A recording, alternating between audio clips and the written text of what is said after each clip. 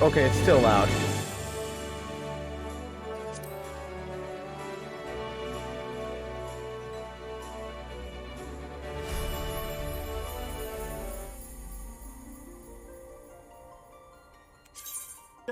Going once. Going twice. 1, 2, 3, 4, 5, 6, 7, 8, 9, 10, 11, 12, 13, 14, 15, 16, 17, 18, 19, 20, 21, 22, 23.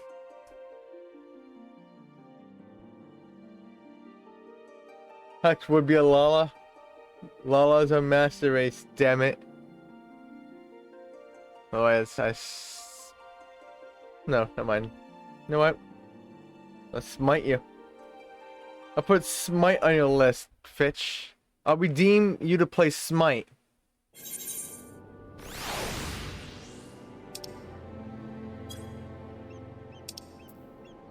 No. Get rid of that. Get rid of that. Holy crap. Grass looks like grass. Look at that. Look at the grass. It actually looks like grass.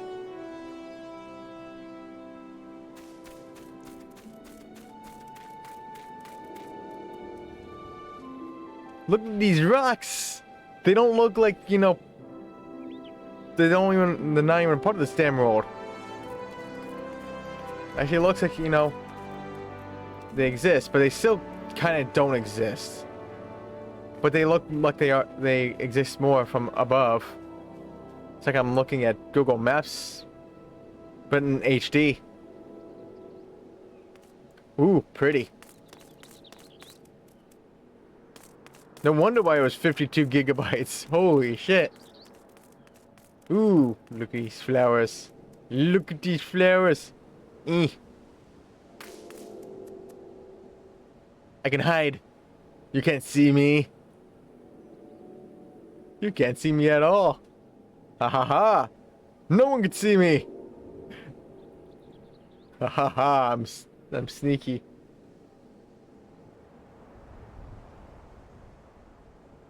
Level 97. Jeez. Okay, so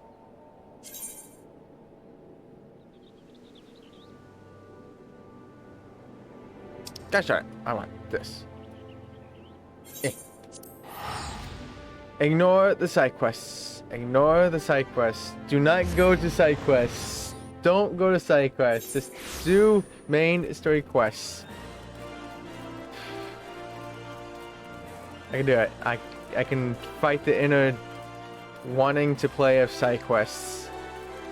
It's time. No. No. Mm-mm. No. Mm-mm. Ignore it. Ignore it. You. Speak. Ilbert is eager to continue his investigation into the Gorlian spy known as the Ivy. Our hunt for the Ivy begins in earnest, Scion. Suffice it to say we must tread warily, but one misstep may well cost us our lives. Our business here is concluded for the time being. Let us return to the Rising Stones and report to Commander Lavalier. I don't know. Okay. No. Press this. Yes.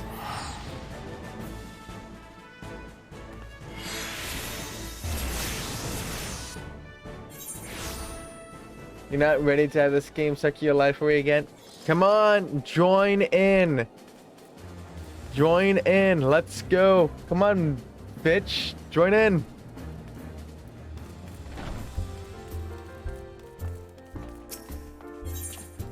You know you want to.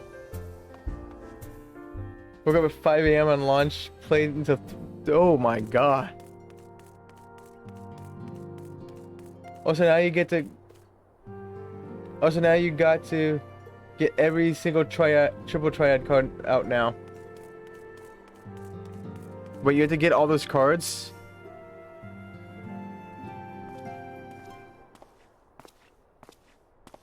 Is this actually... No. We are returned from Ul'dah, Commander. And not a moment too soon. Something has happened. Trouble? You will recall that the Fourth was tasked with reconnoitering the rendezvous site used by the Ivy's minion and his Imperial contacts. Soon after you left, we received word that the unit was ambushed en route to assassination. God damn it! According to the report, one of ours has been taken captive. The Garleans are not wont to treat their foemen with dignity, and I have grave fears for her safety. Are not wont? That seems like some broken wording there. Are not wont?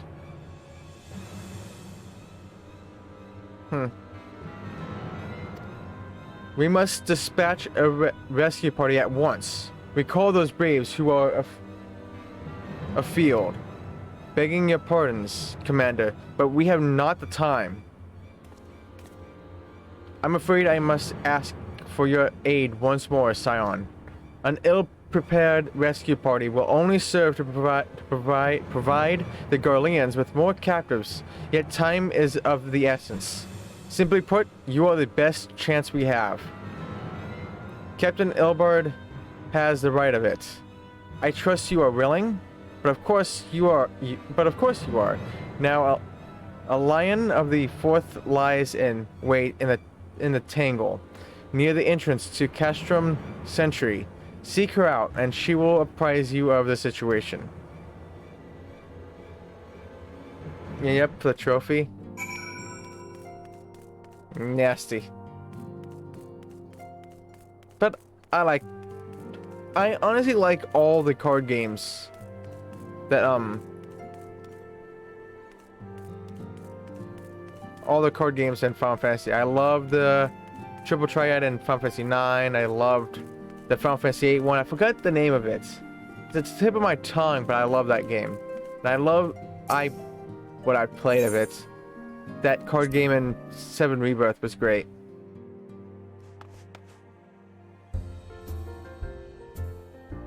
Oh, it was a Tetra Master. Okay, so Triple Triad was 8. Right? Or was it Tetra Master was 8?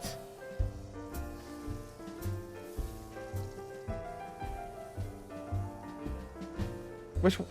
No, Tetra... I swear... No, that... Tetra was 9, right? Or was it? That's so hard to remember.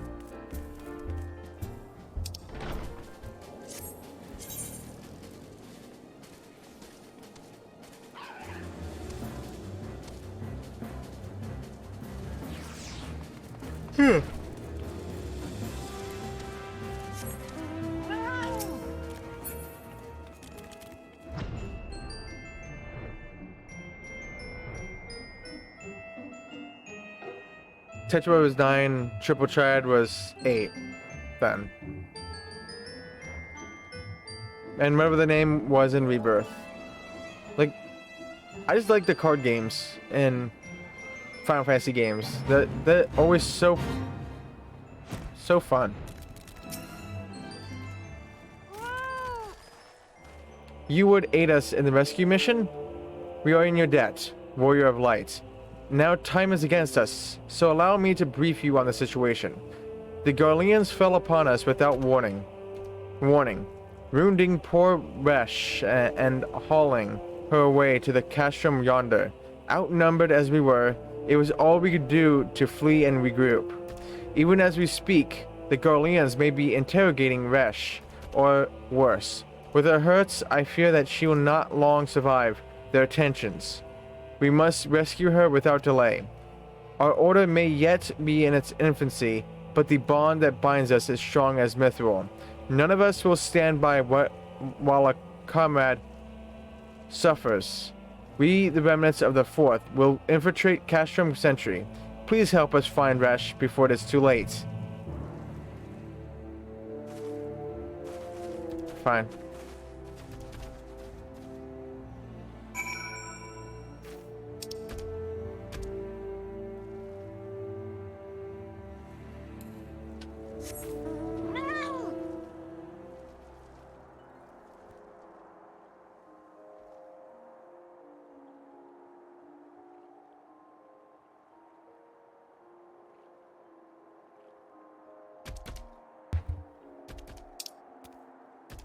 Oh no.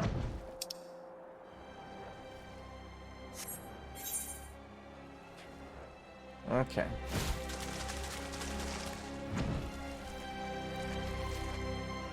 I have to remember the jumping buttons. We'll go this way. Why am I going the other way?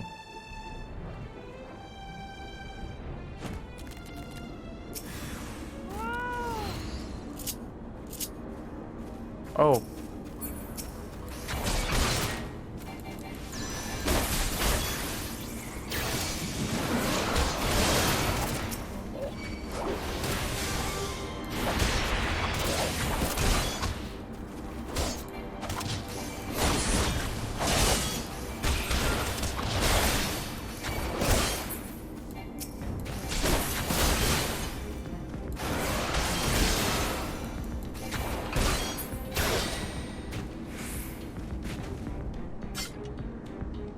That's it?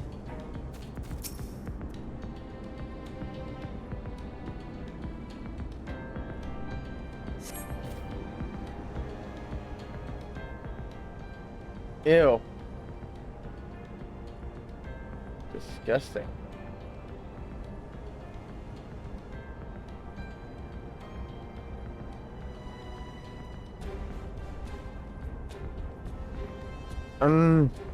Where am I?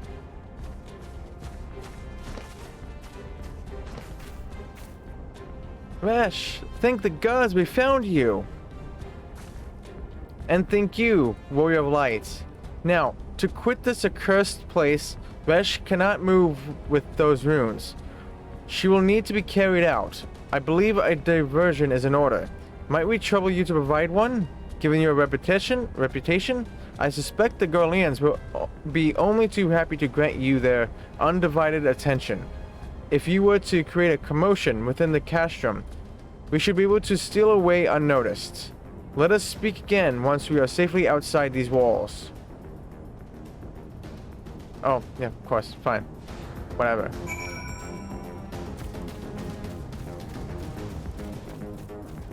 Hey everybody, how's it going?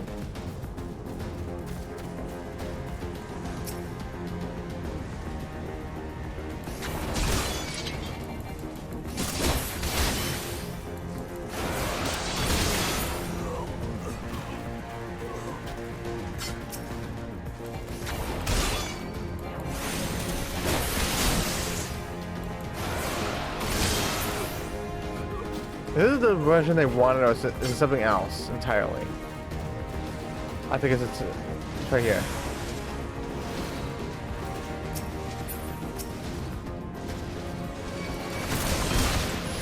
Oh, hi. They just decided to join in.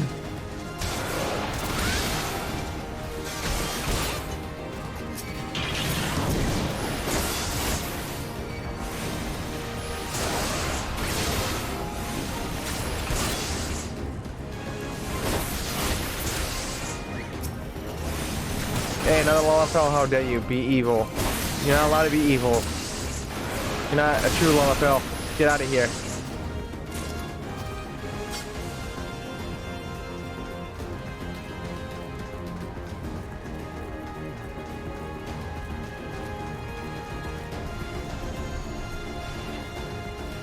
You don't want the best viewers? You already had it.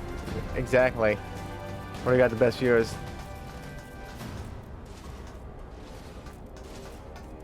And don't need to go to some scamming website to get them.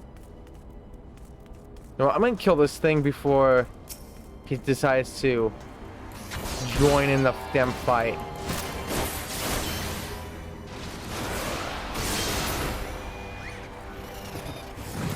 And you too.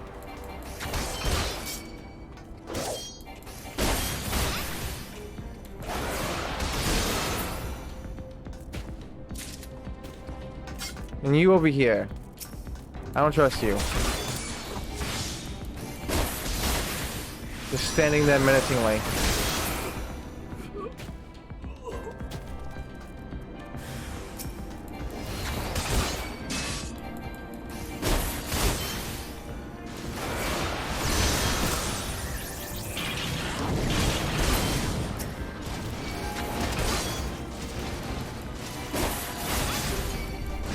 Did another one just come out of nowhere? Yeah, it did. They're not even quests.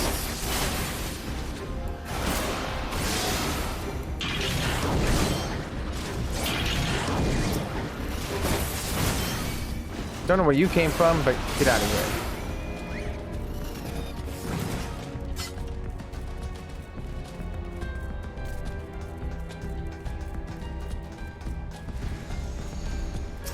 No, I'm just gonna kick your ass.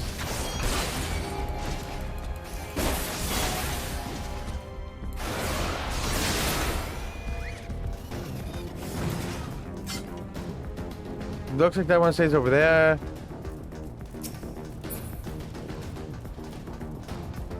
Fine. Looks like they're all away.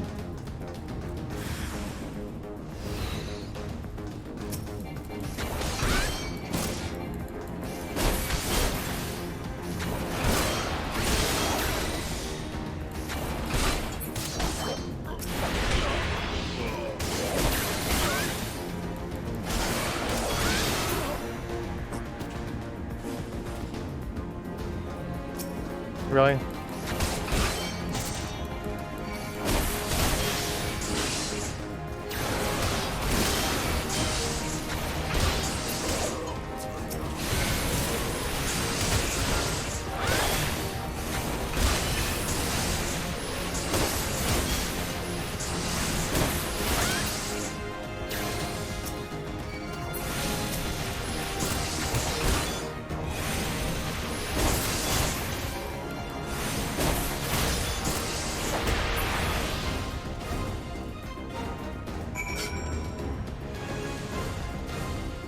Oh, that's it? Well, bye everybody.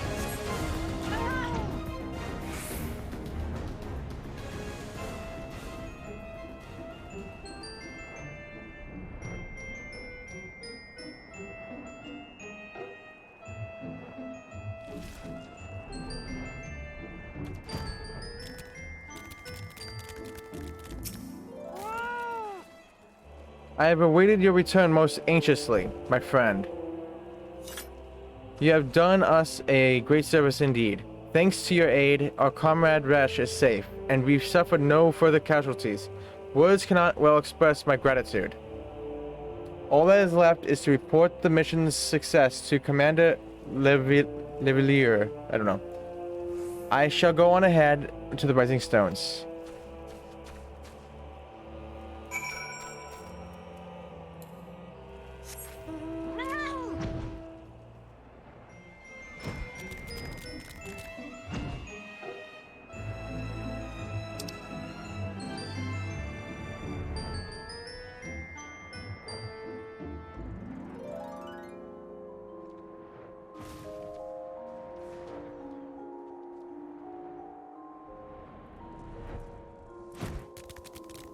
Okay, go in here. Yep.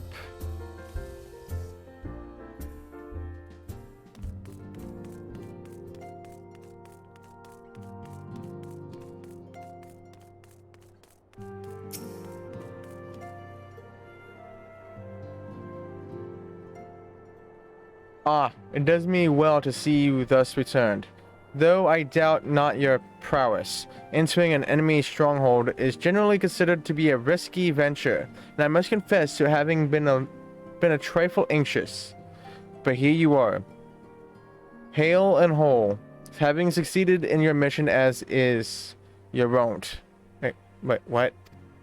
Lest you wonder, the woman you rescued is being cared for by the Domans. Thanks to their expert administrations, the danger is past. You have my gratitude, Hawks.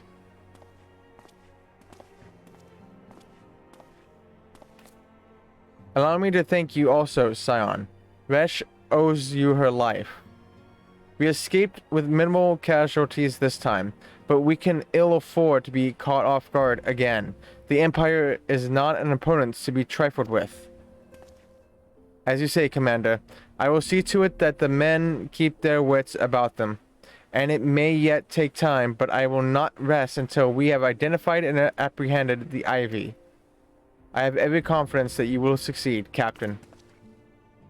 As for you, Hawks, I realize you have scarce caught your breath, but scarce, I think it's scarce, caught your breath, but I'm afraid there is no rest for the weary. I require that you accompany me to Korthus. I have been granted an audience with an Ishgardian dignitary, you see, and the man expressly requested your presence. Oh, do not look so surprised. You should be familiar with the trappings of fame by now.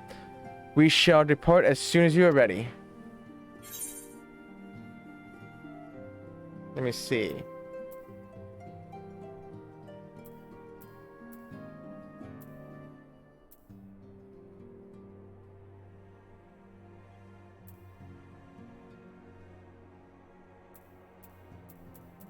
I'll just take this.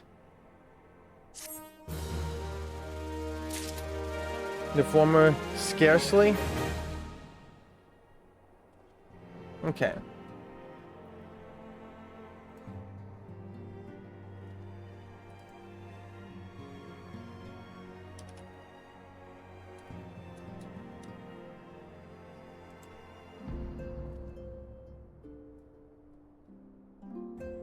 If I remember where I was,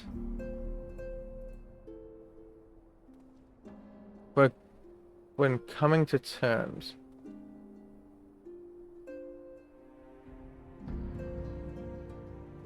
Okay, we're only in third.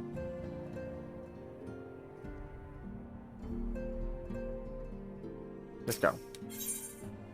An influential Guardian wishes to meet the Warrior of Light, and Alphinaud, I don't know, would like nothing more than to oblige him. We have been blessed with a rare opportunity, Hawks, an audience with an ambassador of the Holy See of Ishgard. We are to treat with Sir Merrick, Lord Commander of the Temple Knights, in Camp Dragonhead. It is considered a great honor to serve the Holy See directly as a Temple Knight. Needless to say, the leader wields tremendous political influence. We would be wise to court his favor. For that reason, I consider your attendance essential. If Sir Imeric wishes to meet the man behind the legend, I would not deny him the pleasure of your company. The antecedent should see the wisdom of this plan when you request her permission to accompany me to Korthus. Mayhap you feel this to be a waste of your talents, which could doubtless be put to noble use. If so, I should remind you that more good can be accomplished with the stroke of a pen than the thrust of a sword.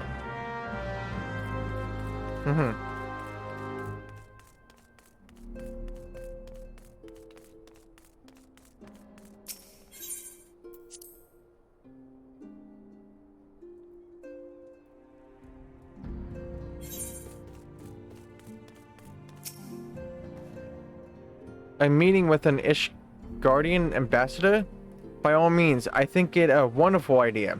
We have received no reports of etheric disturbances or unusual beast tribe activity of late. If Alphinaud believes your presence may help him to secure more favorable terms, I see no reason to deny him.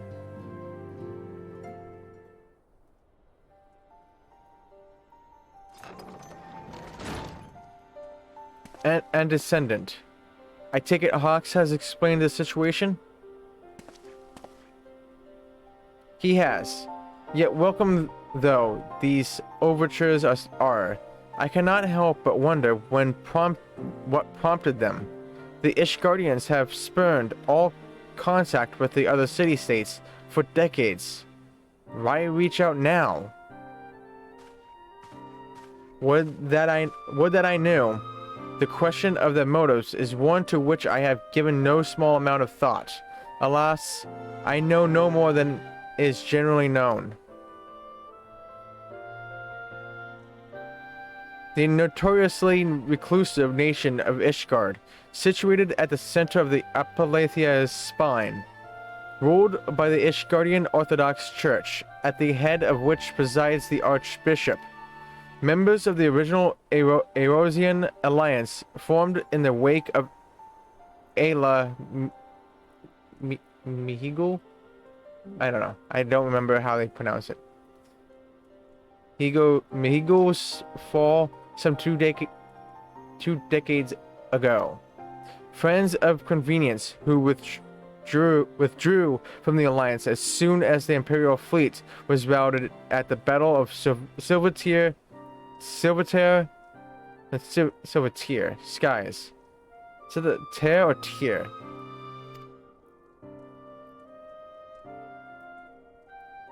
Since which time their borders have remained closed to all outsiders. They have rejected every one of their former allies' calls to reopen dialogue, turning a deaf ear to their neighbors. Please, even when the calamity loomed large. And on the fields of Cotonou, where brave men and women laid down their lives in defense of the realm, their banners were conspicuously absent. I have tried to convince Ishgard to rejoin the Alliance at every opportunity. I have explained over and over again that unless Eorzea stands united, we cannot hope to preserve our freedom. One by one, our nations will fall, as once fell Ala Mihigo, I think. I don't know. I'm probably pronouncing it completely wrong.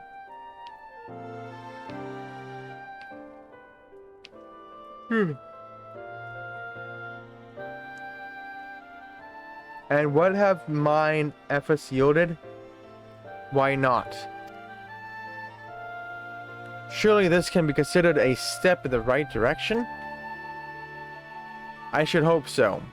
Rather than the lowly messengers we have been fobbed off with in the past, this time we shall meet with a man of genuine influence.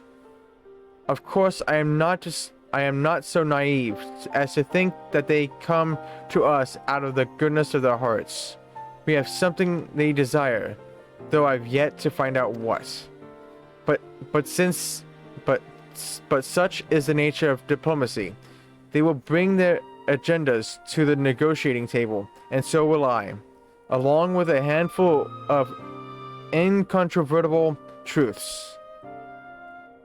The Empire will soon be at our doorstep once more. Indeed, you may be assured that I will expound upon this point and others. Let us depart for Camp Dragonhead, Hawks. Our old friend, Lord Haltrafont, is expecting us. Since our quest to recover the Enterprise, I understand you have further ingratiated I don't know, yourself with the man. Excellent work. His fondness may prove useful to our cause. These damn words.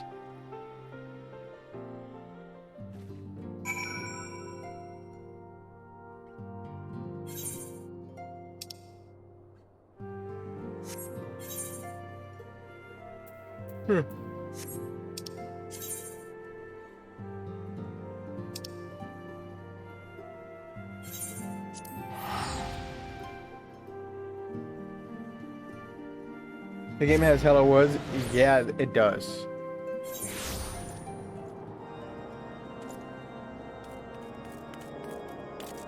Look at all these side quests.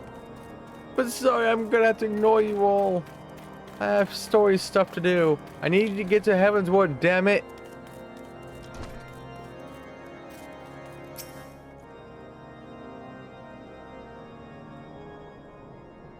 Ah, Hawks. Ever a welcome sight.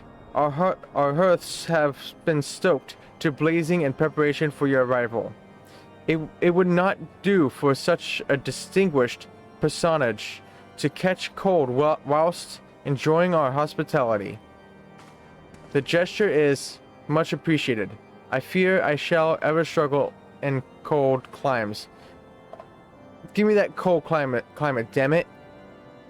Ah, good Master Alphonard. An honor, as always. Likewise, Lord Hautrefont. Forgive us yet another imposition. I fear we have relied overmuch on your aid, since you so generously assisted us in locating the Enterprise. Nonsense! Any debts incurred have long since been repaid. Besides, who can say what the future may bring? House Fortemps may even seek the aid of your newly formed Crystal Braves. In any case, I am simply delighted that the Holy See is at last willing to grant you an audience. No doubt your discoveries at Snowcloak helped to justify the decision.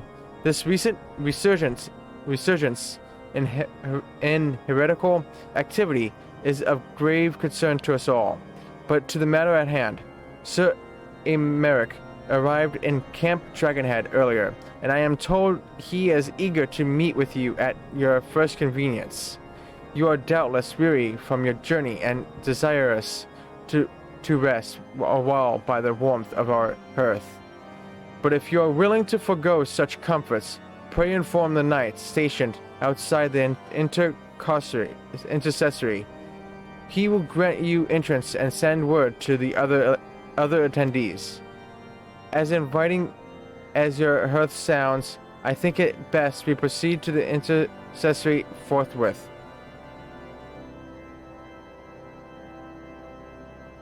Every day, a school day on Final Fantasy 14. Yep.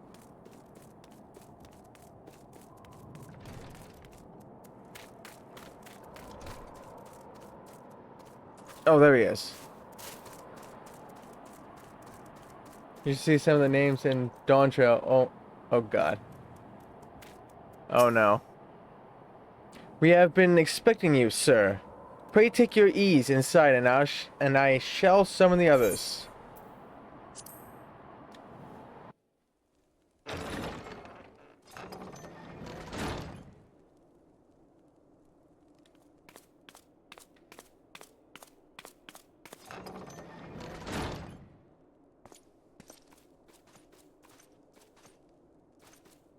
Have faith, my friend. You need only state your case with confidence and clarity. Oh, now you have voice acted here. Voiceover.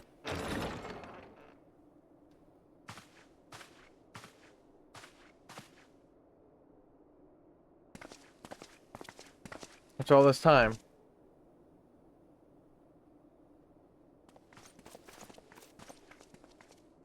Commander Leveilleur, it is both an honor and a pleasure to meet you. Okay. I am Emeric, Lord Commander of the Temple Knights. Alphinaud Leveilleur, at your service. Your reputation precedes you, Sir Emeric. I think we will find that we have much in common.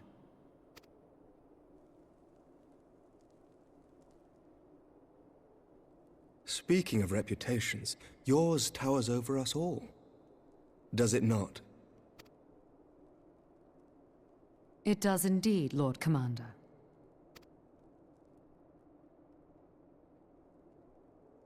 I am not too proud to admit that I have followed your activities with an interest bordering on fascination. Full glad was I to learn that you would be joining us. Now then, shall we begin?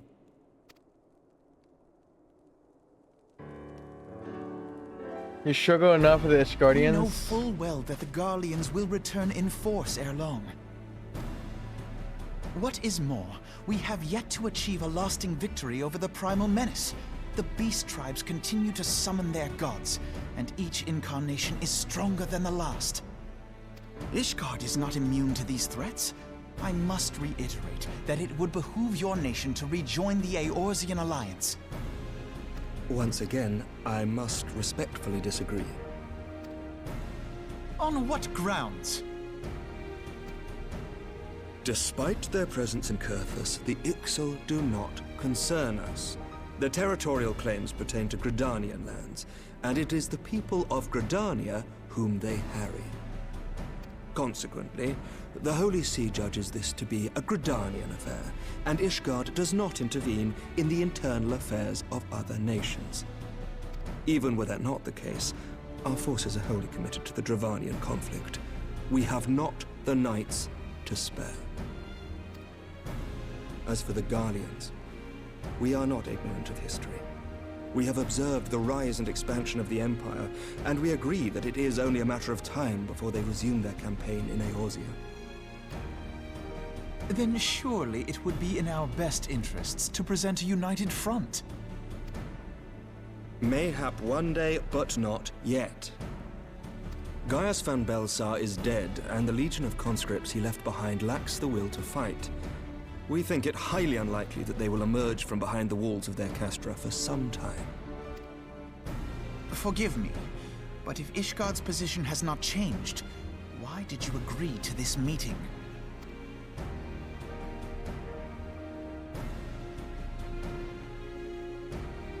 It was not only as a representative of Ishgard that I came here. Pardon? It is not within my power to change Ishgardian policy, regardless of my personal feelings. There is, however, one area in which I may exert a measure of influence. Concerns have been raised over the supplies House Forton has offered to Revenant's Toll. These have led to calls for restrictions on the provision of aid to foreign powers. I can ensure that the shipments continue unabated. Sir Emmerich, we would be in your debt. No, you would not, for I require something in exchange.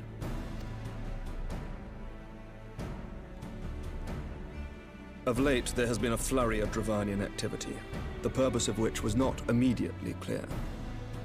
However, our astrologians have since observed alarming changes in the heavens.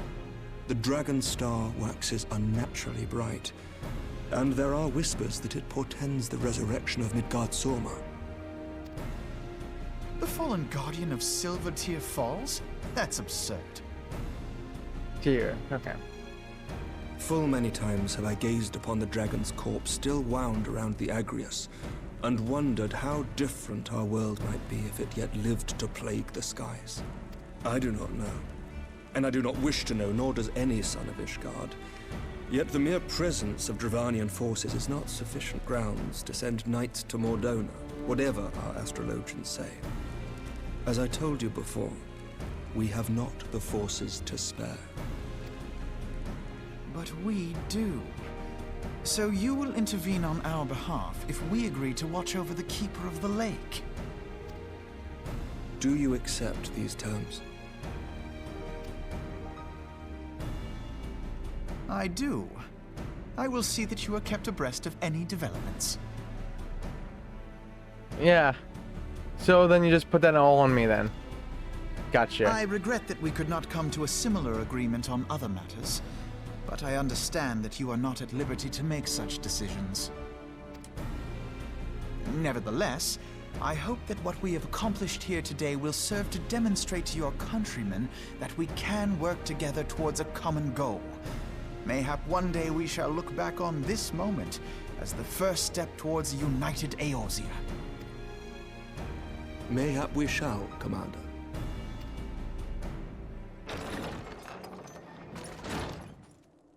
What is the meaning of this? The caravan, my lord. It's been attacked. It was Iceheart, my lord. What? By the Fury! All our precautions were for naught?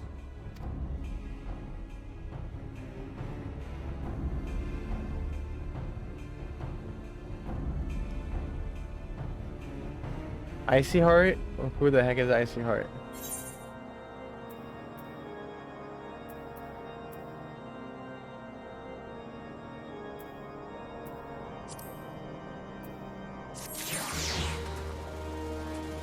Quest complete.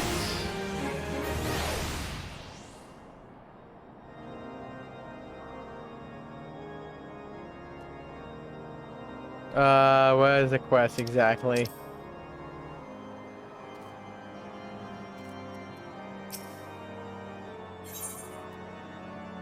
Okay, this is it. Recent developments have given Alphinaud much to consider.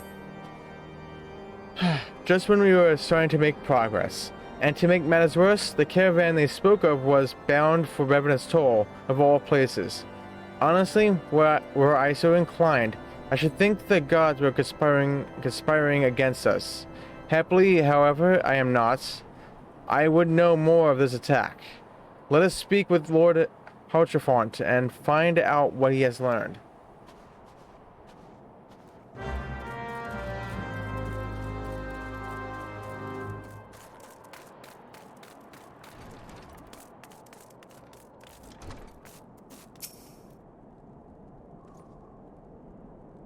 Yep. My sincerest apologies for the interruption, my friends, but the situation is such that we must act swiftly. If you would be so kind as to elaborate. Iceheart's heretics fell upon the caravan bound for Revenant's Toll as it was passing through Boulder Downs. Truss and ambush, swift and ruthless, and in an instant every knight was slain, every crate seized. Then, as quickly as they had appeared, they were gone. 'Twould be an impossible feat without knowledge of the route, knowledge to which only a select few are privy, I presume. Quite. We could pursue that avenue of inquiry in due course. It seems to me that examining the scene of the ambush should be our first concern.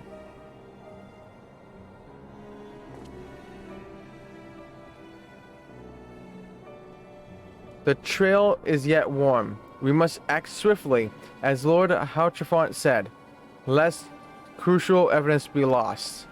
You have a knack for discerning hidden truths, Hawks. Why don't you go and inspect the ambush site in person? An excellent idea. Inform my men of your intent upon arrival, and they will gladly share their findings.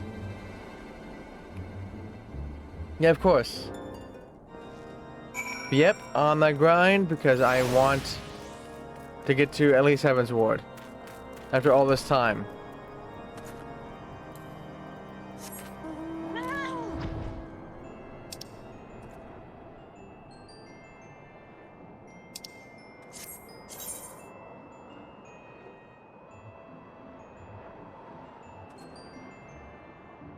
Where is this, actually? There's no crystal down here? Disgusting.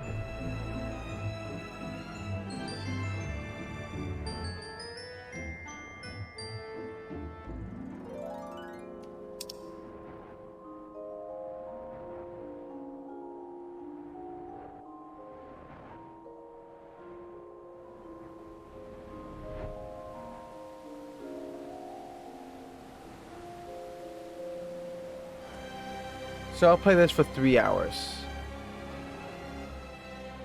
So for another 2 hours and 17 minutes.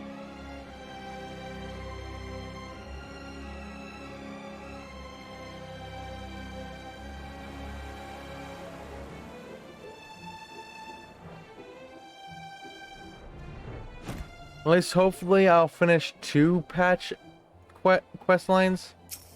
Hopefully. Yeah, right. Move along, adventure. There's nothing for... Lord Hautrefont bid you speak with us? Then you must be... Beg your pardon, Scion.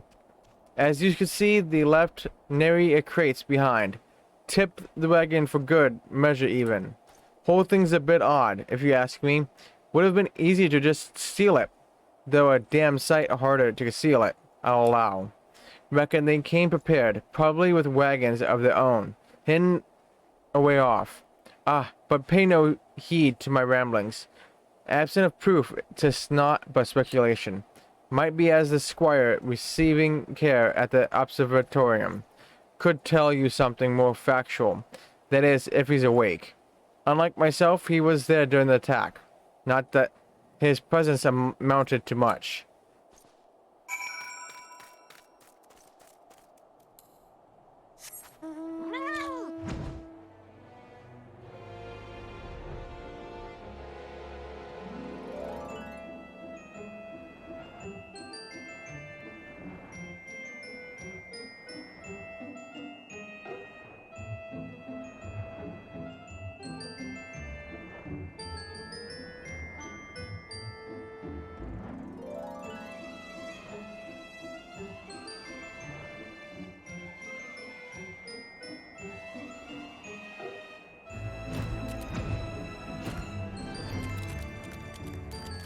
It should be right here.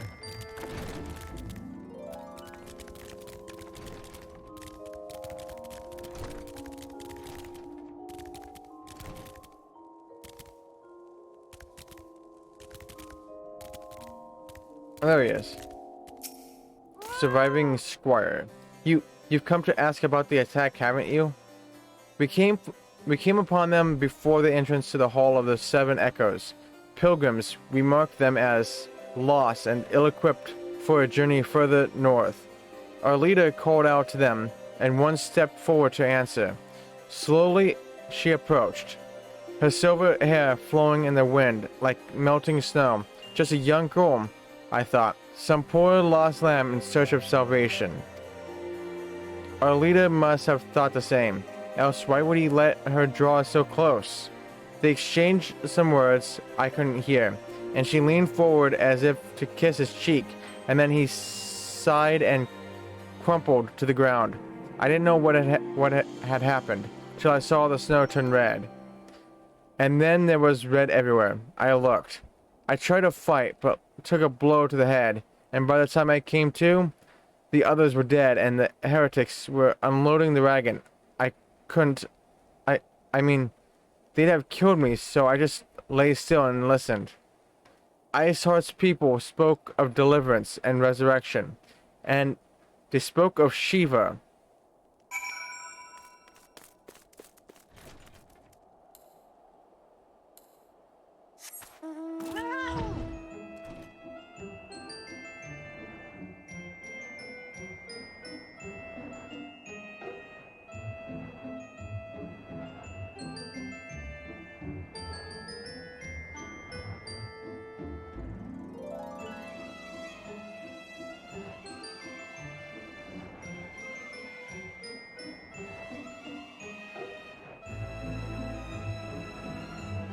Oh, this time I could just use teleporter. Oh well.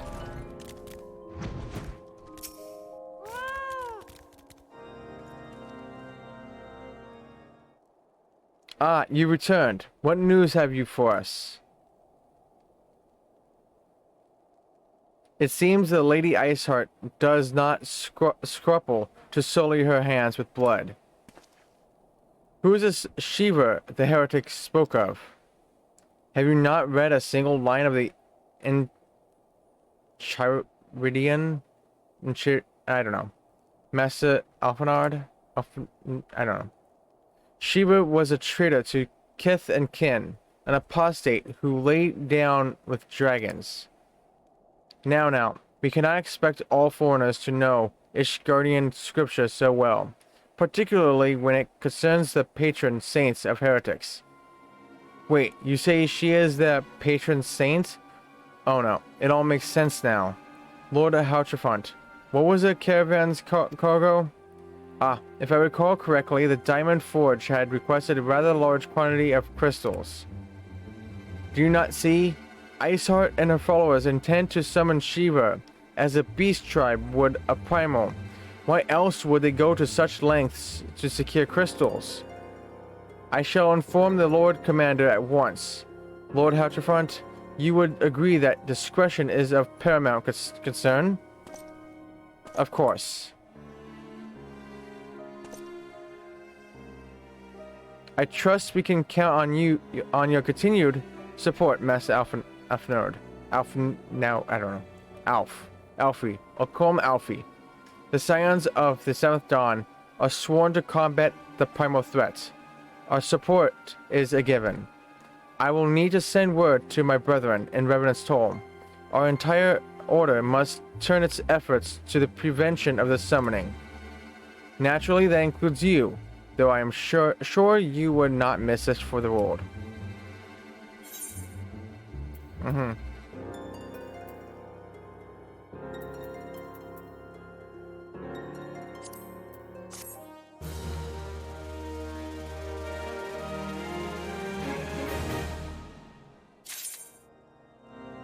How many missions is that? 1, 2, 3, 4, 5, 6, 7, 8, 9, 10, 11, 12, 13, 14, 15, 16, 17, 18. 4 out of 18 done for this patch. for patch 2.4. Strength and unity. Woe betide the heretic who crosses the Alfie. Livelier, I don't know. For they shall feel the full force of his fury. The persistent attacks on our caravan seemed a little more than a nuisance at first. The heretics were a problem, to be sure, but a relatively minor one. That was before I discerned purpose behind their attacks, of course. Now they have my undivided attention. After apprising Minfilia of the situation, I shall summon a unit of Crystal Braves to assist us. As for now, shit. I stand press X. Since the incident at Snowcloak, the Knights of House Durandare have redoubled their reconnaissance efforts in the region. It is my hope that they have information which may help us to determine precisely where the heretics are hiding. Given our mutual enemy, Lord Drillamont should be eager to oblige us. I shall see you there then. I shall see you there then? Good. Yeah.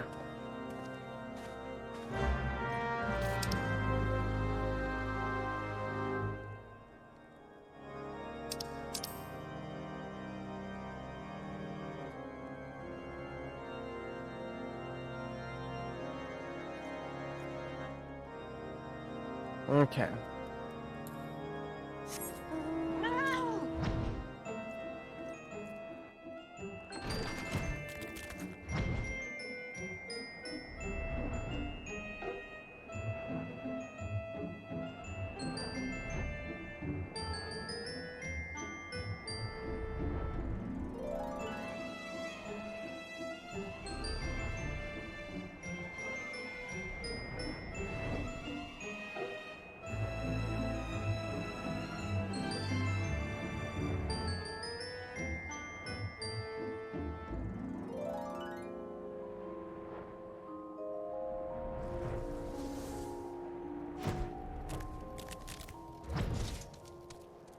Oh, is it up here?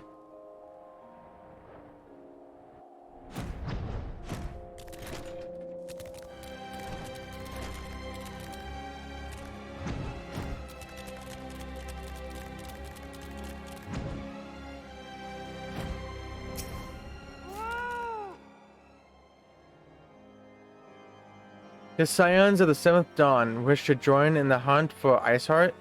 Your assistance is more than welcome, my friends. Considering the report I just received, I dare say your timing could be no better. We are all ears, Lord Drillamont. A band of pilgrims was seen transporting a large number of crates to the west. The garb appears to match the description provided by the squire who survived the attack. Alas, our scouts lost track of them at Snowcloak, that self-same frozen wall which we speculated might conceal the heretics' hideaway. Suffice it to say, the disappearance of these pilgrims and the provisions all but confirms our suspicions. I have heard enough. My knight will join the hunts. I took the liberty of summoning a unit of crystal braves to Brightbrim front. Given the gravity of the situation, I trust you will agree that we must use every resource available to us. These are extraordinary circumstances, Commander. 'Twould be in our best interests to coordinate our efforts. Such was my intent from the start, Sir Emeric. And so it begins, my friend, though I dare say it will prove an all too brief collaboration. Iceheart will not elude the combined forces of the Crystal Braves and the Temple Knights for long. Nevertheless, a wise man does not wager all upon the success of a single solution. There may yet be subtler means by which we can locate the heretic's lair. Mayhap Lord Drillamont has one in mind?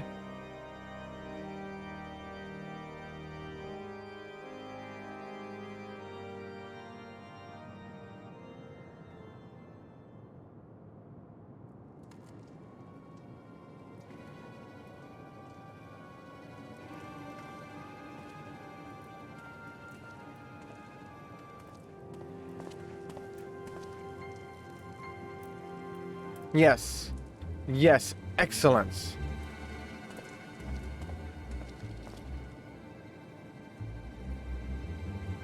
My lady, everything has been accounted for. If there is aught else you would have us do, pray speak, and it shall be done.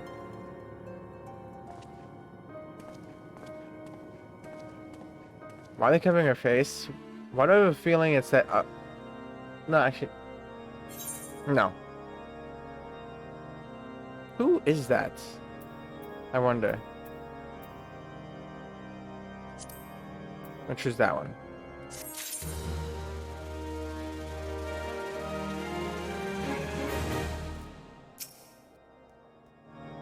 House Corner, you have come to lend us your strength. House Junda is in your debt. You rejoice with us to know that the Battle of the Stone Vigil has finally begun. The first wave has already breached the outer defenses and into the keep. As depraved a foe as the Dravanians are, they have a certain cunning. The place teems with unbelievers who gladly embrace death merely to deny us a form of advance. We came to slay dogs and are bled by nits. There are graver matters still. After our first wave stormed the keep, the enemy sealed the breach behind them. The vigil headgate is now a welter of molten iron and stones sharp as a headsman's axe. We can no longer send reinforcements by land. The danger is the danger is great, but we must go by air. I shall lead the second wave and would have you join your strength to ours. Sir Nathlane awaits you near the stone vigil itself. I shall join you as soon as I have seen to the airships.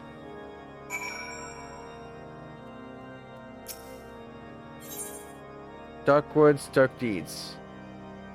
Only the naive place all of their hope in the success of a single solution, and Lord Drillamont is anything but. It seems as though we are always one step behind, our quarry ever just beyond our reach. Though I would like to believe that the tables are about to turn, I must confess to having certain doubts. A joint effort may succeed where others have failed, but it could yet yield the self-same results. Fortunately, we are not without other options. I trust you haven't forgotten Inquisitor Lame? I don't know. We have not. The mystery of how the heretic remained undiscovered for so long has been much in our thoughts as the question of what steps might be taken to prevent a similar breach of security in the future. Accordingly, we conducted an exhaustive and covert evaluation of everyone in Right Brim Front. Though some were found to have committed certain minor transgressions, we identified only one possible heretic. If this man has pledged himself to Iceheart's cause, he will have taken note of the movements of the Temple Knights and the Crystal Braves, and upon recognizing their intent, he may attempt to warn the heretics. The man's watch is to end soon, at which point he must report to Sir John Tremont in the yard. I would have you keep an eye on him. If he ventures beyond the walls, follow him discreetly. Should he meet with a heretic, do not interfere. Simply watch and listen. I have seen to it that the suspect knows nothing which could endanger our plans.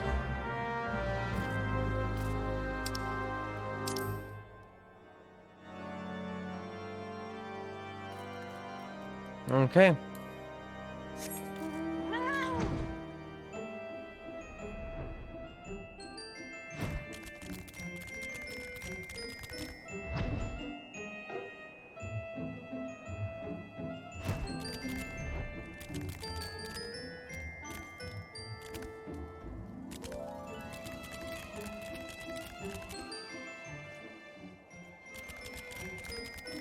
Oh, there it is.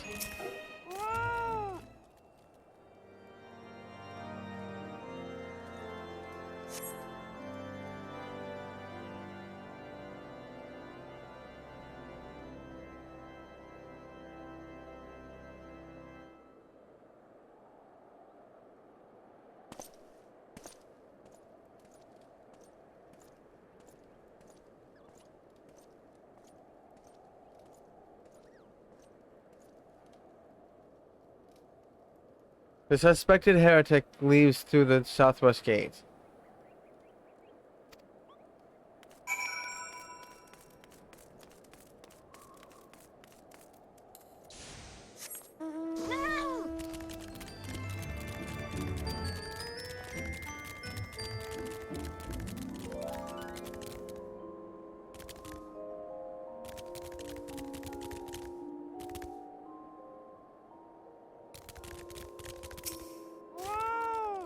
Accused Knight.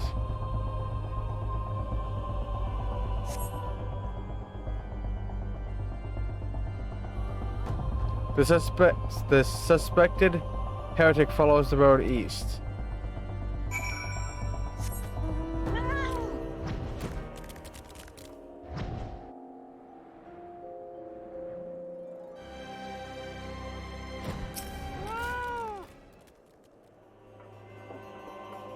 Here he goes.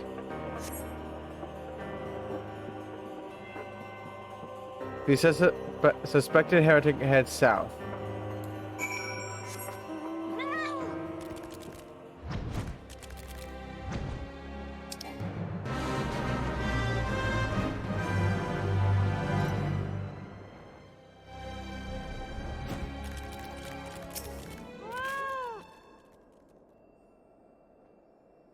I don't even see him.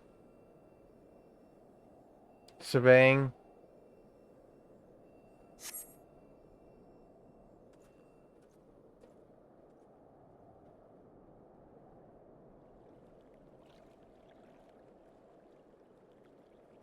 Hey, where in the seven hells are you? I'm freezing my bullocks off here.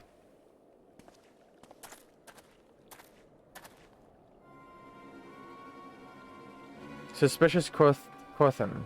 I'm here, you blundering oaf. Why are you late? Standing on the wall, why else? I have duties to fulfill, you know. The sole duty is to the... Bloody Echo, lower your voice, or they'll hear us in right brim front. Yes, of course. The Temple Knights are... Mumble. And Snowcloak. This is what you bring to me? We already knew about... Our comrades in Boulder Downs will use the tunnels dead before they know what's happening. Nevertheless, if you waste my time again, it's that clear.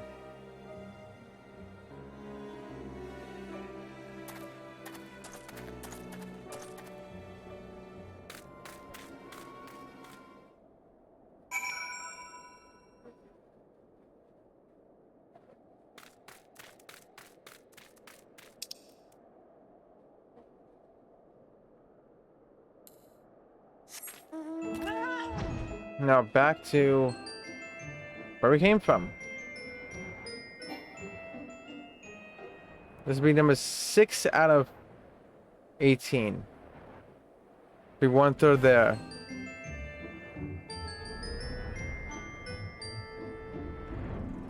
Fuck you, Aunt.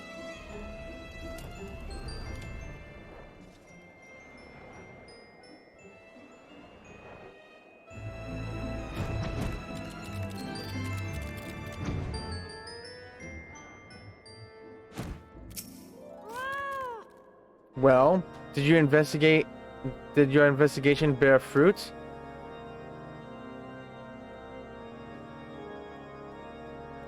I see. I shall have the man detained at once. His guilt is plain.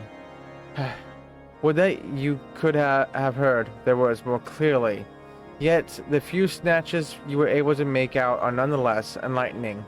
It would seem the heretics are aware of our operation, and confident that they can thwart it. Their comrades in Boulder Downs are key to their plans, which means it is key to our plans that they be rooted out and put to the sword.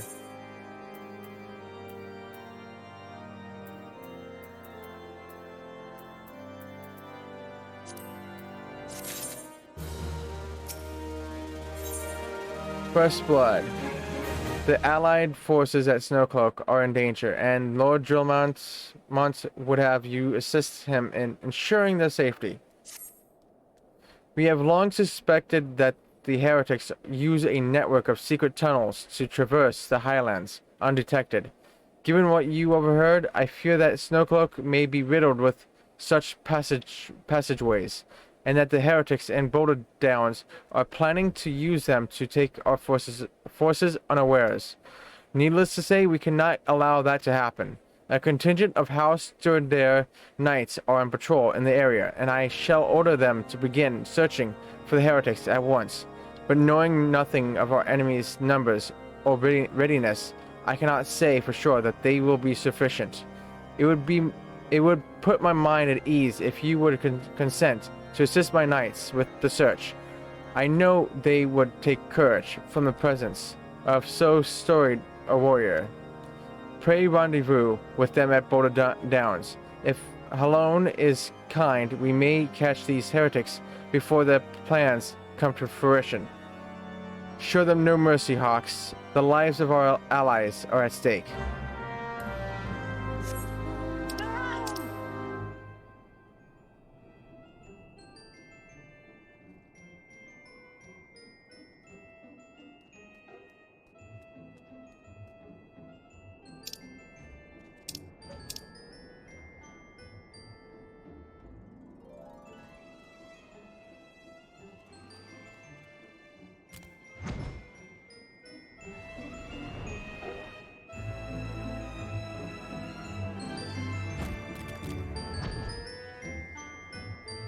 Go this way.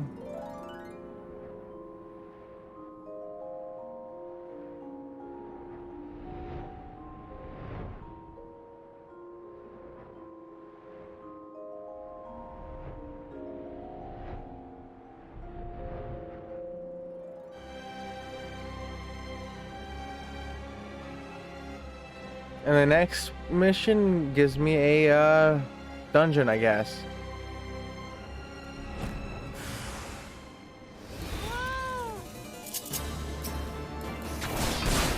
Hateful Harrier.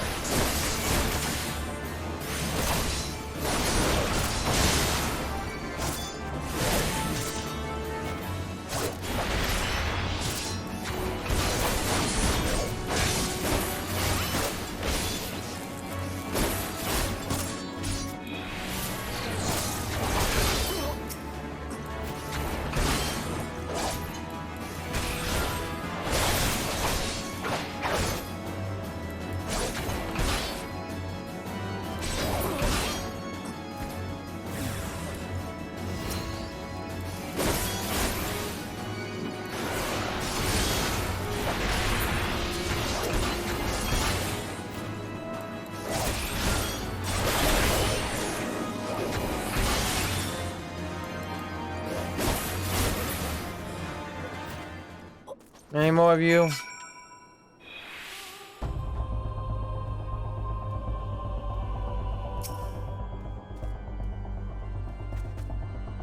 Fallen Heretics effects.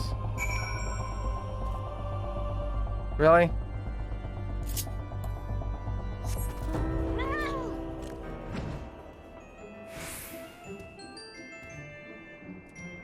I spent more time getting here than fighting them off.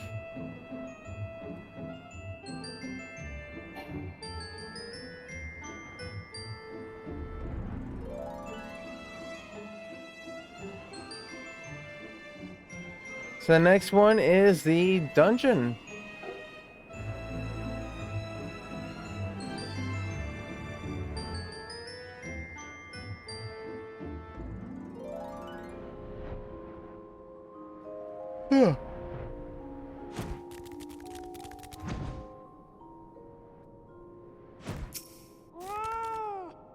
My knights sent no word of your coming, Hawks. What has happened? What is in that in your hand?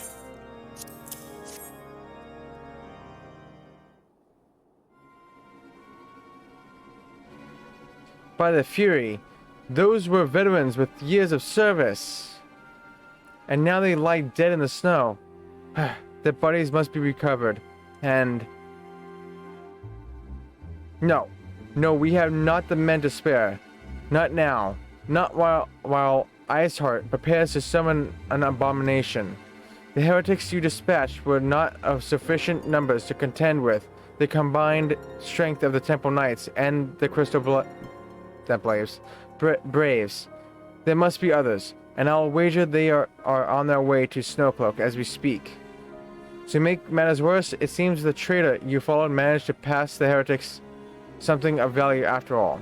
The parchment you recovered is a timetable of the guardsmen's watches at our outpost in Snowcloak. The traitor was stationed there long before he aroused our suspicions. Would that we had caught him sooner. With this information, the heretics would know when the watch was weakest.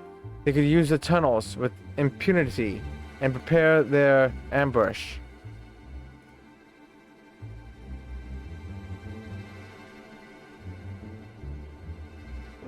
The timetable has not changed, you see. Of course, it will be changed now, but the heretics may already be in position. House Sterndare must send reinforcements, even if it means withdrawing knights from the Stone Vigil. I can see no other way to safeguard the lives of our allies.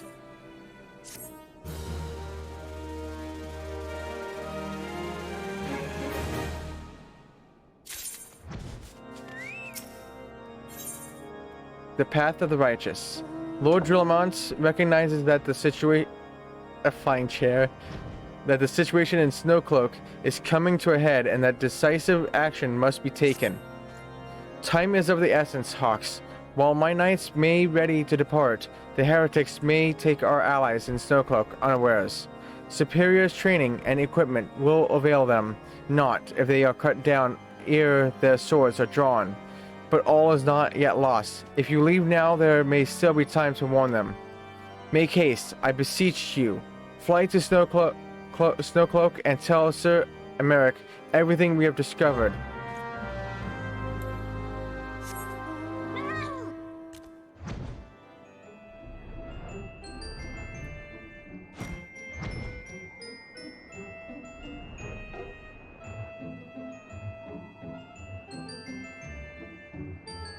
There we go.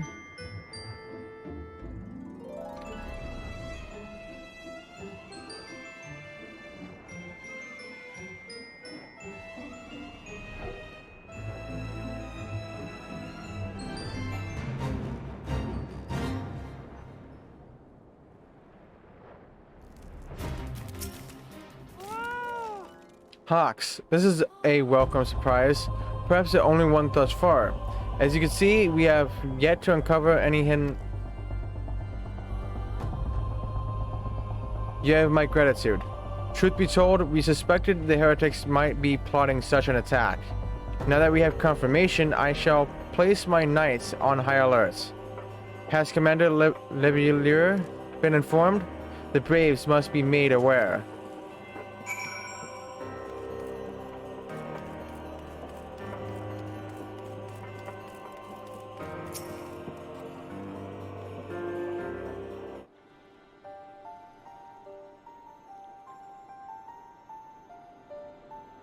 Appreciate the lurk there, Ren. Appreciate it.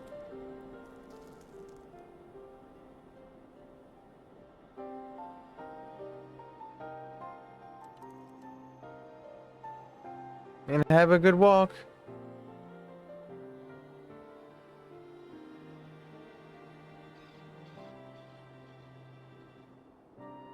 It must be here.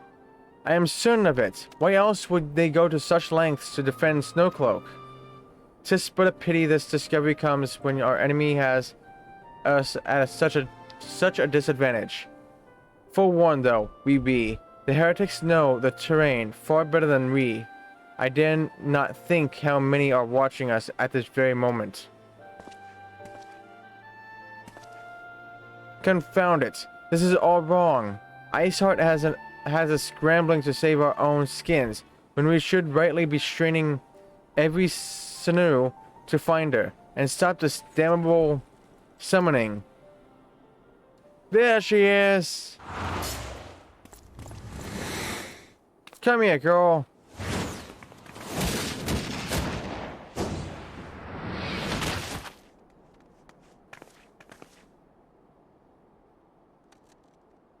That was close. They didn't hurt you, did they? Only my pride. I don't know how they pronounce her name. Yida? I don't know. There will be others nearby. We must see that they are given a similarly warm welcome. Commander Levilier, I don't know.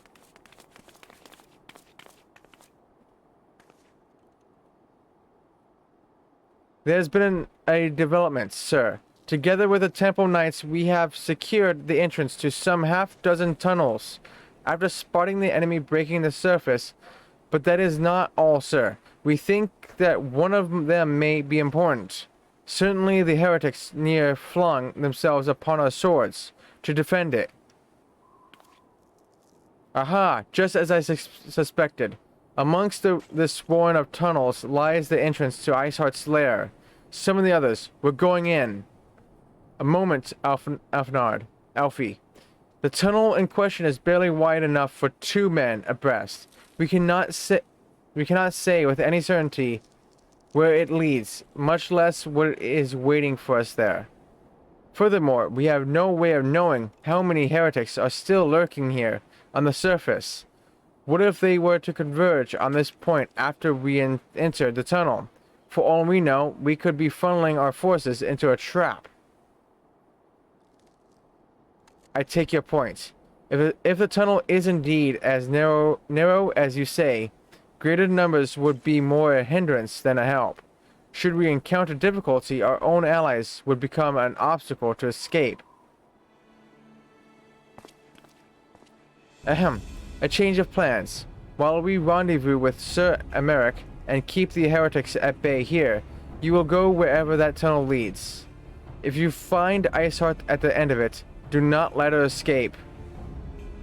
You venture into the unknown, so see that you are prepared for anything. I suggest you call upon your allies, though not too many, or Papalymo will sulk.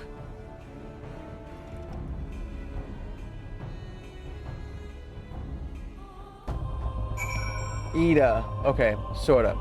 Or Yida with a very soft Y. Yida. Gotcha.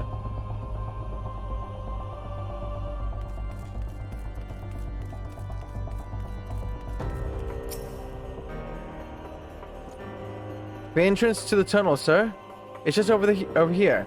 Had we not seen the heretics breaking the surface, we would never have noticed it. Per Sir Emeric's orders, we will stand guard outside. Please be aware that even should you encounter significant resistance, we cannot leave our posts.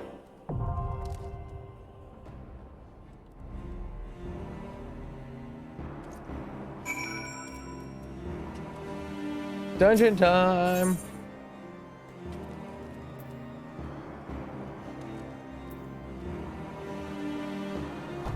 Should I enter the NPCs or find other people? I think I want to find other people.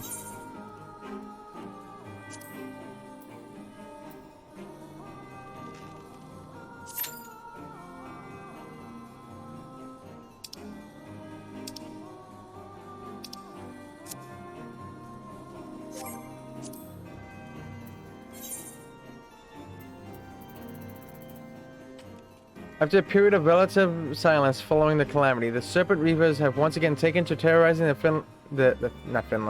inland hamlets of Ludnoska, killing the men, kidnapping the women and children, and plundering the storehouses and burning what little they leave behind. For years, it was not known how the pirates were able to raid areas so far from the coast, until a local shepherd sighted a band of painted ruffians entering the Sastasha Sea Grot, carrying large quantities of sacks and crates. Could it be that there is more to this cave than meets the eye?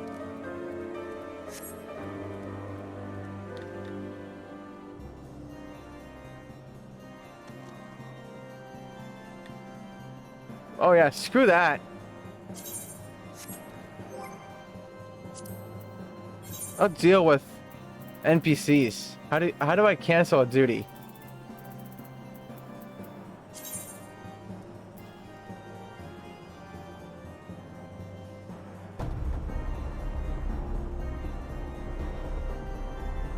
fucking never being. I don't think it's a GPS issue.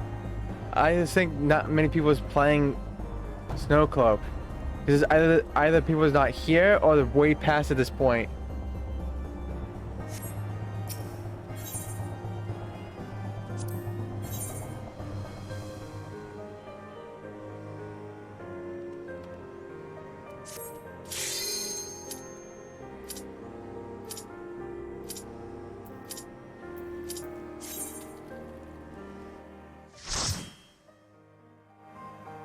You've never had wait time that long in your life? I never had that big of a wait time ever. Until now. So it's just probably not... It could be not many people are on right now for some reason. But like I said, probably enough people are so far past this part. Because remember, Dawntrail did just come out. Like, the music, not music, the Dawntrail did just come out, so no one will be repeating this duty or old duties. Several people will be past this point because they'll be trying to blast through the story to get to Dawntrail, and people that just started is not gonna be here.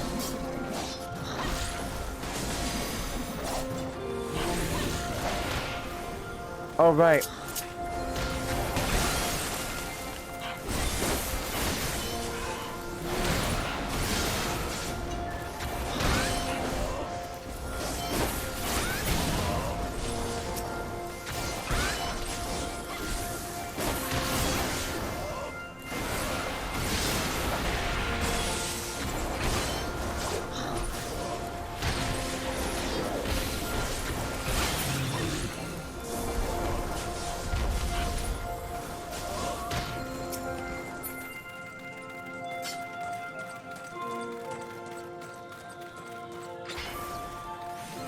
Actually, you know what? I think I just blast this, right? So yeah, there's not gonna be much people playing these old duties when Dawntrail's out, and people want to get there as fast as possible.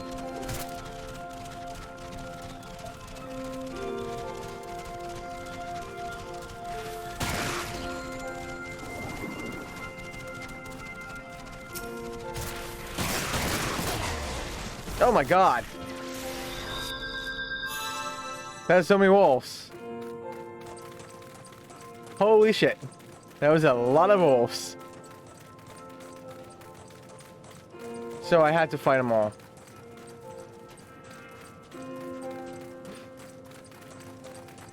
But you know, none of these guys heal. It's NPCs.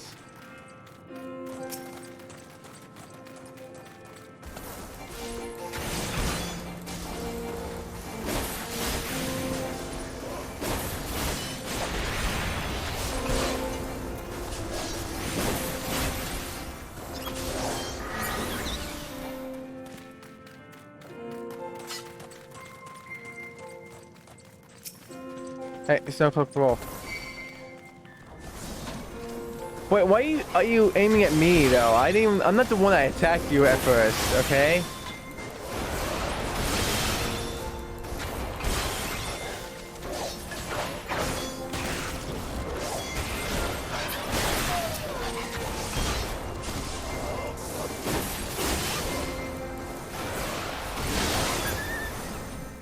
Fuck you, wolves.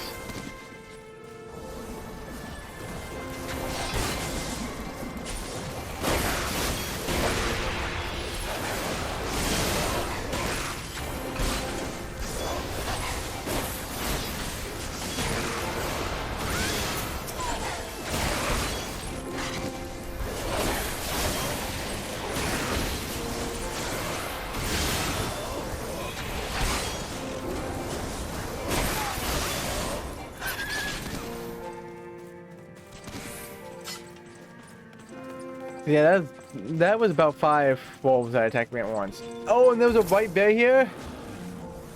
Oh wait, there was a white bear here last time. Where did they come from?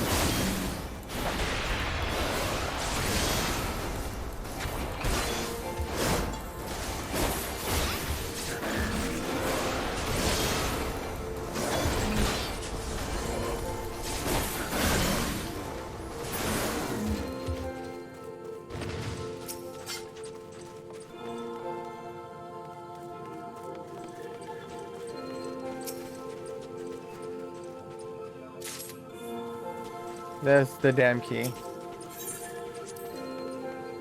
I was here running ahead and it was like, yeah, I ain't saying nothing. Yeah. Didn't expect it to be that in the way.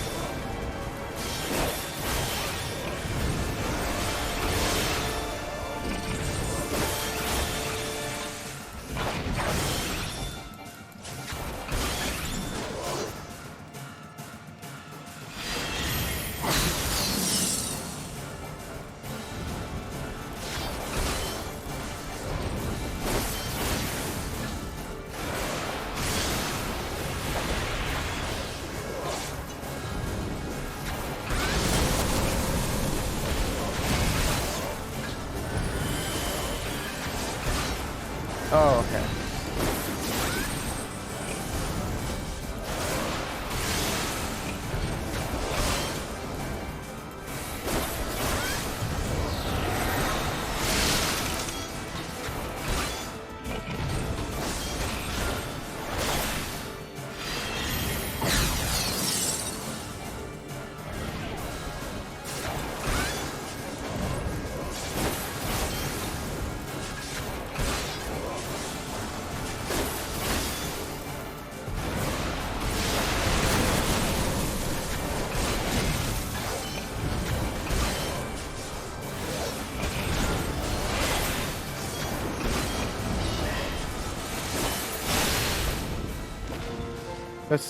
That's bloody balls, all that ice. I feared I'd slip and break my neck. What the heck?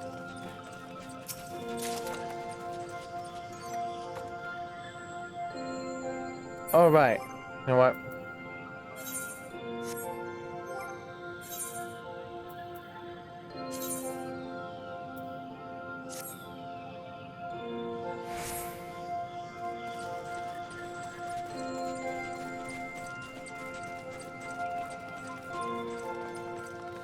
So yeah, I did not know there'd be a door right there that was locked. So I thought like, oh, if I just go forward, maybe I'll just find like a little boss room area where they cannot enter. And they'll just walk by. Just speed it up a little bit. Nope, there's a door. And then 5 wolves just came and pounced it all at once. Like, yeah, I saw that coming.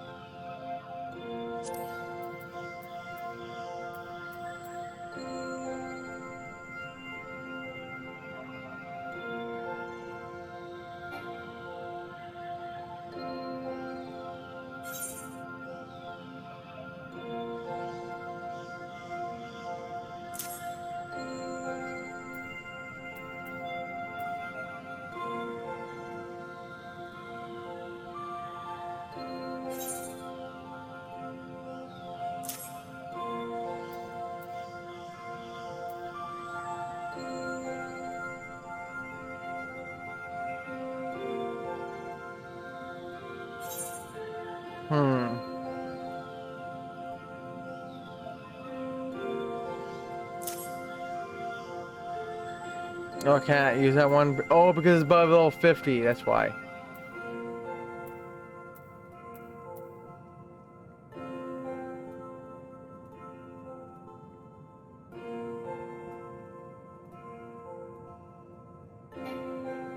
Oh. That's right.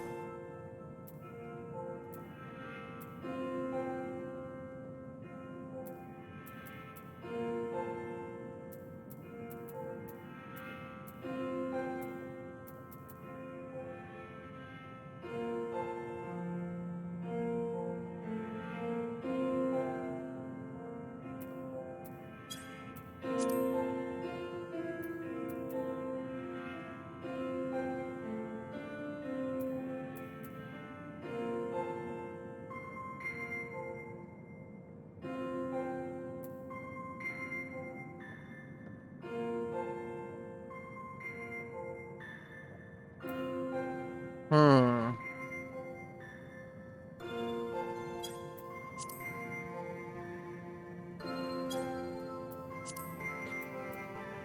There's not really much else I can do.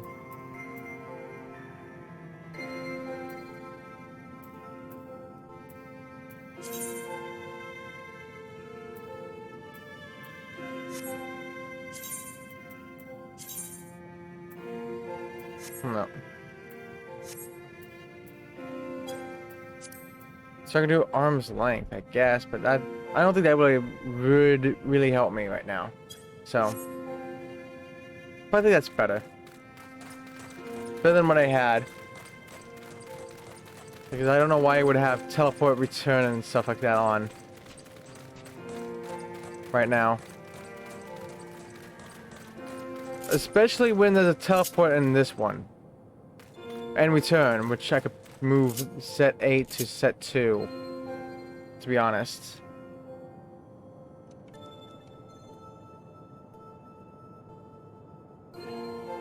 Actually, you know what? I think I know. I think I know.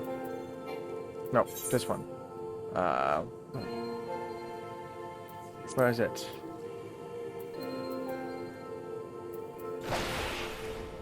Okay.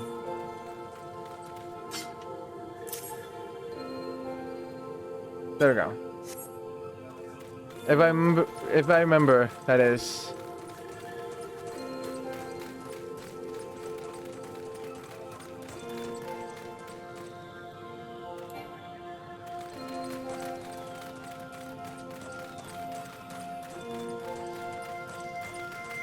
Oh, did I just go back to the beginning?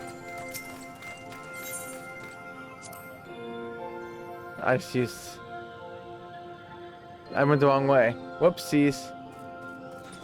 Sort of fucking tell.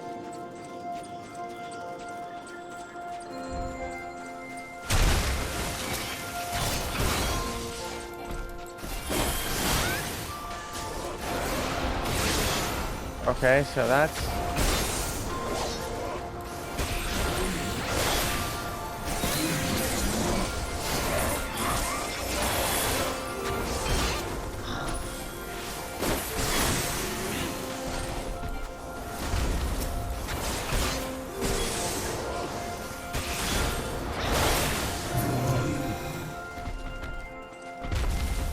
okay, so I want to change some things around.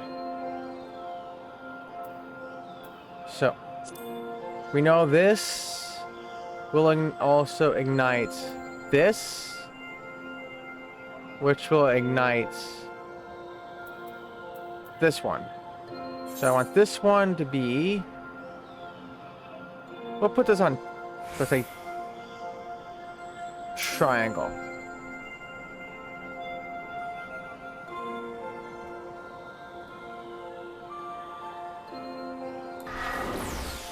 Whoops, wrong button.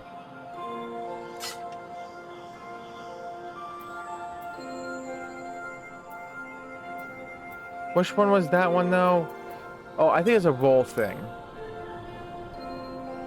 Okay, it was the second wind that was there. So this will replace that. So now I have circle, X, triangle.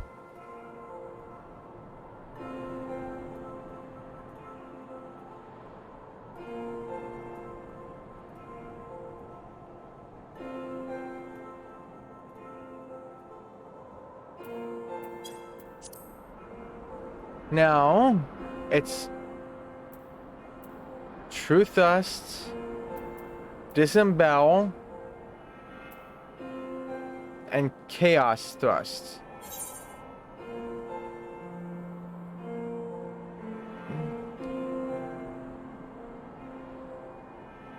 Actually, no.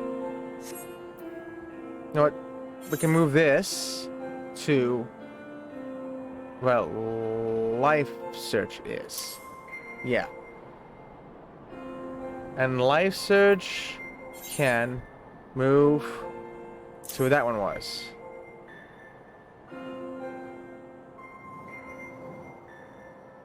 Do you want the stacked heart bars like you have it? What do you mean?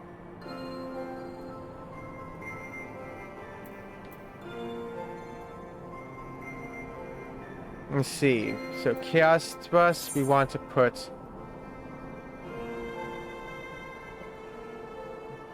Actually, maybe...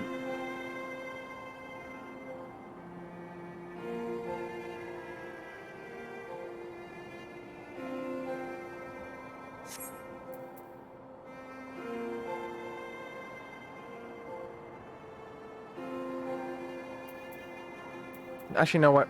We'll put it right on leg. What does Bloodbath do?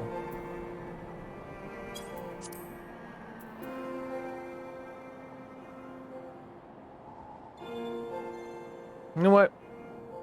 So what we can do is this. We can move this right over here to circle. Right? Actions, Chaos Thrust. Move it on leg sweep. And for leg sweep, we'll replace it that one. Don't know if you remember from ever 14 streams, but you have like 4 heart bars on the screen. I don't even think I even need that many. Do I? I don't even have that many moves. That was this.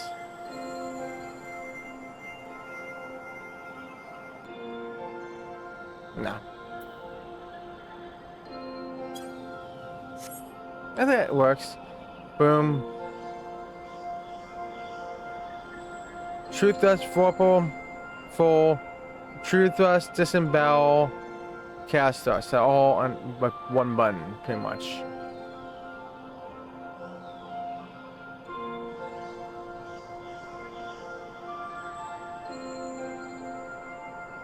Actually, no, I want to move something else, though. Okay, I want to move...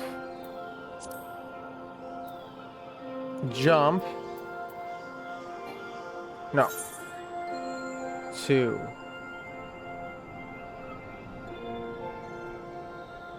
Let's say circle.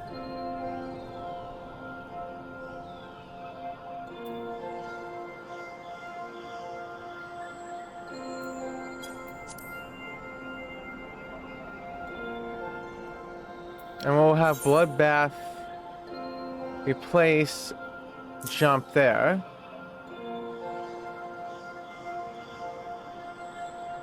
Okay, so circles jump, Dragonfire dive, elusive jump.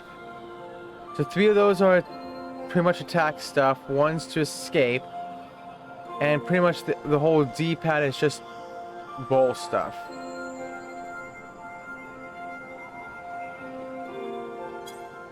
I think that's a little bit more,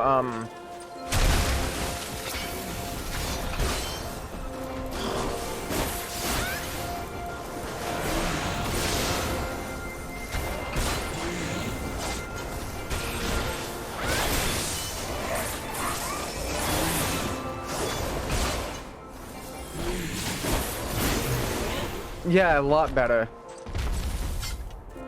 Because I can just stick to one when I need to do it.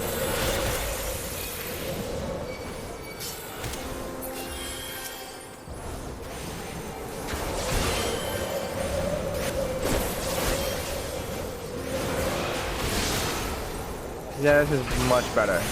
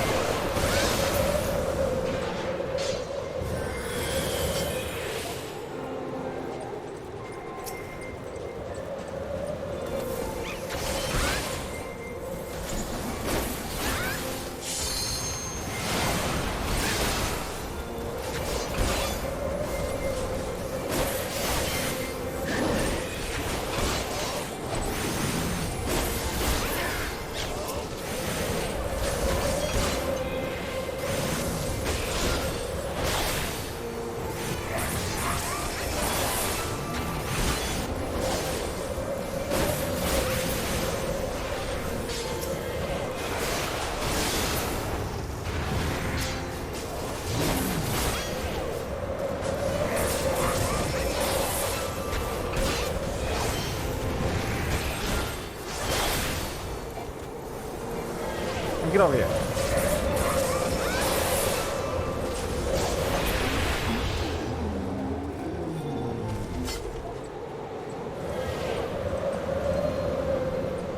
Just in case, for if you get to level 9 you have a million skills, you DM'd you a video anyway that tells you how to set it up.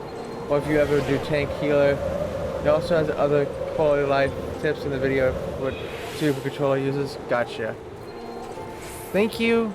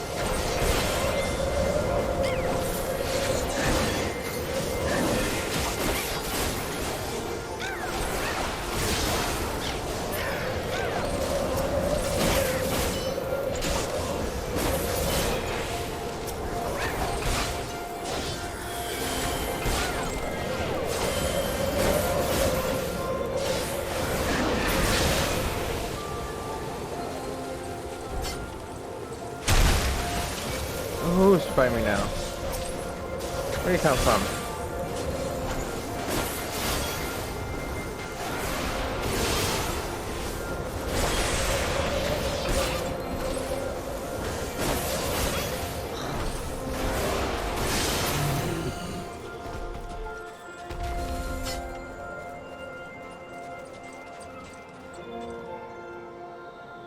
You think you use the same video? Yeti?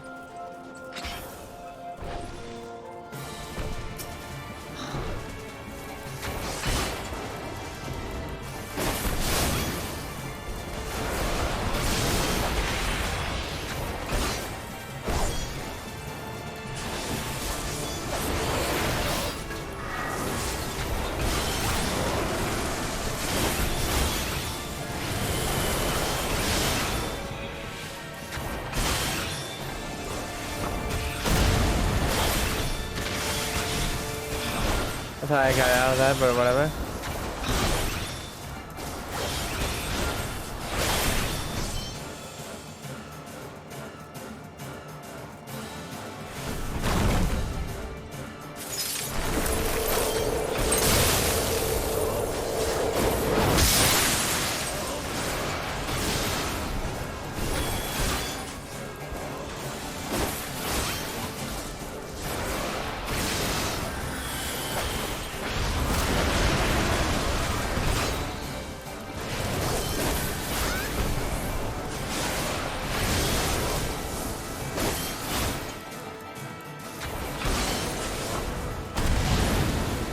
Oh damn. What the fuck? Didn't even see the orange until it's too late. Gosh, right.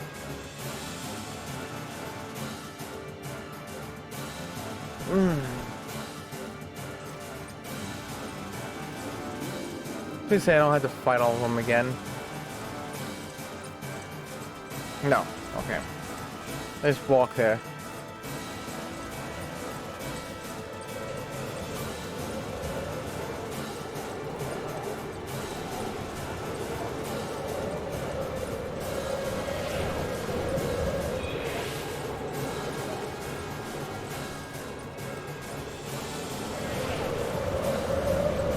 Damn, this cold. Fucking Yeti.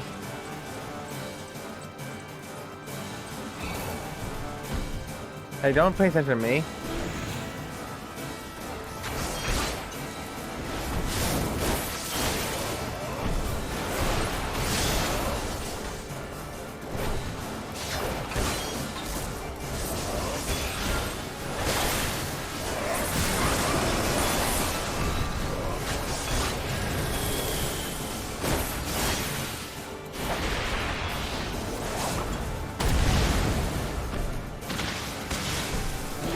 Like, can you not block that? 'Cause I was outside of its radius.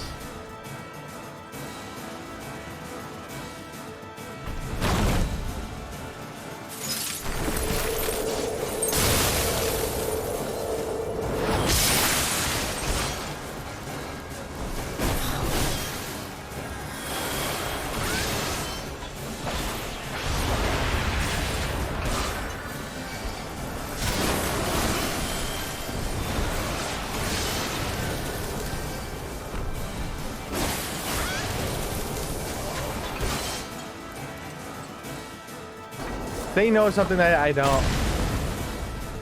So no matter what, you get hit, but I guess you hit way less if you're outside the zone.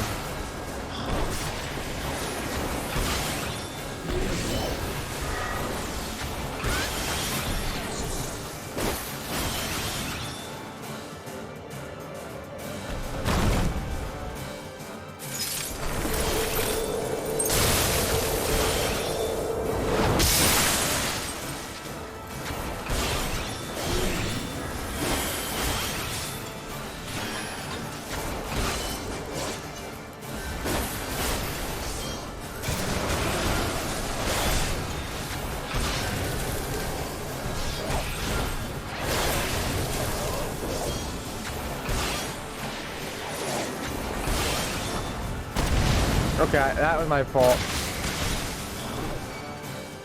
He did like almost immediately there. I didn't even see it.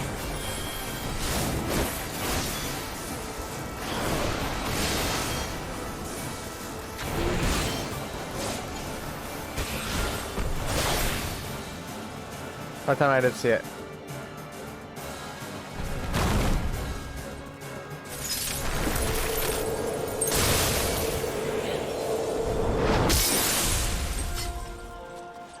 Let's go. Fuck you, Yeti.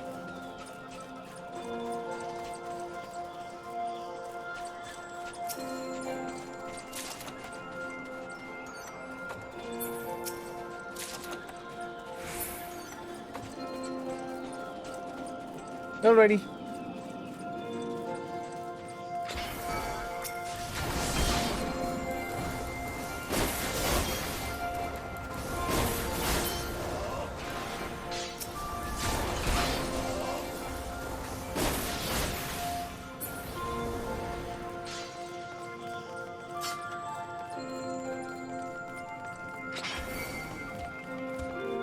I'm not the one that attacked you first, dude.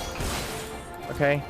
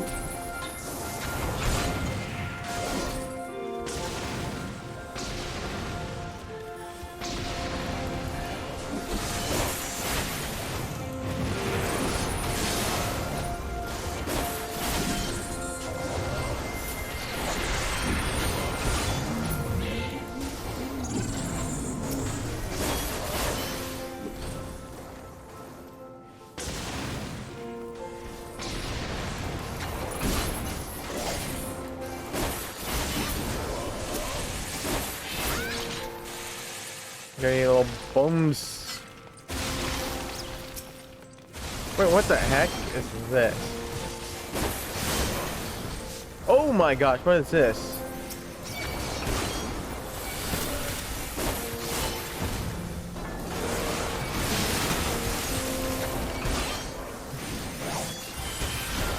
Hybrid gator?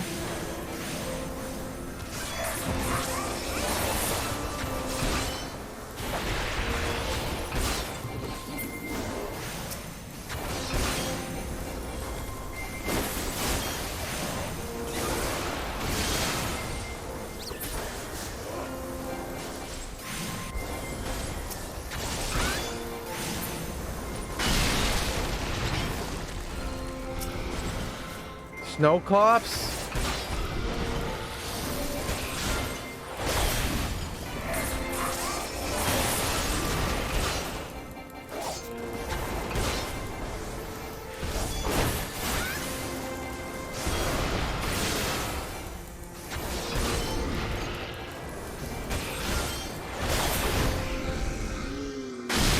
Any more?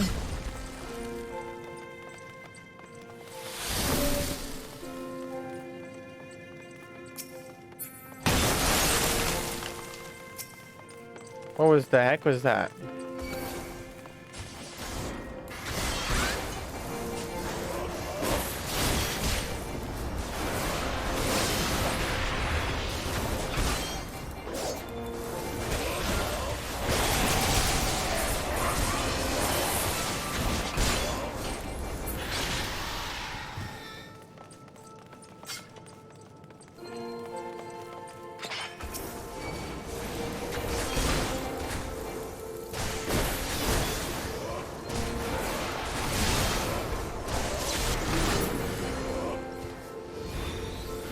Wait, did this transform? Or did it just show up after? I think it just showed up after.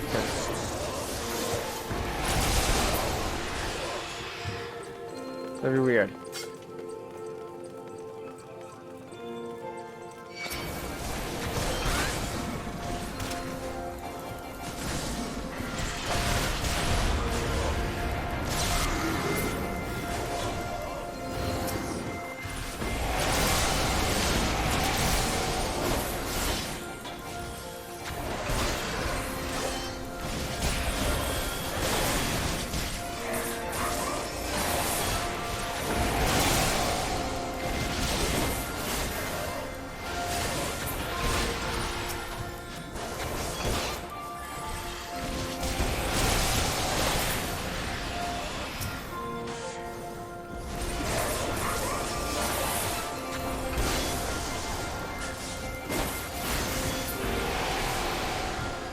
One of these would drop the key. Oh, a finger of the apostate.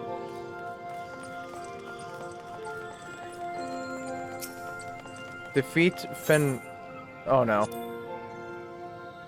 Not Fenrir. Fenrir. Not Mine's cat. No, I don't want to defeat it.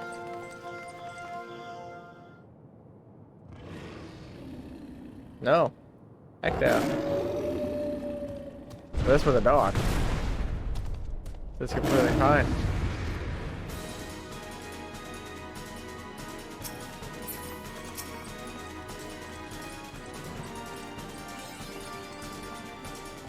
Come on, boy. Hey, dude, you're supposed to charge at him. Charge at him. Come on, charge at him. Like, dude, you're supposed to charge at him first.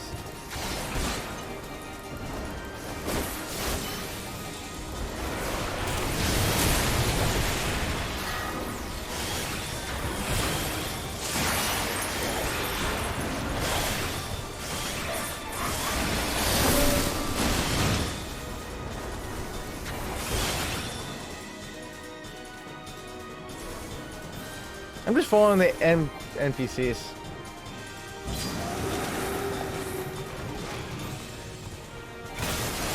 Gosh darn it.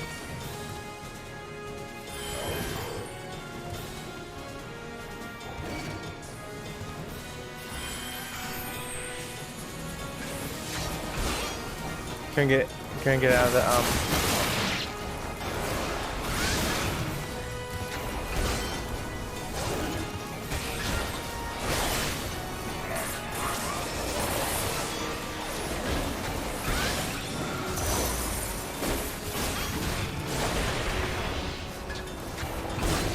Oh shit, I shouldn't have done that one.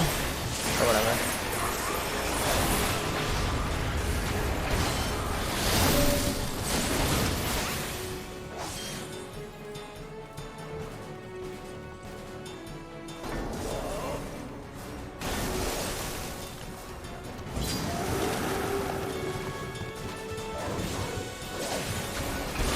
Okay, there we go.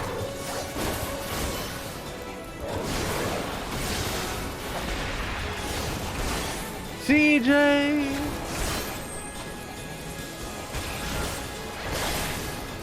I'm sitting for I'm getting into the game posture.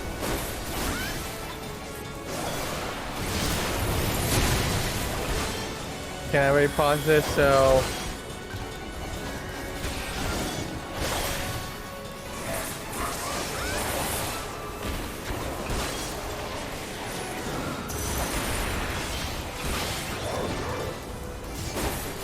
So welcome in, Raiders. I am Hans Corner. I'm a trophy hunter.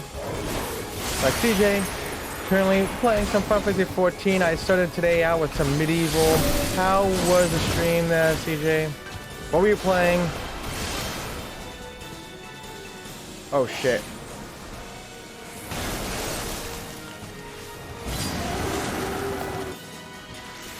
Did not see where they went.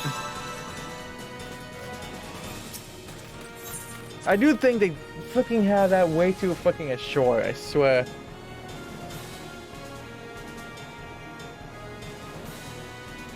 I swear I changed it.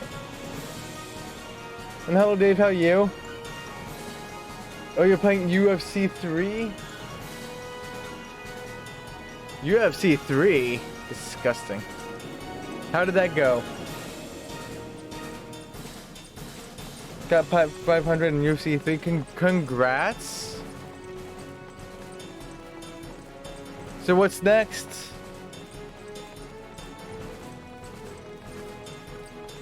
Will you be playing Final Fantasy 14? Come on, join in, CJ. You know you want to. You want a 1,000 plus hour plat, plus probably a 2,000 plus hour 100%.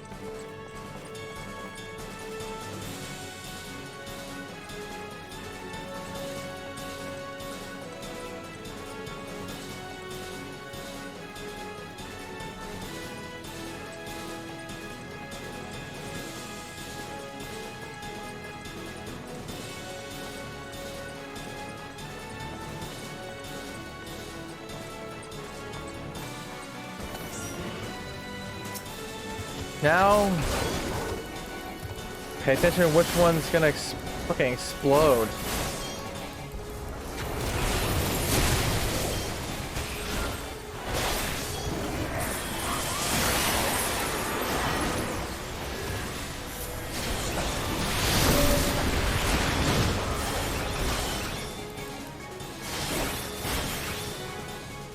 At first, nothing will explode.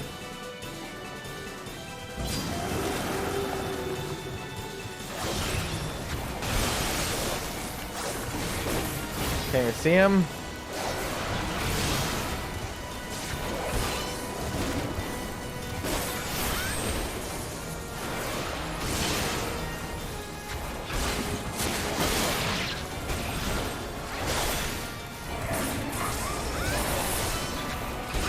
This time you cannot get me.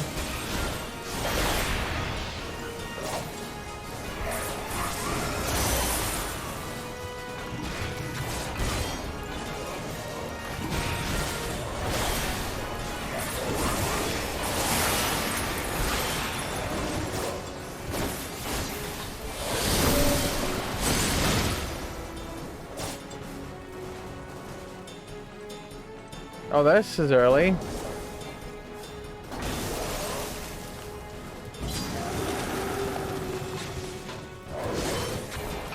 to have all 3 of them just explode like that, so it's RNG.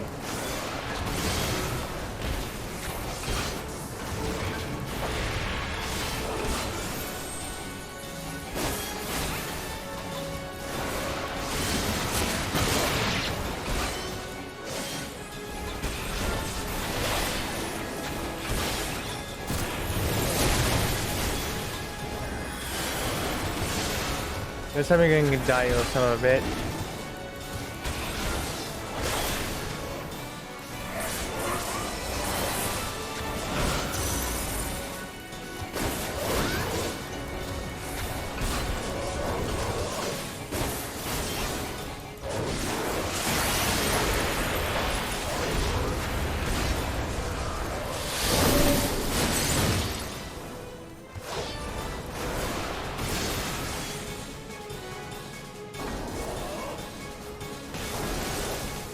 Can't trick me this time.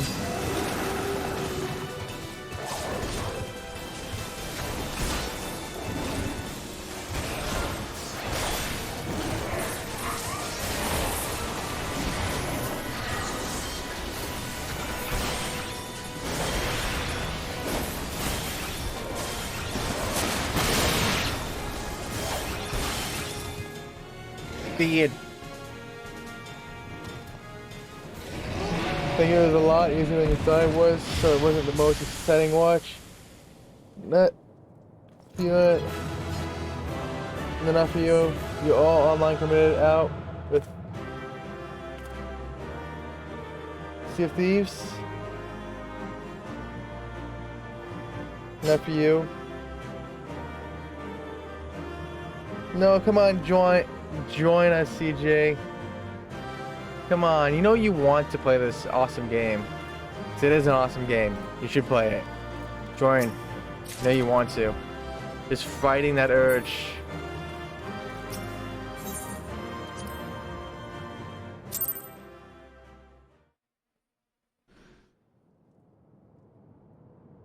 The tales do not do you justice, warrior of light. Who is that? Oh, it's you. Yes. Whoever you are. I know who you are, and you know who I am. I was given the name Izel, but I earned the name Iceheart. Izel, who the hell are you? Don't remember you at all. This endless cycle of hatred, of bloodshed, of sorrow. You would see it continue, O noble warrior of light. I would not. I will not. I will bring an end to this war between dragon and man, no matter the cost. In time, you will come to understand that what we do for the greater good. Yeah, keep telling yourself that. For Eorzea. For Hydaelyn. Keep telling yourself that.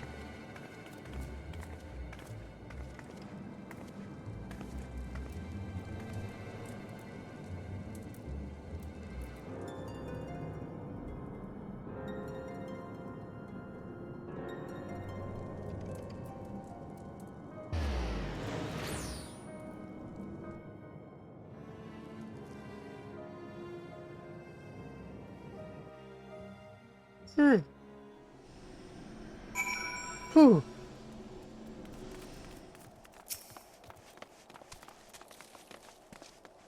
Yeah, what's gonna be next?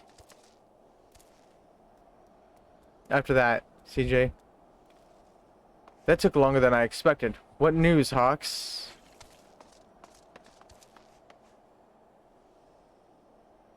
So Iceheart is but a pseudonym, not that it matters. That she managed to escape is regrettable. But from your description of that beast, you did well to come as close as you did. In any case, now that you have cleared a path, the Temple Knights can begin to survey their tunnels in earnest. Mayhap they will even find a route past the ice wall. Wouldn't that do wonders for their fight against the heretics? The Crystal Braves would certainly share the credit for it too. 12 be praised, Hawks. We may yet turn the situation to our advantage. Nope. No, the credit is all mine. You did nothing. Assuming we stop Iceheart before she summons Shiva, of course. Needless to say, our fellow Scions have not been idle. Minfilia and Uringer have been busy perusing the archives of House Fortemps, gathering what information they can on Shiva, which reminds me, if you were intending to trudge back to camp Dragonhead to report on the day's events, don't. The Antecedent should be here any minute. I can only assume some people enjoy subjecting themselves to this cold. Give me that cold, damn it! For the greater good. Though not given to small talk, Alfie can think of no better way to pass the time until Minfilia arrives.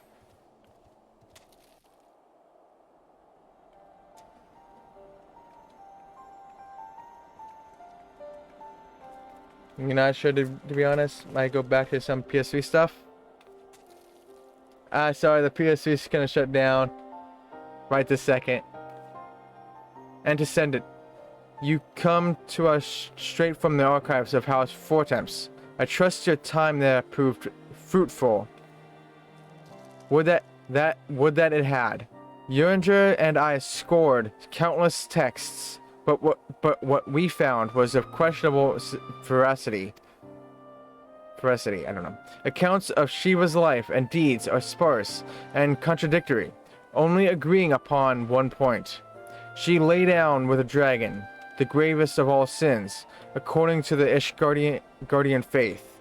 Yet in the eyes of Iceheart's followers, this was a holy act, the blessed union of man and dragon. How such a thing could even be possible is quite another question. Suffice it to say, I very much doubt that we will find a useful answer in the archives of House Fortemps. Much knowledge has been lost over the centuries, though in this case, one wonders if it is by circumstance or design. You said that Iceheart took a moment to plead her case prior to escaping. Did you not? Viewed without prejudice. Most would agree that bringing an end to an endless war serves the greater good. I think Sir Emeric might take issue with her methods.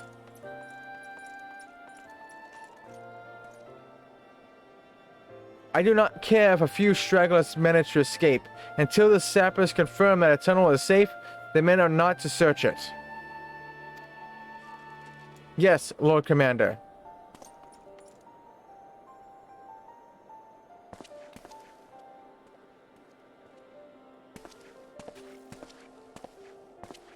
You pursue your foes with less zeal than I had expected, Sir Emeric.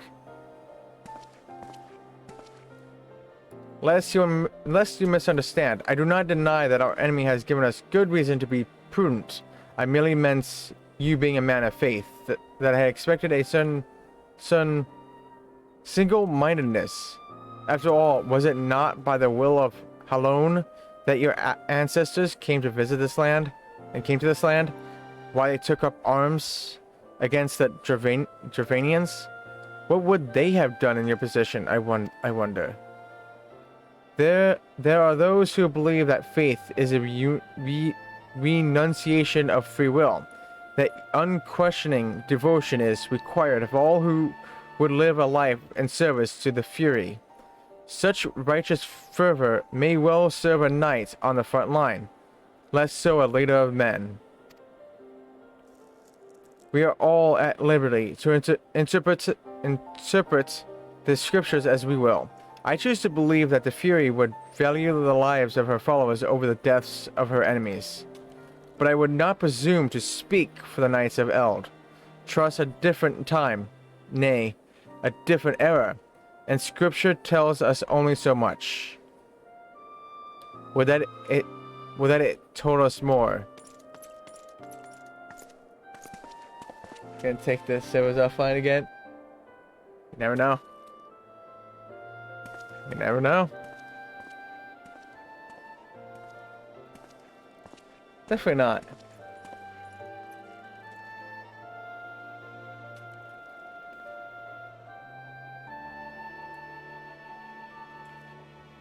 That man is awfully pragmatic for a servant of the Holy See. A welcome trait at the negotiating table, to be sure. Less so when one's enemies are making ready to harness the power of a god. Mayhap he does not truly believe that Iceheart's plan can succeed. Truth be told, I too remain somewhat skeptical. Shiva was real. A living, breathing woman. Of that there can be no doubt. In this respect, she differs from every other figure to have been summoned, each of whom was worshipped as a god. The sole exception being good King Mogul Mog, the 12th. The myth made manifest in response to the fervent supplications of the Mogul's guard. Saint Shiva may differ, but what of the heretics? They are a tribe of outcasts at war with a mighty nation who yearn for the resurrection of the one who embodies their beliefs. If that is not placing one's faith in a higher power, then what is? Crystals and conviction, Minfilia, they have them both in abundance.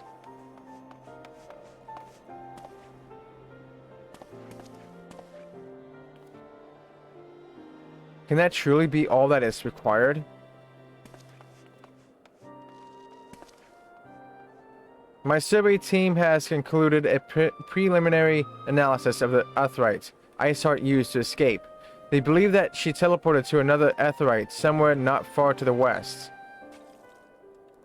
Despite the apparent proximity of the second Aetheryte, however, they have been wholly unable to detect its presence directly. Unless Iceheart has some means to mask its signal, I can only presume she had it destroyed to prevent us from following her. Without the means to teleport as she did, we have no choice but to search for an alternate route. Most likely a tunnel, assuming one exists. Let us not give up on teleportation just yet. One of our colleagues in Shallan may be able to assist us. I pray that you are right. I dare not think how long it will take us to survey the entire tunnel system.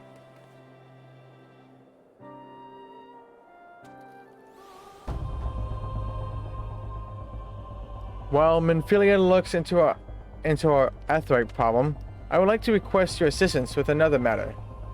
The 3rd unit is currently tracking the remnants of the heretic force which attacked us. However, the search goes poorly despite our numbers.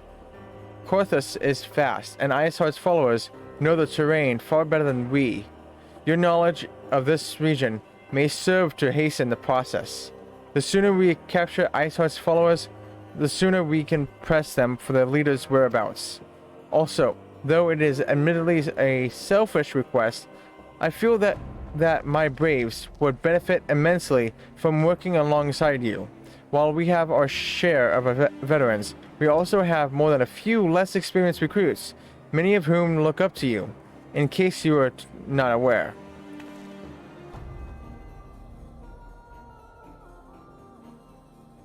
Good. I knew you would understand. You Hase can apprise you of the details. I don't know. I don't know that name. That name. When the task is complete, come and find me at the observatorium. Captain Ilbard and I are meeting there to discuss the latest development in his investigation. The Temple Knights shall hold Snowcloak in our absence. Let us leave them to their work. Ours is more pressing.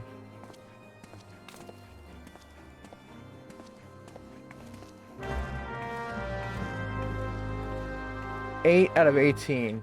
We're not even halfway. Once we beat this mission, it'll be halfway.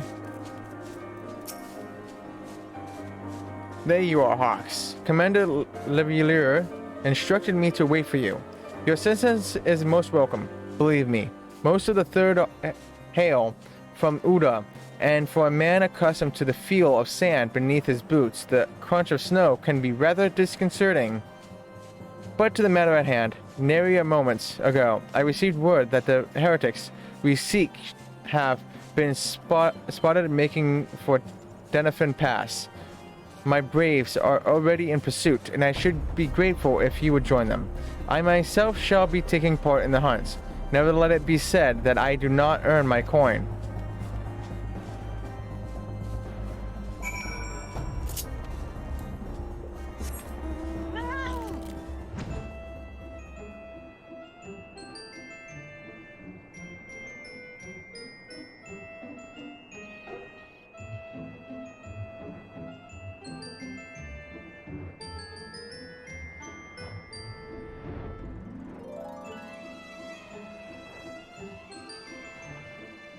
Do, do, do, do, do, do, do.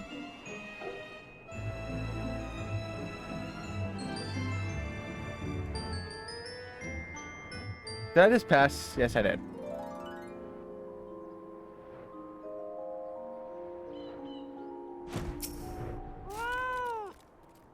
Dolls, balls. My ankle is on fire.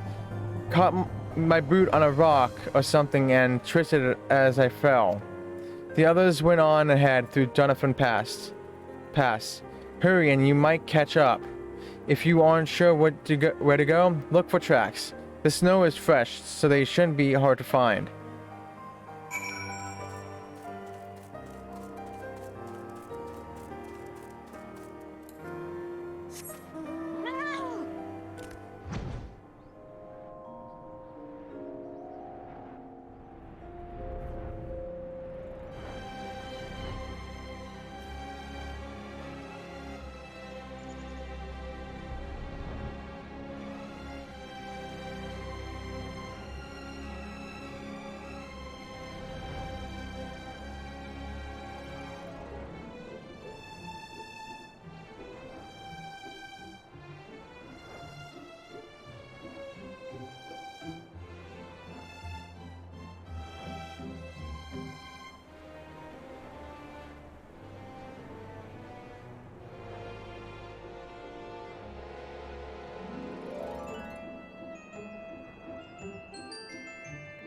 Did I pass it again?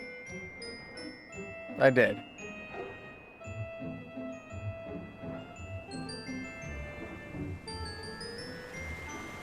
Dum-dum.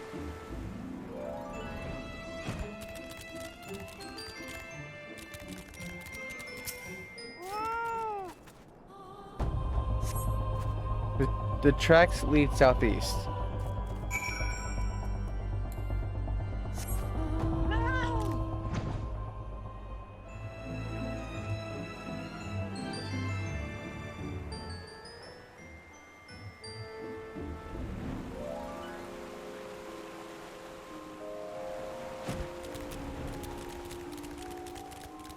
There you are. Scion, what are you doing here? The heretics? I'm not sure. There was a great scaled beast and... You have say? I think he went east on his own. The heretics split up, so we did too.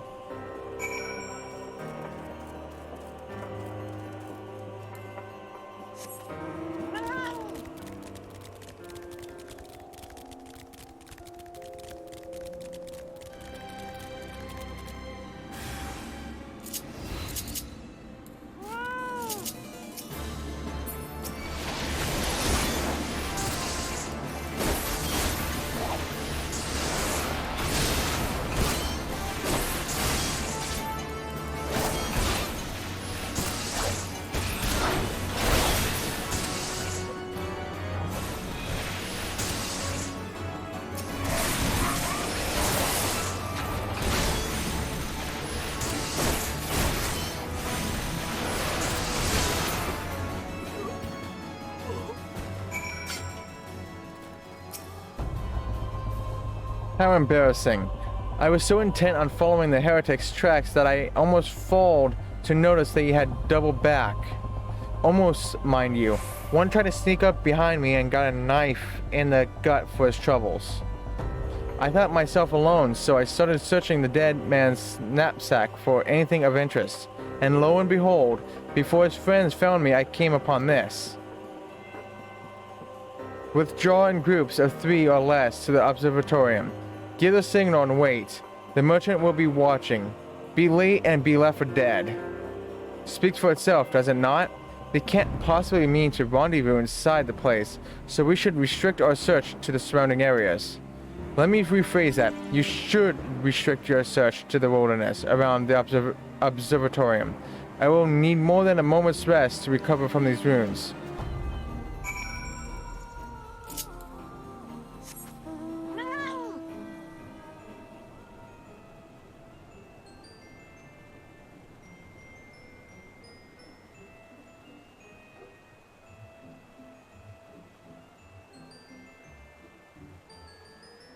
It was fine this entire time. You stupid internet.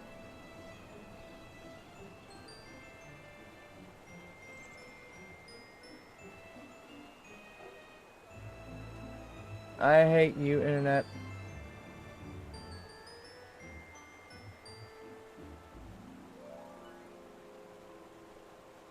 I'm just gonna move to where we need to go. And hopefully the fucking bitrate can get fucking better.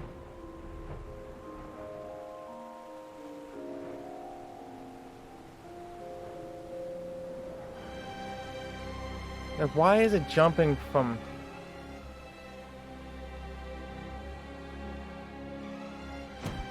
Like, now I cannot even get out of fucking red.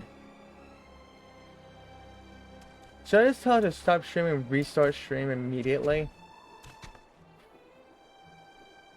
It's definitely not the internet.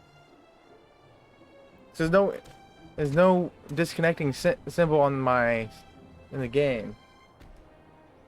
This is just Twitch being shit.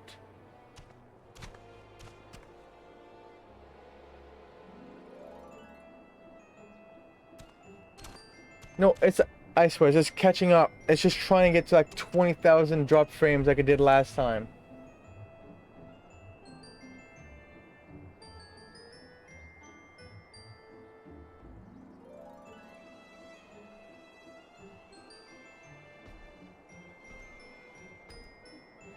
Okay, it's 11,000. Get out of fucking red. What are you doing?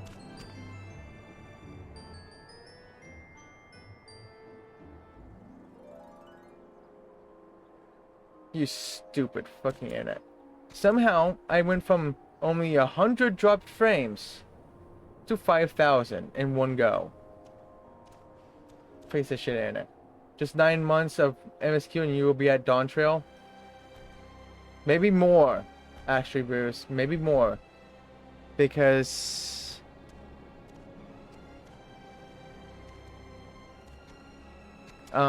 something came up and I may have to go to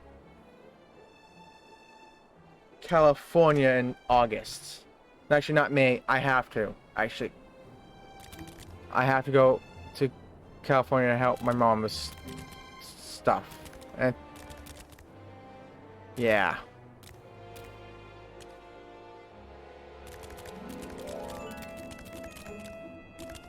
So, unfortunately,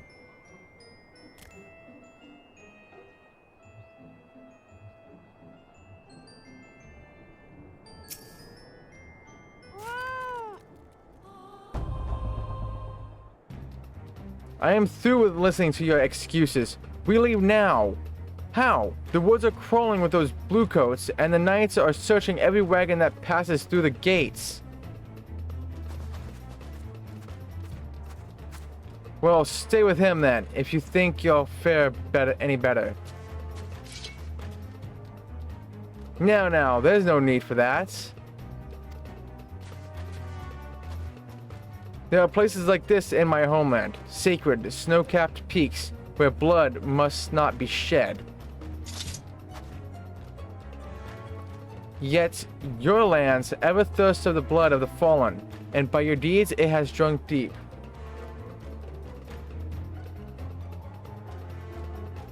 Your stream seems fine on your end. It was red for a good minute. It even reached like 0 bit rate. And you hope everything goes fine. Oh, for the is that about the internet or? But yeah, so it's gonna be more than 9 months to get to.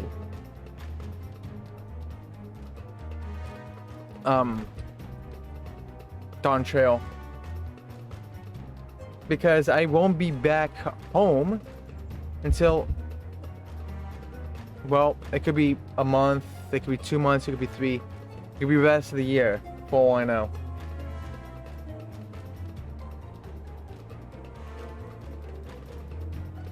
Like, I'll be bringing my PS5 with me, but I cannot stream. Because I don't think my mom's internet is powerful enough to stream at all.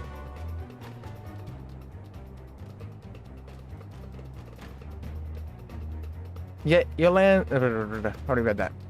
No, I have done no wrong. None but me in secret with heretics. Deny it all you will. We shall have the truth from you yet. Inquisitors are not the only ones skilled in the art of interrogation. Damn it all.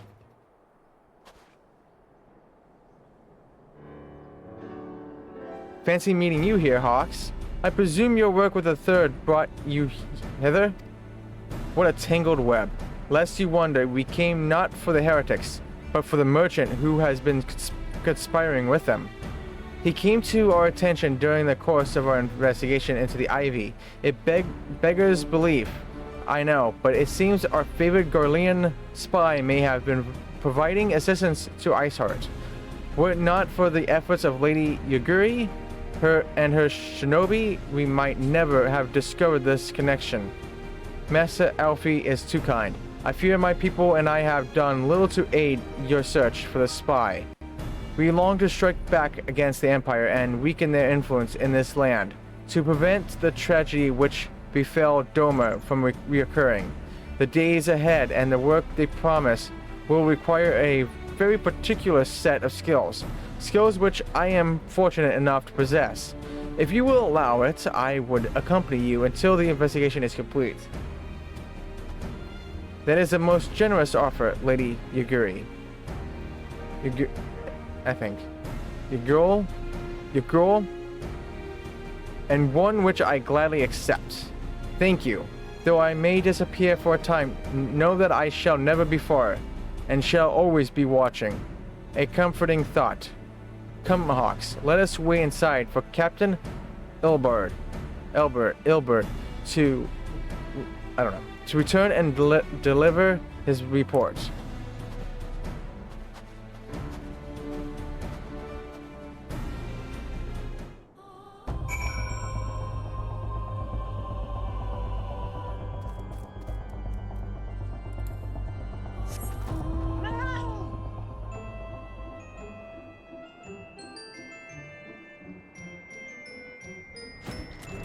Oh, I thought it was the tower.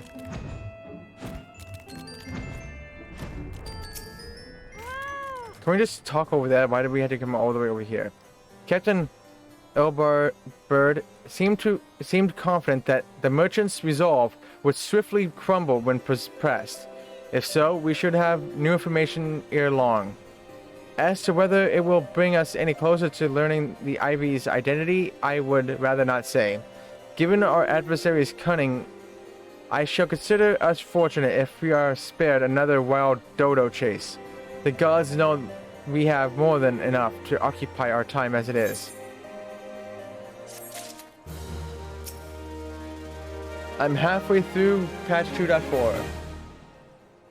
Just another 9 quests to go, and then on to patch 2.5, then 2.55, and then Heaven's Ward.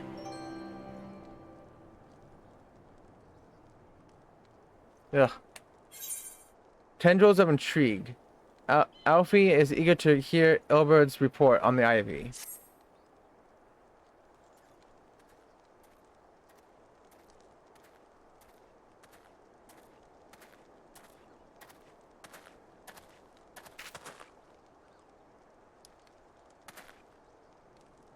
Captain Ilberd, your report, if you will. Aye, Commander.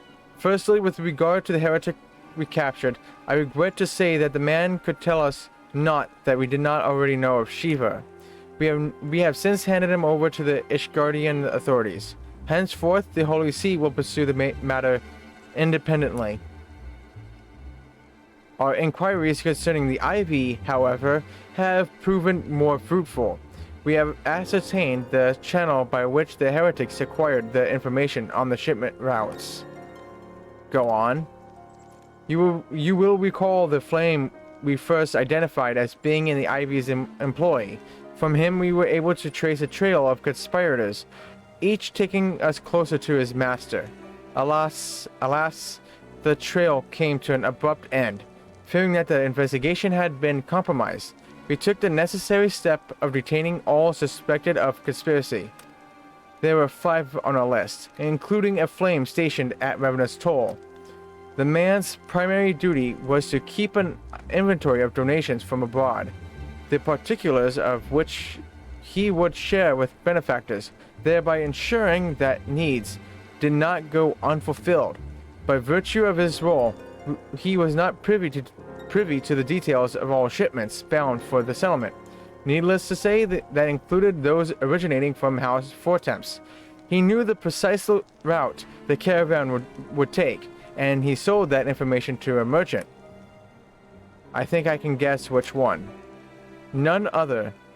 With a little encouragement, he soon confessed to knowingly aiding and abetting the heretics. Well, that is one mystery solved, at least, but what of the Ivy? Are we any closer to prizing off his mask? I dare say we are, Commander. Our relentless pursuit has forced him to commit a grave error. In a desperate bid to cover his tracks, the Ivy resorted to exercising certain administrative powers available only to high-ranking members of the Immortal Flames. If you consider, then, that our investigation is known to barely a handful of them, the field of suspects is greatly narrowed.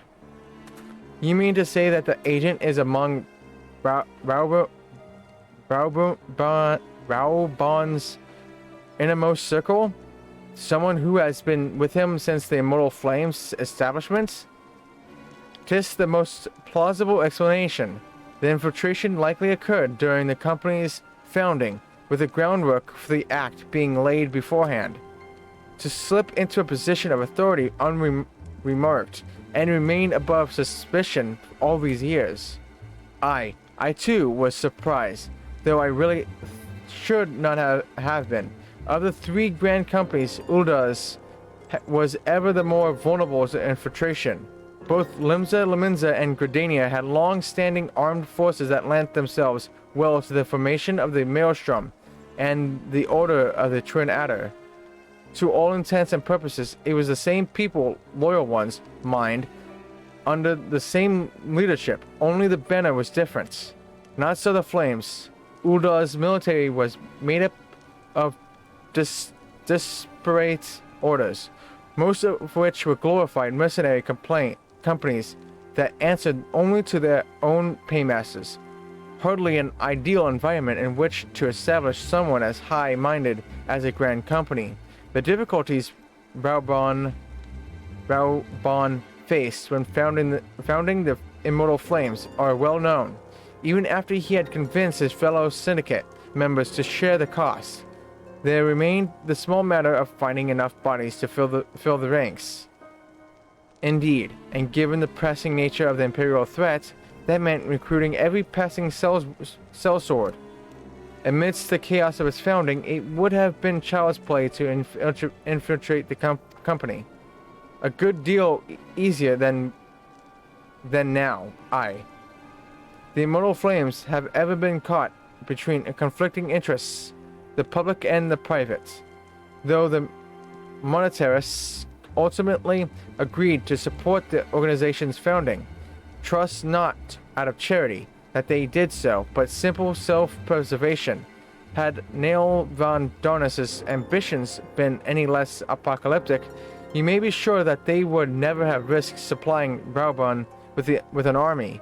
'Tis but a wonder they did not attempt to extinguish the flames the moment the danger had passed. Returning to the present. Even as we speak, our domain allies are shuddering several high-ranking flames, any one of whom could be the Ivy. Desiring to deal a blow against the Empire, the refugees were eager to lend us their aid. I expect to hear from them ere long. Very good. Pray continue your investigation with the first. Meanwhile, have the second attend to the unrest. The third can join the fourth in inspecting crystal shipments. If they notice anything unusual, I want to know about it. If Shiva is summoned in like manner to the other primals, the heretics will be looking for further supplies. Understood, Commander. I shall send word to Sir Emeric, informing him of our success and identifying the heretics' abettors. Hopefully the information will be of some use to the Ishgardians. It is time, Commander. Yes, I am aware. An emergency council of the Alliance leadership has been called. There have been developments in Gullimeld, it would seem. As commander of the Crystal Braves, my presence has been requested. I would have you accompany me, Hawks, as the realm's stoutest champion. 'Tis only meet that you be present for the discussion. Oh, and the antecedent has already given her consent, lest you worry.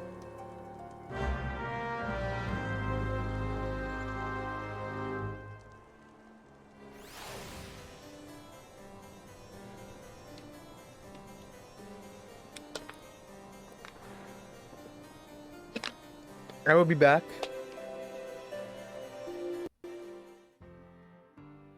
Actually, you know what? I'll let this play out. Just let this music play. It's relaxing.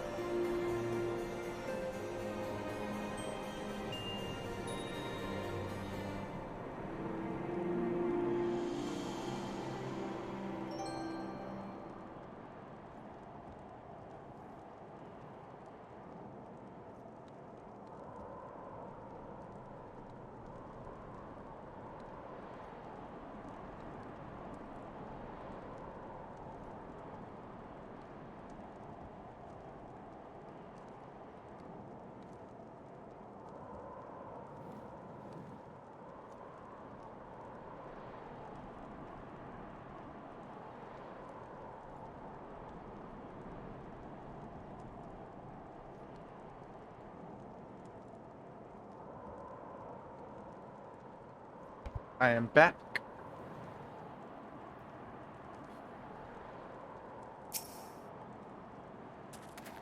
Like me, you are doubtless eager to conclude our business with Iceheart. But until another path to her sanctum is found, she will remain beyond our reach. Minfilia and the Archons are sparing no effort to secure an alternate route. Until such time as they succeed, I suggest we give some thought to the realm's other problems. I shall go on ahead to Bredania in readiness for the coming council. Meet me at Nofika's altar, and we shall make our way to the Lotus Stand together.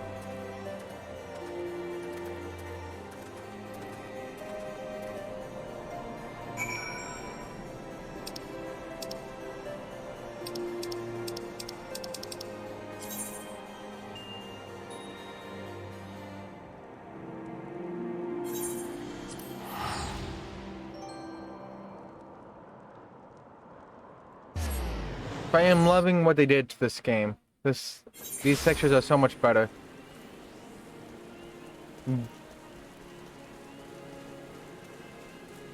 But can you imagine when they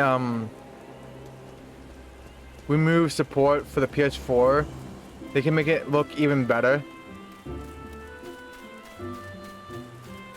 than this?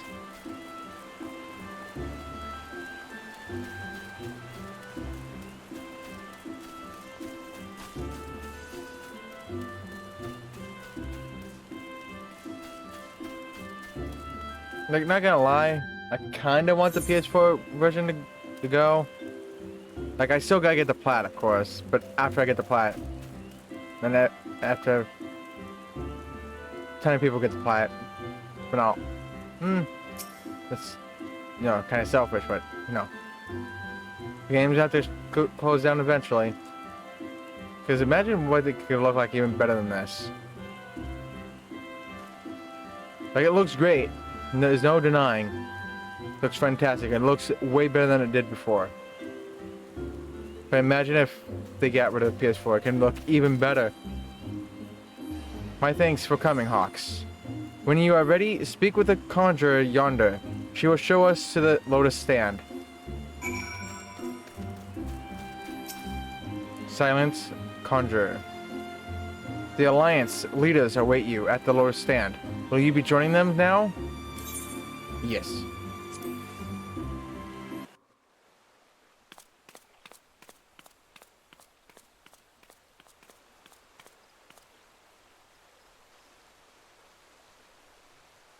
Change has come to the Garlean Empire, and we must discuss the implications. Hey, voice over. Let's go.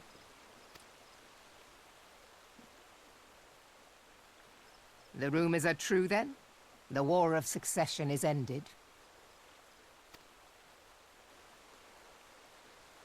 It is. A new emperor reigns in Garlemald.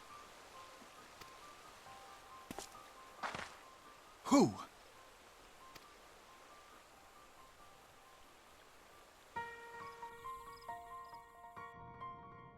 The birth and all too rapid expansion of the Garlean Empire is commonly attributed to the strategic brilliance of Solus Zosgalvis, yet he did not rule alone.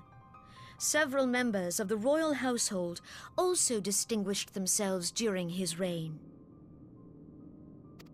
Nevertheless, it was the eldest son who stood to inherit the throne, until his most untimely passing. I thought us fortunate when I learned that the Emperor had died without naming a successor.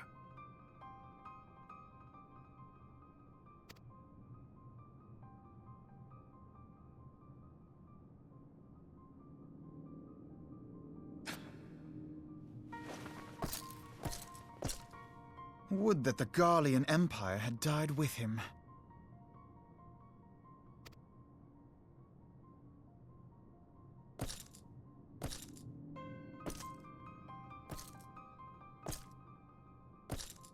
Of course not.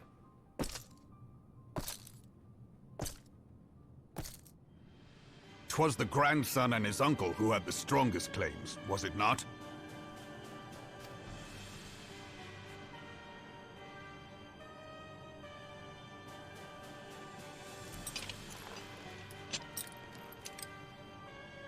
Indeed, yet claims count for little without the power to assert them. High Legatus Varus Galvus is a respected military leader. Not so his uncle.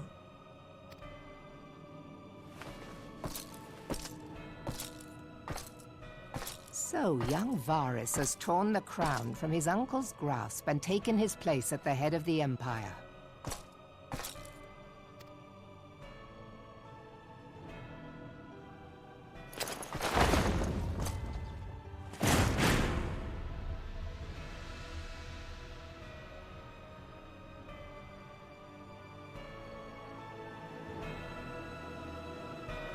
Oh look, another person I can kick his ass.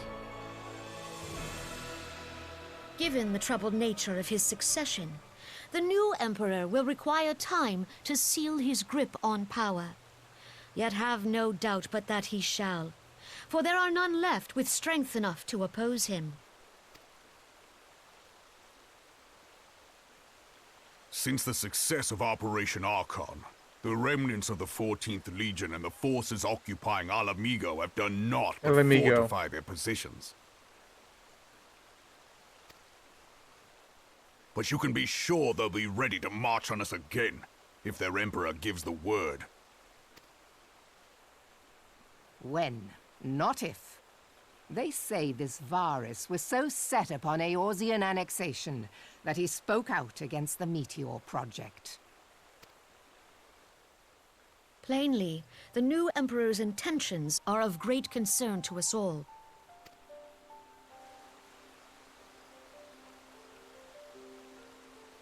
I propose that we set aside the Cartno dispute for the present, and discuss what measures the Alliance might take to prepare for a resumption of hostilities with Garlemald. Moreover, I move that we re-examine the question of how our former allies in Ishgard might be persuaded to retake their place at our side. Could Eorzea but stand as one, 'twould deal a grave blow to our enemies' ambitions.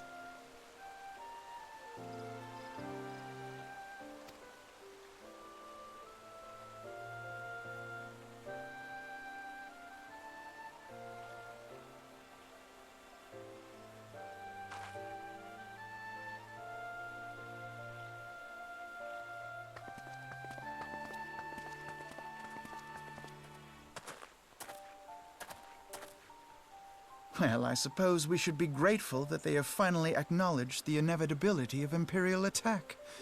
Who knows? They may even do something about it. If only the leaders of Ishgard would follow their example and stop hiding behind their gates, praying for the coming storm to pass them by. But that is a discussion for another time. At present, I am more concerned by the fact that the Alliance's mooted preparations will be made known to the Garleans many moons before their coming. So long as the Ivy eludes our grasp, no secret is safe.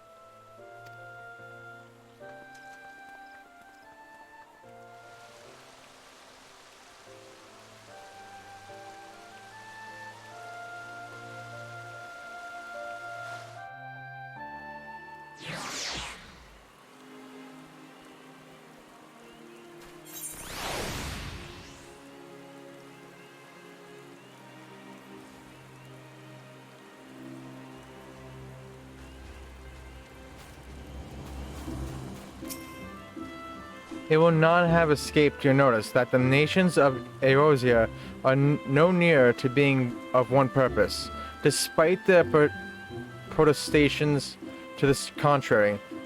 Plainly, the threat of a resurgent Garlemald is not enough to stir them. And the reason for this?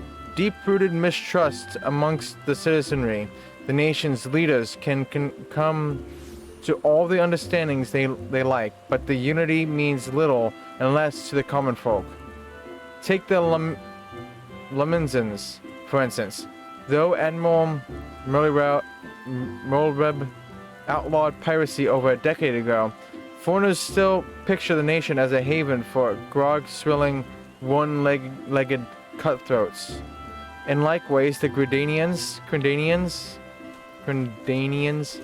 are mocked as hermits who talk to trees, and the Udons scorned as swindlers who worship coin. Not that such sentiments are entirely without grounds, of course. Take that pillar of Ulda society, Telegy,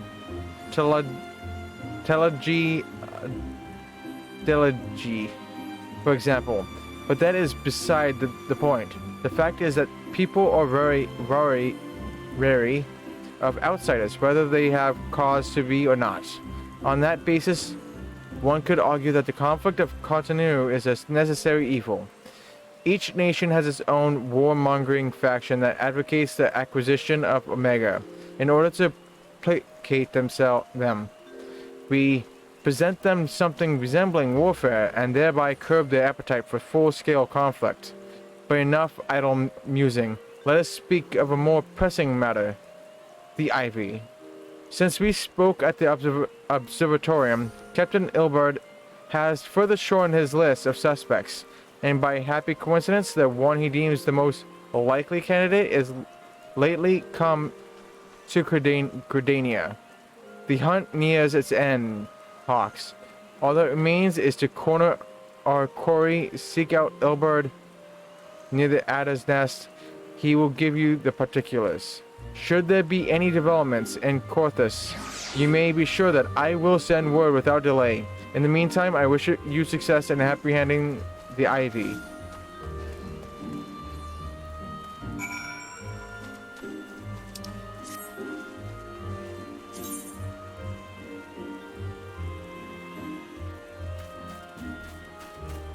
I should just go this way. Screw it.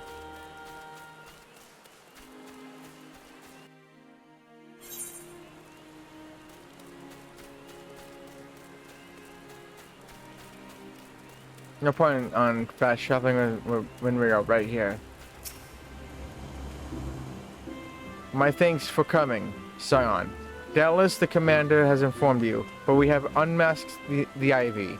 From this point on, we must proceed with extreme caution.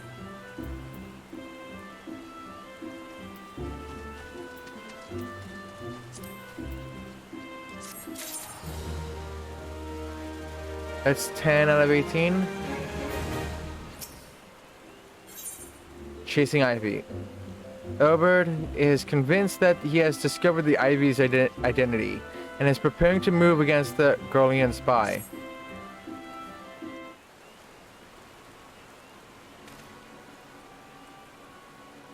Listen well. The spy we have been seeking all this time is none other than Flame Marshal Elaine Roelli. I don't know. Robin's second in command. Prior to joining the Immortal Flames, she was a mercenary of no small renown. They say her skill with the polearm had to be seen to be believed. Of Ishgardian birth, she is the highest ranked foreigner in the Immortal Flames, barring the Flame General himself, of course. When he formed the Grand Company, Raban chose people based on their worth. Whence they hailed was of no interest. The monetarists saw things differently, however. Having funded the enterprise, they reserved the right to reject candidates nominated for high-ranking positions.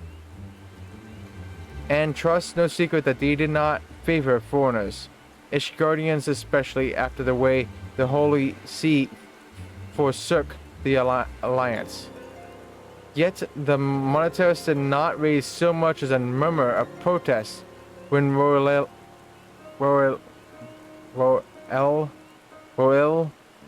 was appointed to her post. Passing strange, is it not? Could it be that the Ivy has some hold over the monetarists?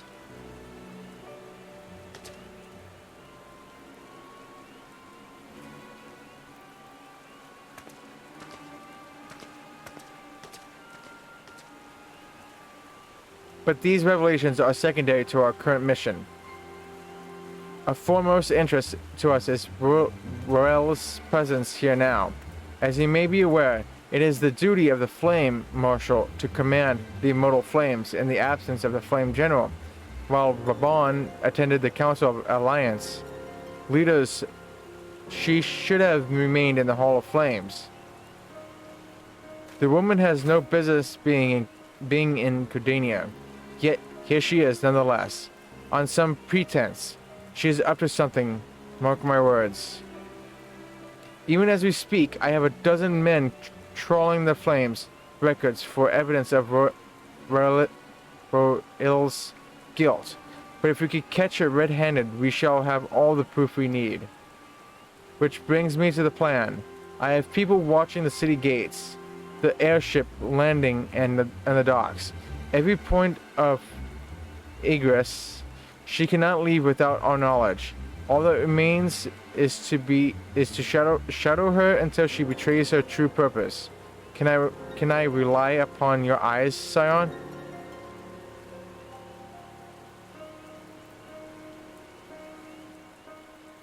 You have my thanks. Let's go then, and take care not to alert our quarry.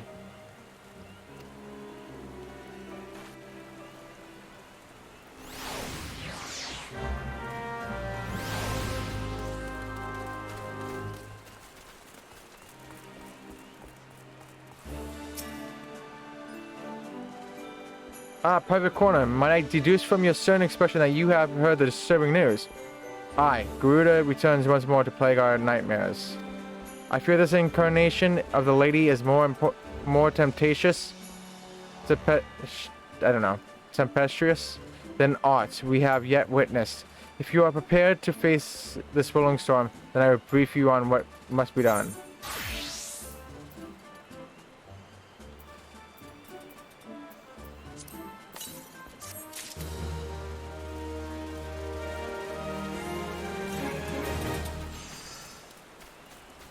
Oh, there's a psych thing. Okay.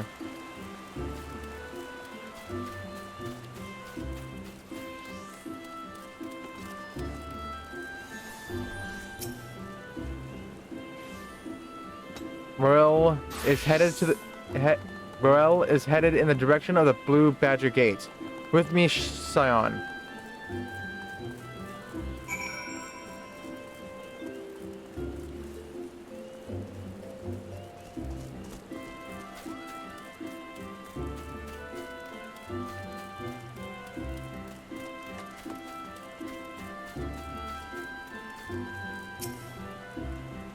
So Morel has entered the Carline Canopy, meeting someone perchance?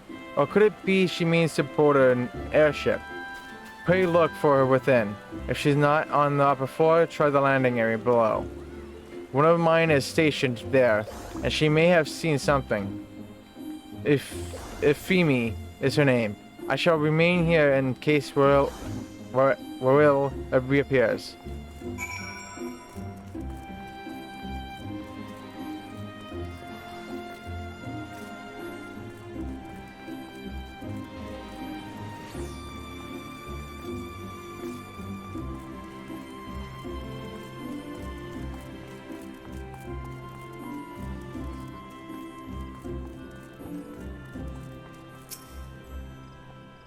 Pox Corner, such an unexpected pleasure. What brings you here? A social visit, you say? How pleasant. No, she didn't come this way. I've noted every passenger, and none bore any resemblance. But don't let me keep you.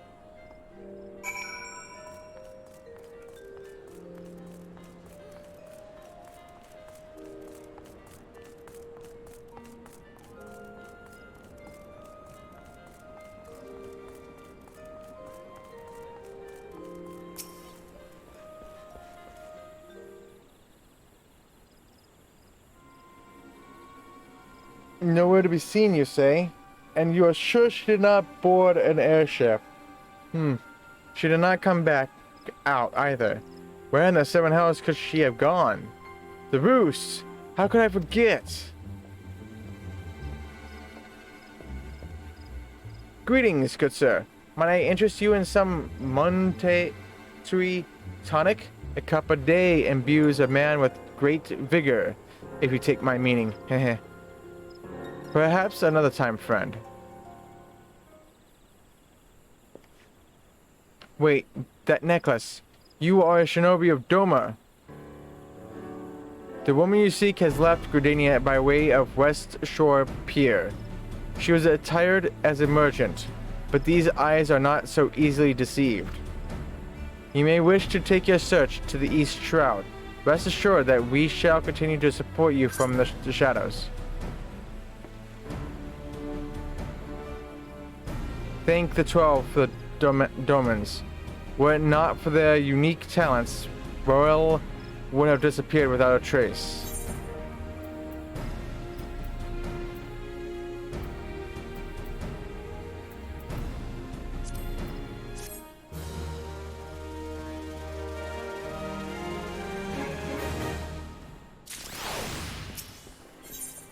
In flagrant delicto, Ilberd is eager to resume the pursuit of Elaine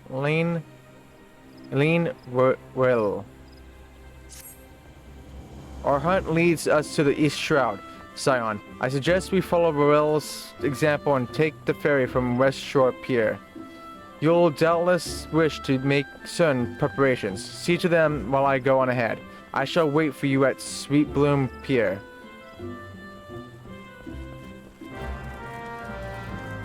I finished 11, or is it 12? That was 11 out of 18. I'm on the 12th. I'm gonna go buy... Like, what level is my gear? So I'm level 58 right now. What level is this? 50? I'm gonna see if I can buy a level 58 weapon. Or gear in general.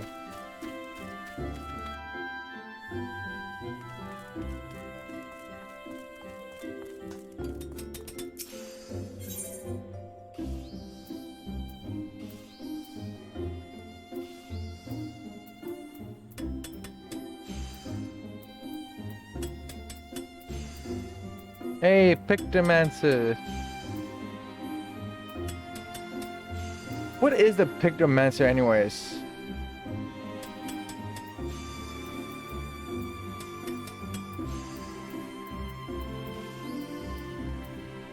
I cannot wait to get the Vipers ones. That looks cool.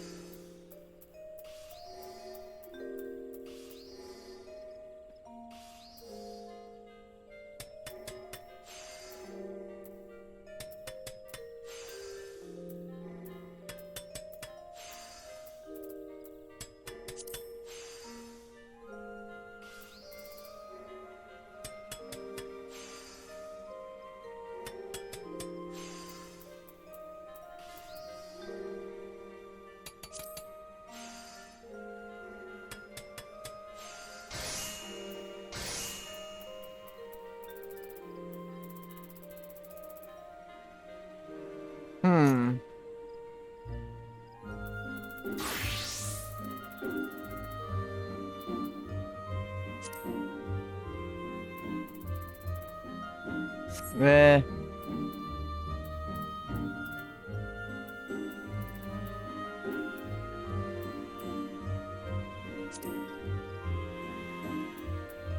Meh. How much are they asking? Yeah, too much for so little increase. That's way too much.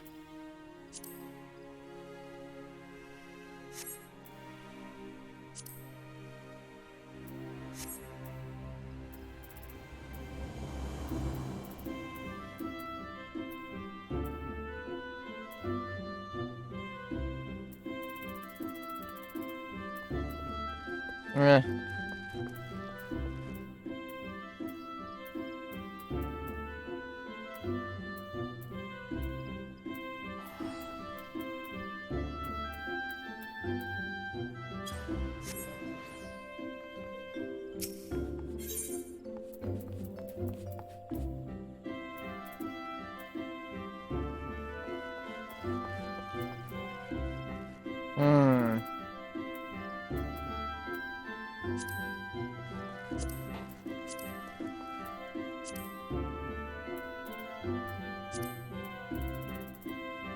I think Gladiator... Actually, I think Gladiator is his own thing.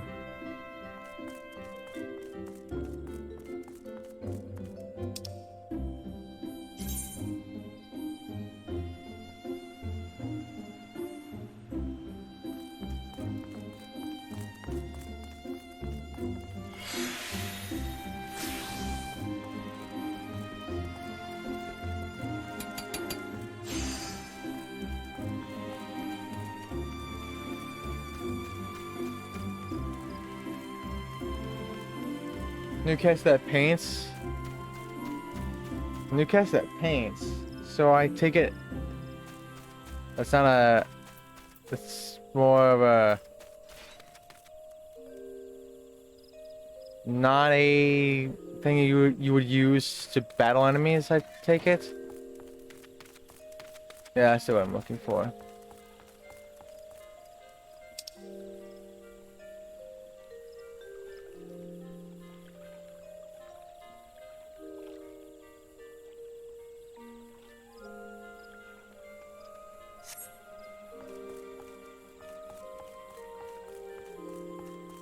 Oh, it is a combat? Okay.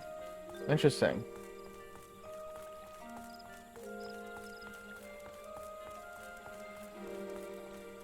It's a DOM? Okay.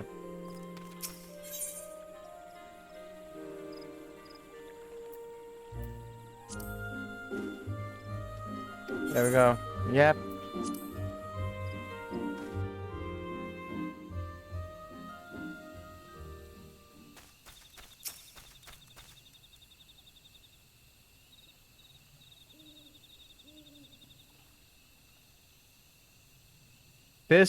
This way, my friends.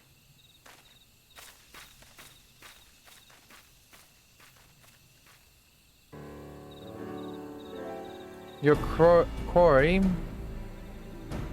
makes for the Hawthorne Hut. If Royal is truly the one we seek, we expect that she means to make contact with the Garlean masters there. An explanation is in order. You're no doubt aware that the Garleans have their own method of communicating over great distances. Well, our ingenious friends at Garland Ironworks have provided us with devices which disrupt these communications, and we have installed them around the city-states. In so doing, we have made it difficult for Imperial agents to correspond with their masters. Royal would thus have no choice but to rendezvous with her Imperial contact directly. Yet, as a well-known face in the Immortal Flames, she cannot move about Thanalan without being recognized. It would only be a matter of time before someone saw through her disguise. Just for this reason, I believe that she has chosen the Black Shroud for her clandestine meeting. The Elysian are a common sight here, and her comings and goings are not like to turn any heads. As my scouts tell it, the Garleans have sent agents with a mind to destroy the devices and render such direct contact unnecessary. Fortunately, our shinobi have thus far been successful in rebuffing their efforts. This is it. We need only make for Hawthorne's Hut and catch Royal in the act.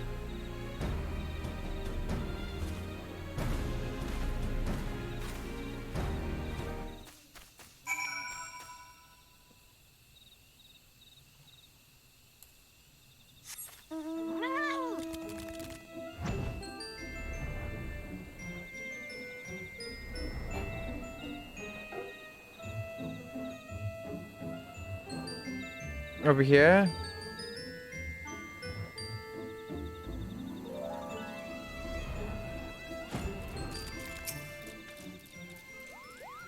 Oh, wrong one. Fine, I'll just turn this in. Oh, I knew you'd come. At least I was hoping, Kupo. Not long ago, I had a certain word with the Mogul's Guard about the dangers of turning pleasant fairy tales into disturbing reality. But they insisted that the intimidating force that is good King Mogul Mog 12th May his scepter of judgment ever command our respect. He's exactly the sort of savior we need. The Mongols guard are afraid, Kupo. Afraid of how the forest has changed. Afraid of the never-ending conflict. Afraid that we Mughals have no place in this new world. I am scared of all these things too. But the thought of unleashing our royal menace upon the 12 Sword scares me even more, Kupo. Please, you must deal with them firmly before this goes too far. A measured thrashing, of course. Nothing too brutal.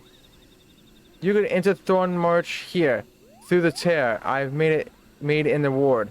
Take care, good fortune, and in the meantime I'll go let the others know that great King Mogul Mog 12, may his reign end with minimal bloodshed, will be vacating his throne, Kupo.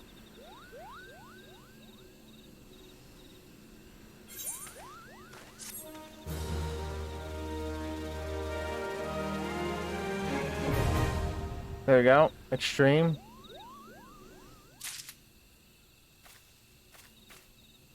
Wrong one. Also, is a little check mark there.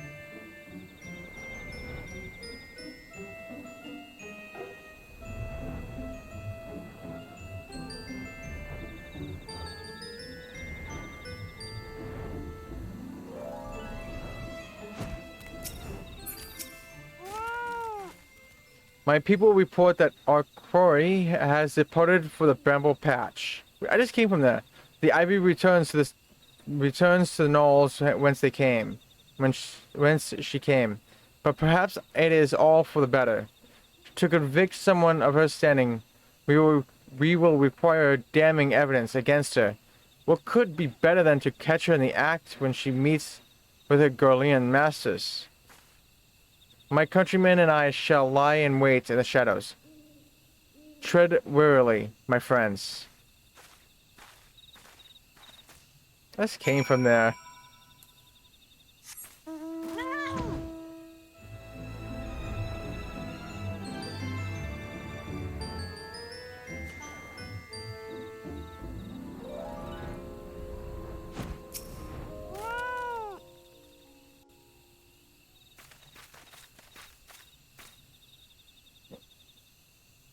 Just beyond, Moril is in conversation with an individual clad in the manner of an adventurer, an imperial intermediary, no doubt. This is it. With me. I have a sense it's gonna be something else entirely. Like a secret lover or something.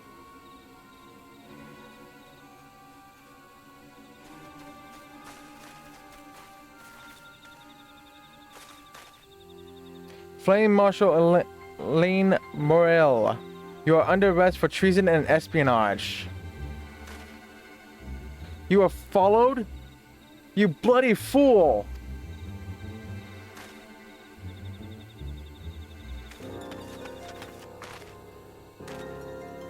Damnation.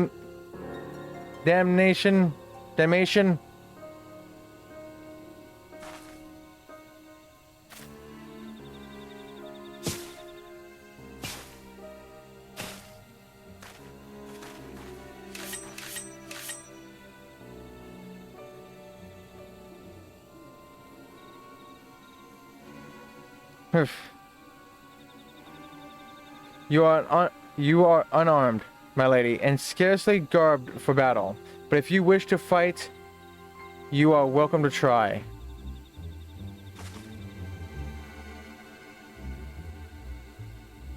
What is the meaning of this, Captain?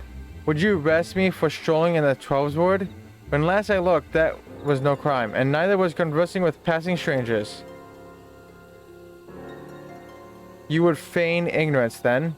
Very well. If you do think of something to say, there will be plenty of times to say it later. Now come quietly, or I shall make you wish you had.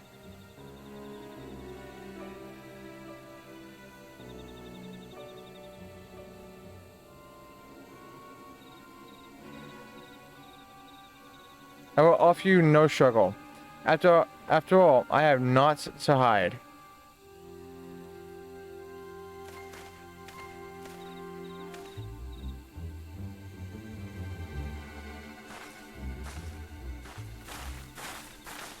Not to hide, but you come out here.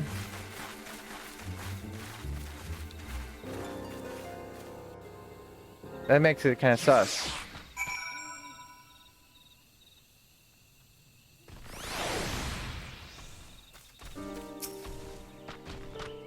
Even a warrior of Rael's renown could not have hoped to escape by force. Despite her claims, her surrender does not bespeak innocence, but an awareness that her position is untenable. With the ivy thus uprooted, it is to be hoped that the tendrils she entwined around the immortal flames will gradually wither and die. Mayhap then, the people of Ul'dah will have the grand company they deserve. But let us speak of the present. If I may ask, what will you do now, Hawks? So the Scions seek a way into Iceheart's sanctum. Then I dare say you are eager to return to the Rising Stones. Pray do not let me keep you. Fear not, my countrymen and I shall tend to the aftermath. You need not waste your talents here.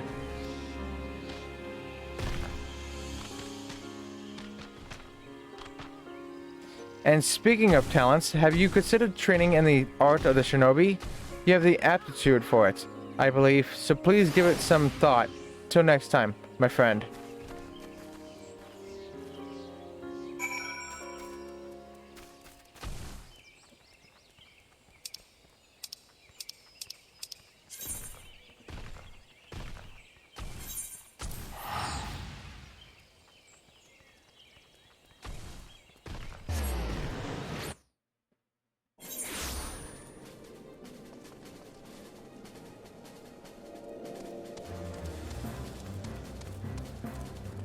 You go this way?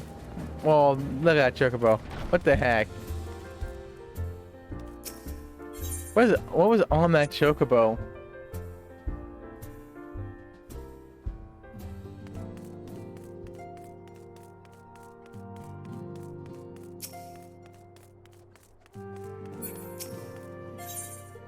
Yes.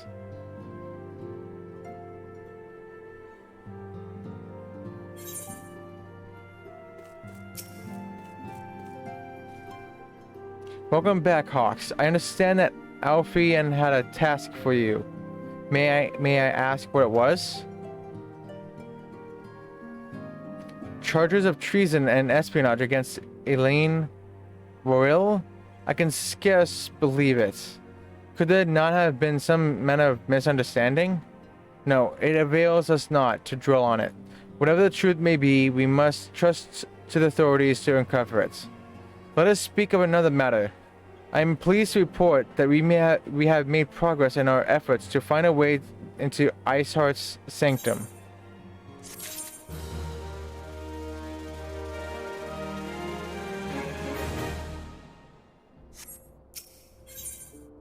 A simple plan. Minfilia has never been one to hesitate when it comes to asking others for aid. As you may recall, Iceheart used the Aetheryte in the depths of Snowcloak to teleport a short distance to the west, most likely to sanctuary of some description. It is there that we suspect she means to summon Shiva using the crystals she stole from the house Fortem's caravan. The heretics believe that they are bringing about the second coming of their patron saints. But if, as we suspect, they mean to hold a summoning ritual of the kind employed by the beast tribes, it seems likely that the result will be something more akin to a primal. Suffice it to say, they must be stopped, and stop them we shall. But first, we must surmount the obstacle that Iceheart has placed in our path. Ordinarily, it would be a simple matter to tap into the established Aetheryte and thereby follow our quarry.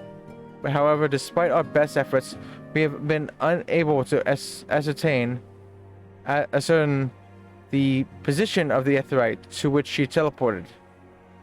Our prevailing theory is that she destroyed the second Aetheryte upon arrival. A reckless, desperate measure, but also an effective one.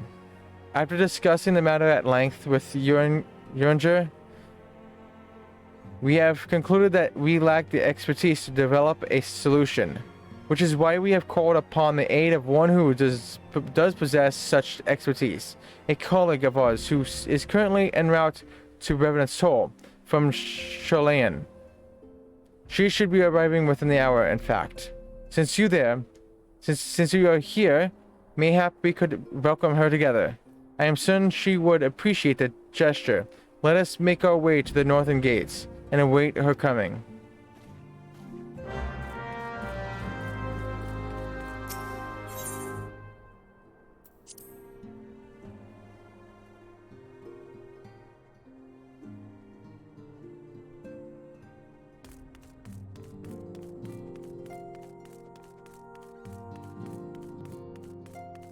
We are almost done with patch 2.4. We got this one, two. Besides this one, 5 more, so 6 more in general. So I finished 12 quests out of 18.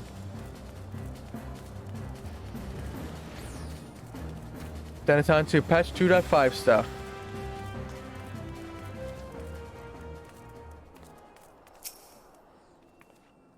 What manner of woman is she, I wonder? We have spoken before via link poll. Of course, but it is not the same. Oh. I have to wait at the destination.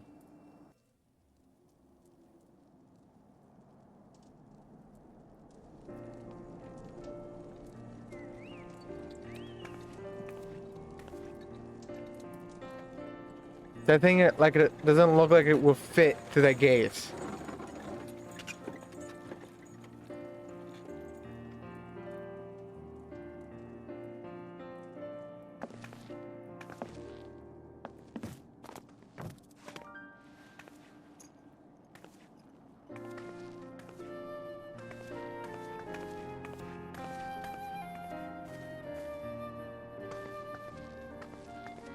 Minfilia, am I right? Oh, now there's voiceover. None other. I bid you welcome to Revenant's Toll, and to thank you for traveling so far on such short notice. As if I could ever say no to Urianger. Andre? Moonbreeder is an accomplished Sharlayan scholar, and an authority on aetheryte technologies. She has played an invaluable role in our search for a means to capture Ascian souls. Charmed, I'm sure.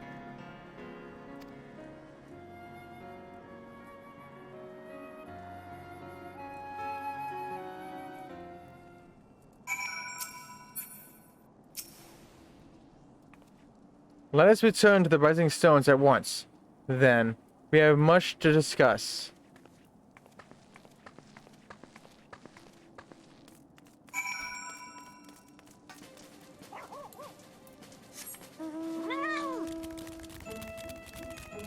Really?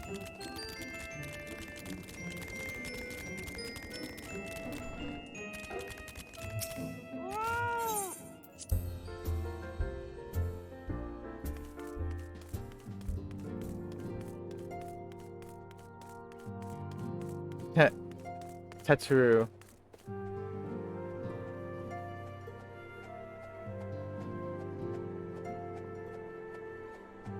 Juggling a bottle?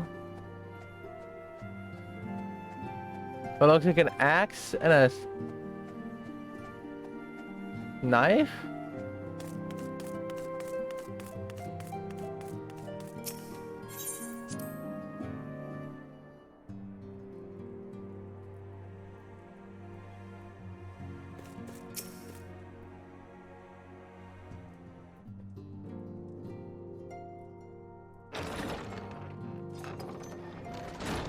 Is this one gonna be voiceovered? Moon! Gods, it's been ages!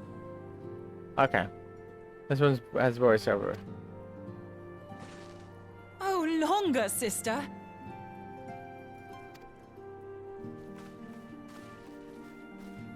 A joyous reunion indeed. Well, of course it is. Moon and I are like twin sisters. Save in appearance and aptitude.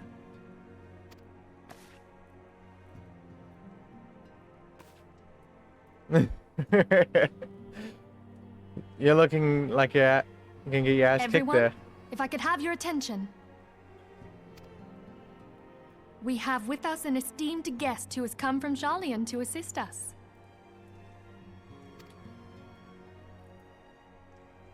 I bid Moonbreeder join us here that she might share with us her extensive knowledge of Aetherites. Also, as many of you are already aware, she has been overseeing our research into white auracite, a sample of which she has been good enough to bring with her.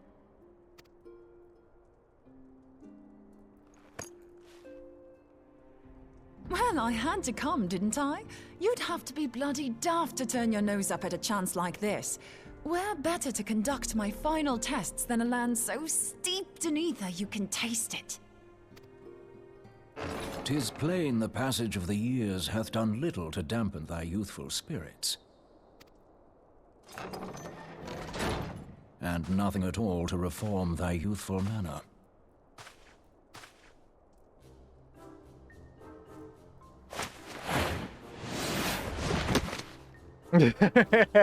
Oriange, where in the hells have you been hiding? Unhand me. I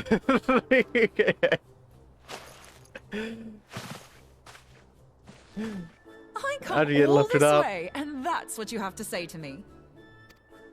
I much preferred when you were pleading with me to drop everything and hurry to your side. What was it you said?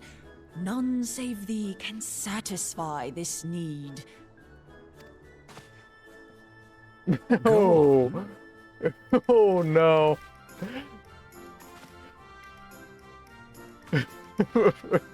Thine artless attempts to misrepresent mine all too innocent motives do thee little credit.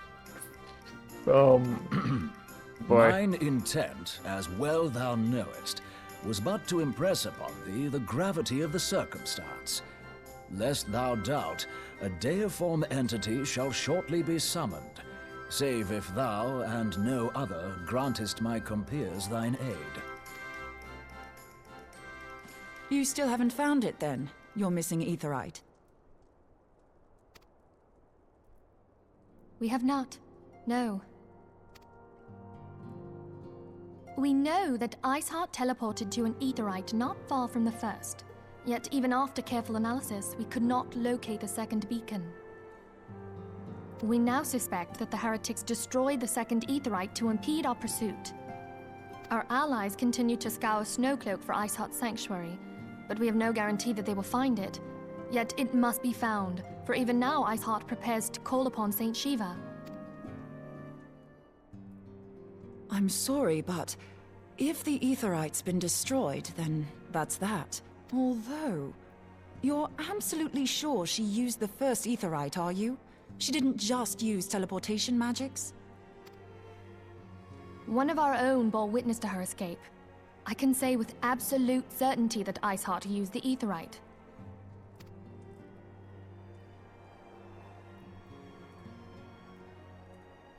In that case, there might be a way, so long as the ethereal current is still flowing.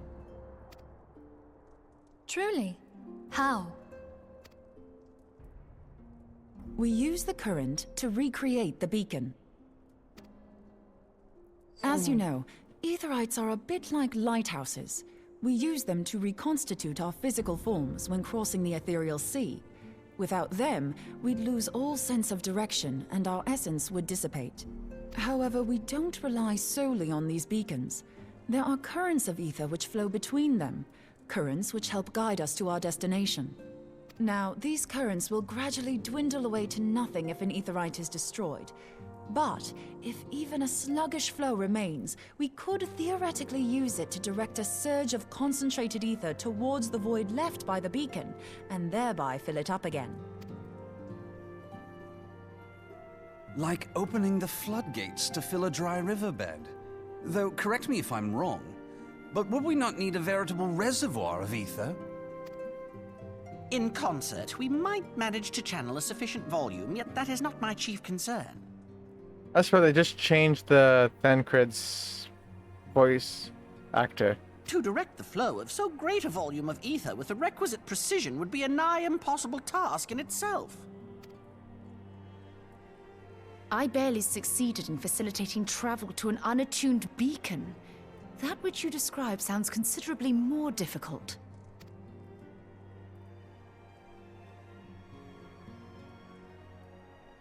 And dangerous. Every person who has attempted to teleport in this fashion has died in the process. They, however, did not have white aura sight at their disposal. I can use it to channel all the ether you can give me into the aetheryte. However, white aura sight cannot retain ether for an extended period of time, so we would need to infuse it immediately beforehand. Just so you know, I'd confidently give this plan better than even odds of success. And if the worst comes to worst, your people won't suffer. Though it risked the lives of our best and brightest, we have not the time to seek other options. If the ethereal current still flows, we shall carry out Moonbreeder's plan. That's the spirit. Let's roll the dice. Oh god. No. No, thank you. No. No. Not roll that. Let's not roll that dice.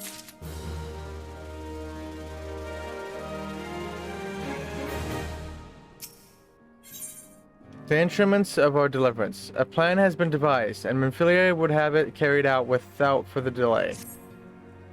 No. I've already informed Alfie of our plan to recreate the beacon in the manner Moonbrider described. He agreed that despite the inherent danger, it represents our only hope of success. He also said that he wished to meet with you at Snowcloak before proceeding. I expect you will find him waiting for you there when you arrive. I want you to know that I appreciate everything you have done on our behalf, Hawks, and that I have faith you will return to us, as you always have.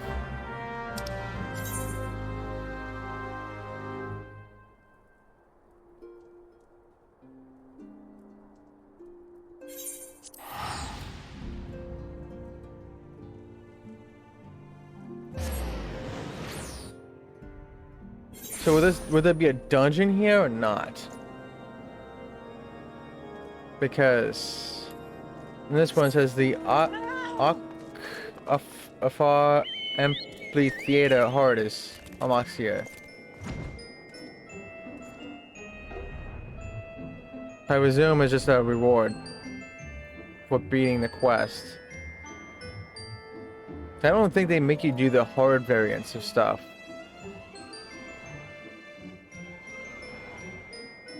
They could have.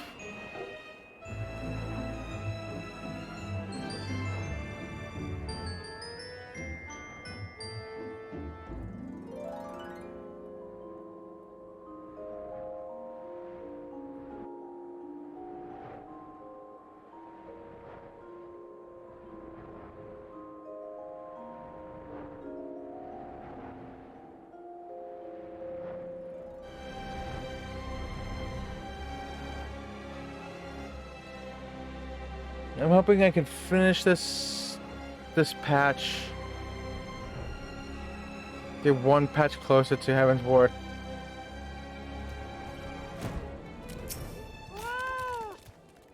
Good to see you, Hawks. I was starting to wonder if you were having second thoughts. Captain Ilberd sends his regards, by the way. He attends to the interrogation of Elaine Waril and Ulda, even as we speak. But I shall not distract you from the matter at hand. We can discuss the IV upon your return. I trust that by which I mean to say, the others are waiting for us to the Aetheryte. After you, Scion.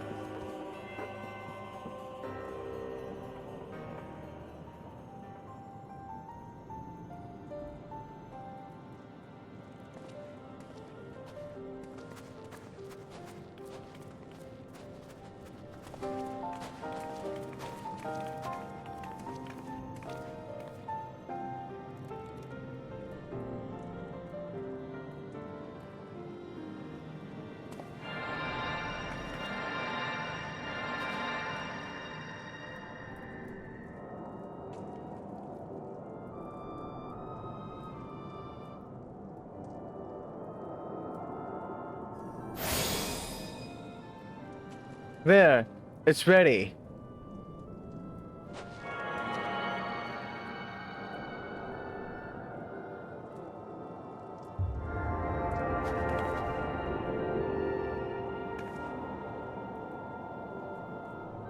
So was this a crystal that just got drawn, like all the power of it got drawn out?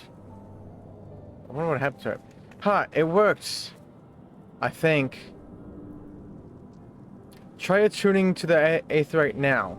Feel for the currents and try to locate the beacon.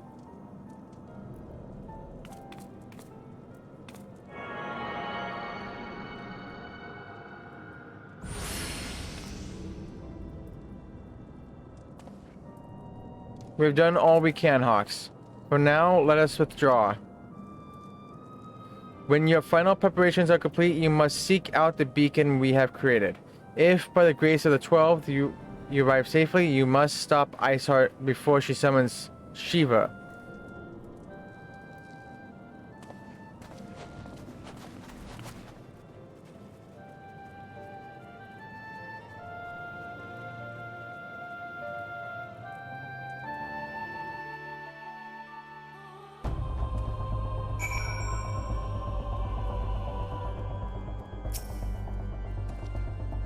We cannot ignore the possibility that our actions have alerted Iceheart to our plans. Should that be the case, she may attempt to hasten the completion of the summoning ritual, and if she succeeds, you will have little choice but to face Shiva in battle. Knowing little of this saint, I cannot say if your own strength will suffice, and so I would encourage you to call upon your allies.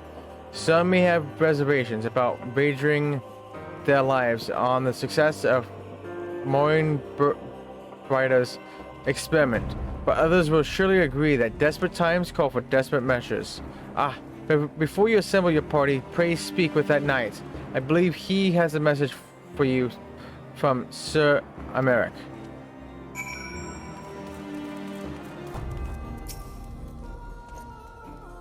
Sir Americ regrets that he could not be here in person and asks that I read to you this letter. Ishgard faces an unprecedented threat, yet in our hour of need, it is not her knights who stand poised to defend her. Hawk's Corner, the warrior of light, the savior of Eorzea, your deeds this day shall not be forgotten. Where others would flee, you choose to remain. Where others would falter, you rise to the challenge. Where others would use their gifts for selfish ends, you wield yours in service to a greater cause. May Helon bless you with good fortune and see you safely home.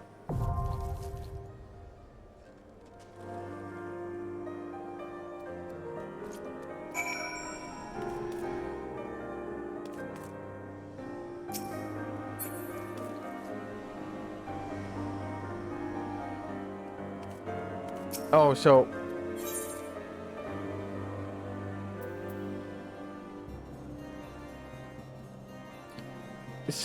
I have to do this with people.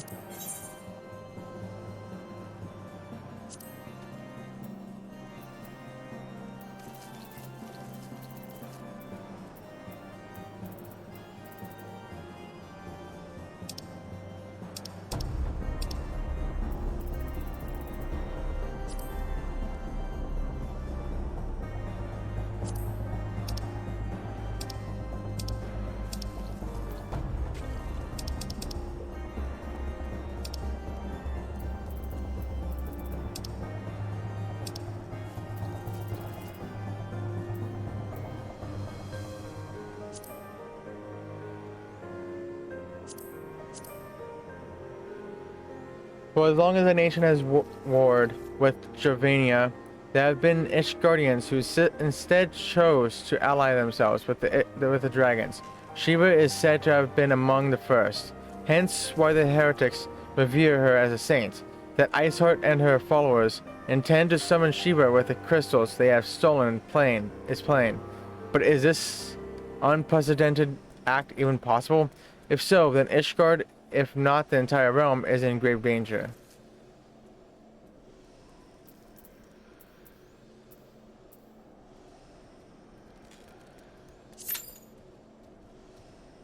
20 minutes.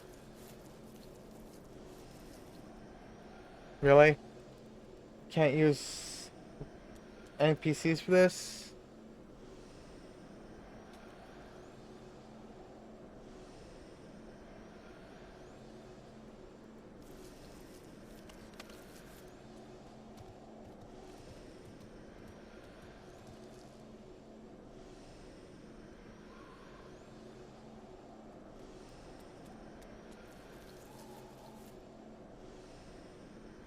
Oh, okay.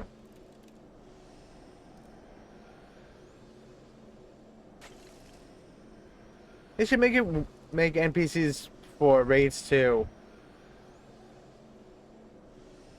So people could just keep continuing the MSQ or just don't have raids a part of the main story quest at all.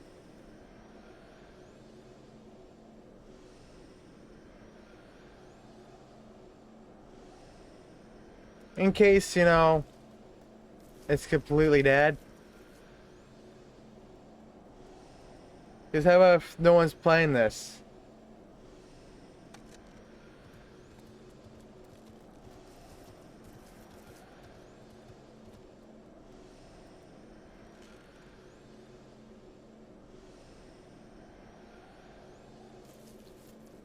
If you could world travel, you would come and carry you?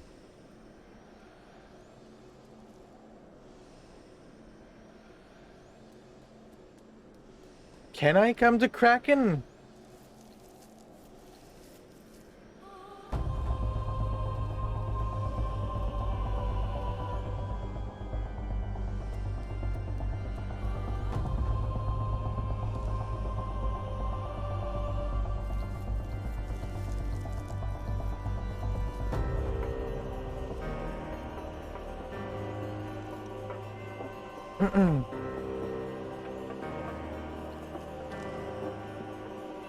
So how do I visit there?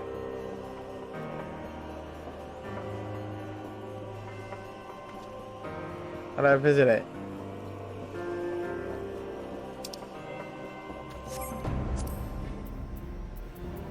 Let me...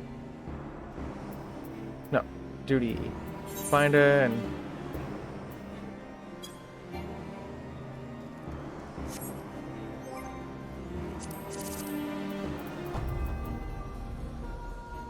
Log out.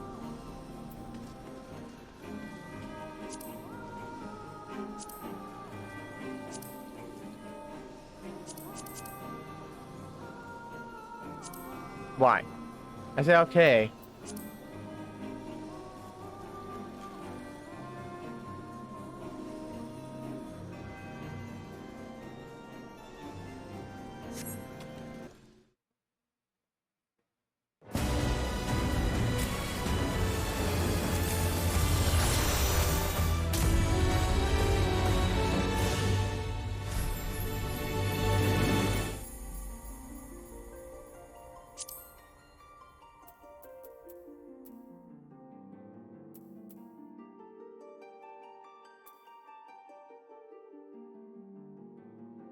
Data center.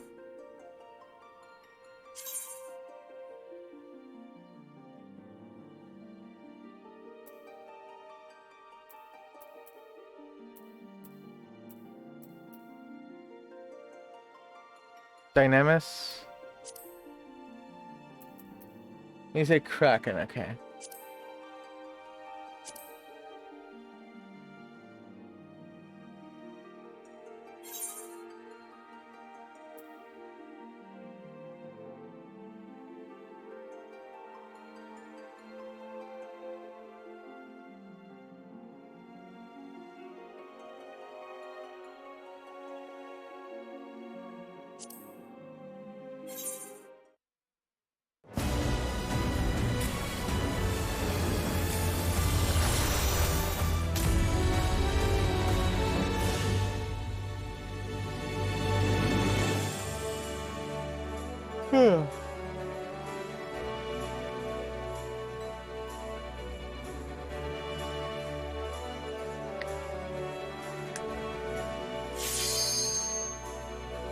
Oh, really?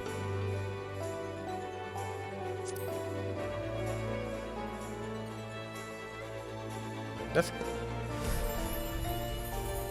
cool.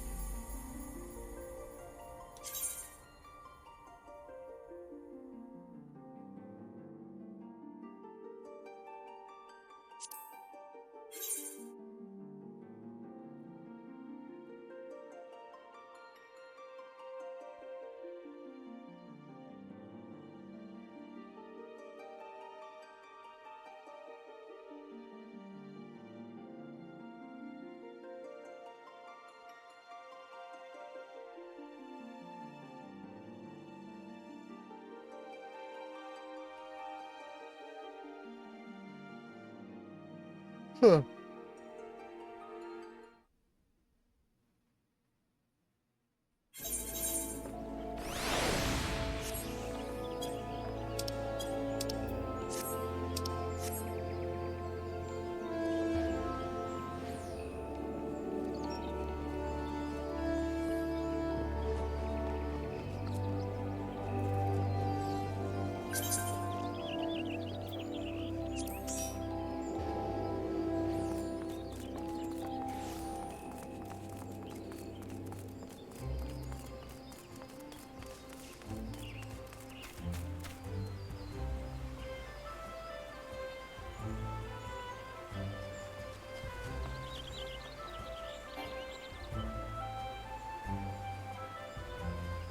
Which one or more? Wait, what? I haven't locked it. Akfar Amphitheater. There it is. Wait, how do you even make it go down to 2 people instead of a whole bunch of people? Okay. This I never watched, so... Oh, unrestricted? You should never have come here, warrior of light. I labor only to forge a lasting peace. A peace you would deny us out of ignorance and blind faith. No matter. If it is our fate to be at odds, then it is mine to strike you down. We whom gods and men have forsaken shall be the instruments of our own deliverance. Partake of my flesh. Fill this vessel with your light. Walk amongst your brothers and sisters once more. Oh, Saint Shiva, This arena looks cool. still the hatred within our hearts and bless us with eternal grace.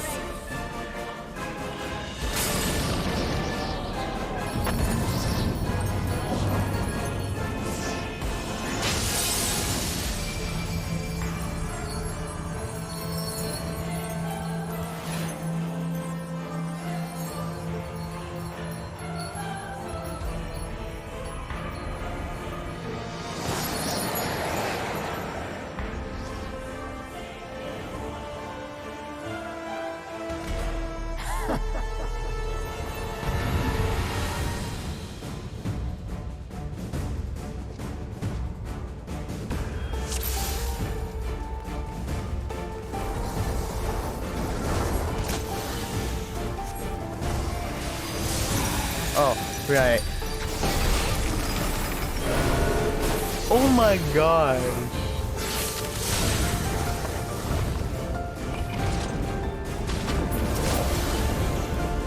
Oh my god.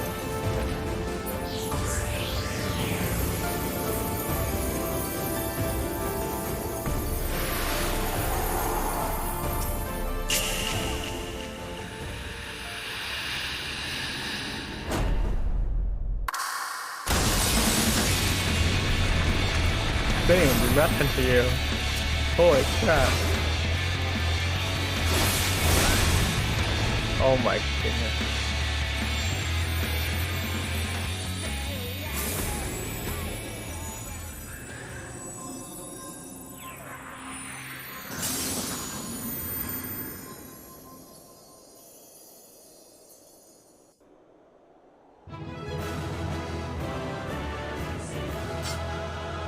Jeez.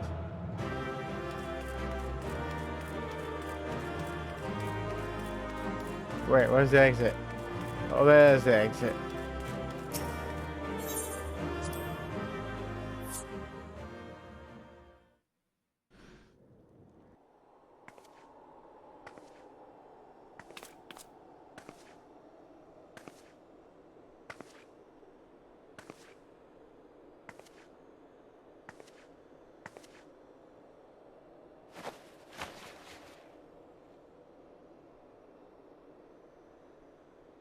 Fool. Blind, bloody fool.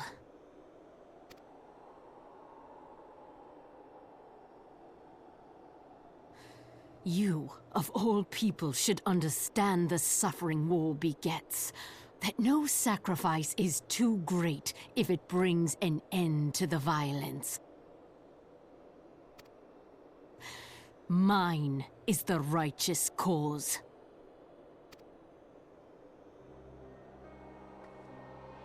You fight in a war you do not understand. A pawn of liars and schemers. And they are no less ignorant than you, following the creed of their fathers without question, never thinking to ask why. Trapped in a delusion of their own creation, and blind to the truth. Okay. I thought that was a sound delay. No, sound desync.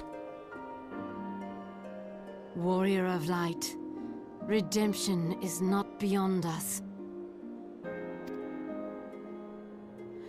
We who walk before may lead those who walk after. Seek the Keeper of the Lake. See with eyes unclouded.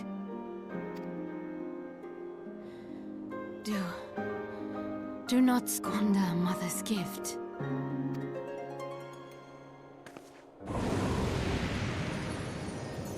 Hear, feel, think.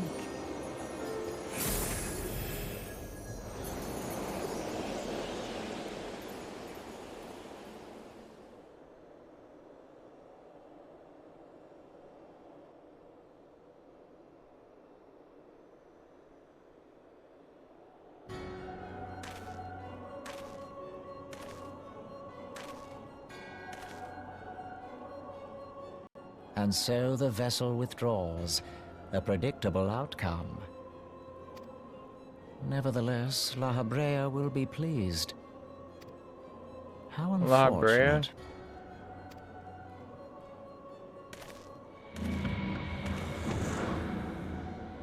La Habrea. Who the heck is that?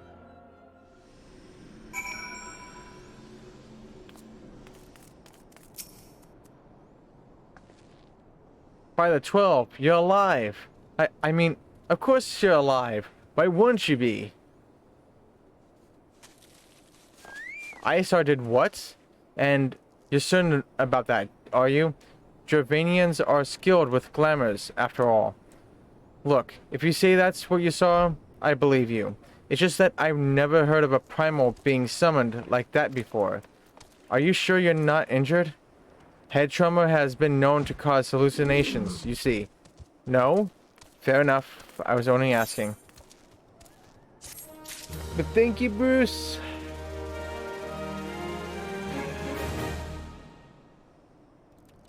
That could have been a MSQ stopper right there. I don't anyone's playing it right now because of Dawntrail.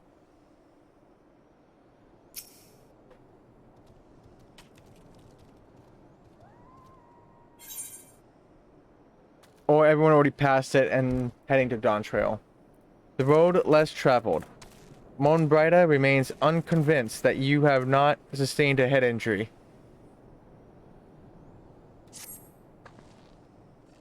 If you ask me, there's naught to be gained from mulling over the implications of your story in the freezing cold. Let's save it for the Rising Stones, eh? I'll get everyone to meet us there. Ah, but before that, you had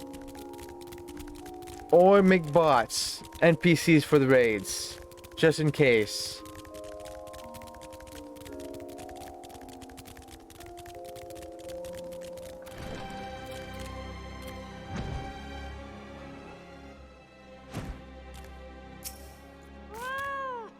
I'm gonna set in your desk. What were you thinking, Hawks? Wagering your very being on a dubious theory which might allow you to enter Iceheart's lair, knowing full well that she could have sufficient forewarning to complete her ritual to summon Shiva anyway? And then, engaging the abomination in Mortal Kombat? Hey, this is not Mortal Kombat, this is Final Fantasy. Get your IP straight there. By the Fury, Hawks. 'Tis the stuff of ballads. A battle for the ages, would that I had been there to fight by your side. Yet here I was, forced to wait, condemned to wonder the fate of a dear friend for a veritable eternity. I would not wish such torture on my most hated enemy. But you are here now, and that is what truly matters. Let's move on. Sir Emeric wished to have words with you and Master Alfie in private. He waits us in the intercessory.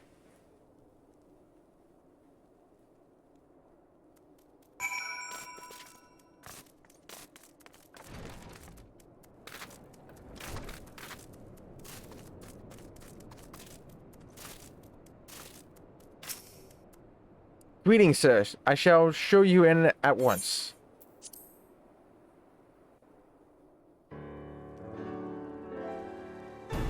Voiceover or no? On behalf of the Holy See of Ishgard, allow me to express my deepest thanks. Well, thank you for having voiceovers. Never before have we been required to contend with a primal. Indeed, there were fears in some quarters that our knights might not be equal to the task. From what we have now learned of these beings, I can say with certainty that we would have lost a great many men had the Scions not intervened. Then the argument for preemptive action should be self-evident. Perchance now you will reconsider my proposal that Ishgard move against Natalan. Ere we first met, a similar proposal was tabled, but the Holy See decreed that we were to observe, and that military action should be taken only in self-defense. All things considered, it was not an unreasonable decision. Since the calamity, 2 vigils have fallen to the Horde, while Garuda has never shown any inclination to storm the gates of judgment. Which is why this unprecedented crisis and its resolution may prompt a change in policy. You who have faced these primals know well the threat they pose. Ishgard did not. Not until now. And there is naught like a brush with death to change a man's outlook. At the very least, this should silence any lingering objections to our arrangement with Revenant's Toll. The Holy See may even feel moved to grant us its formal endorsement. So far as it is possible, the Scions shall be compensated for their service. We should be grateful for any aid you can provide. As a gesture of good faith, I shall withdraw my previous request. Your people are doubtless needed elsewhere. That will not be necessary. We too have a vested interest in watching Dravania's movements. I see. Once more, I must thank you. Sir Emeric, if I may, do you truly believe that Midgardsormr could return? The heavens are a window unto truth, but those who interpret their movements are not infallible. I requested your involvement as a precautionary measure. But of course, you sought an excuse to compensate us from the first, mindful of what would happen if Revenant's Toll were taken by your enemies. Ishgard is not wont to aid its neighbors, but that does not preclude it from manipulating them to serve its own interests. Choose your next words carefully.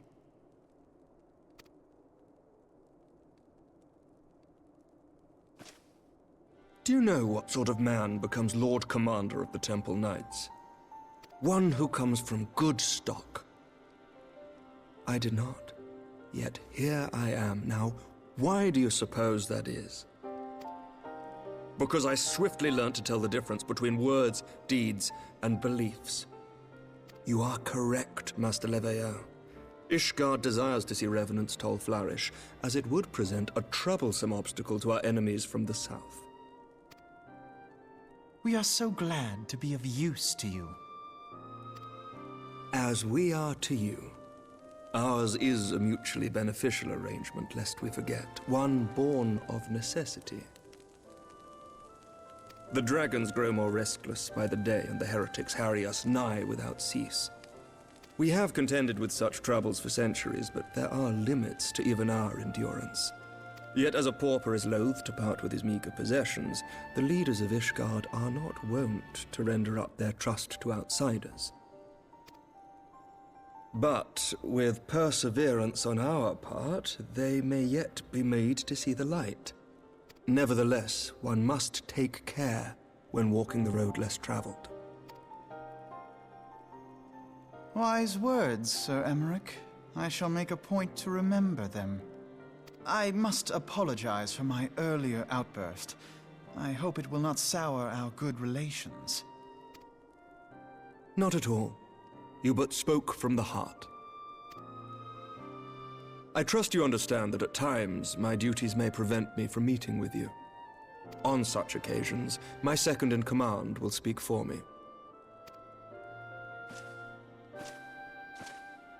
Lucia, at your service. Pray excuse our reticence. We are but wary of speaking too freely, lest our sentiments be made known to our enemies. Know that the Lord Commander and I are of one mind. For the sake of Ishgard, and of Eorzea at large, I pray our peoples can put aside their differences. Those who dwell in the past risk losing sight of their future. Should aught befall one of our shipments, pray inform Lucia immediately. You may also relay to her any words you might have for me alone. Not being of Ishgardian birth, she owes no allegiance to any noble house, making her as near to incorruptible as one can find in my homeland. Suffice it to say, I trust her completely, and so may you. Which reminds me, Lord Orchefort, if you would be so kind? Certainly.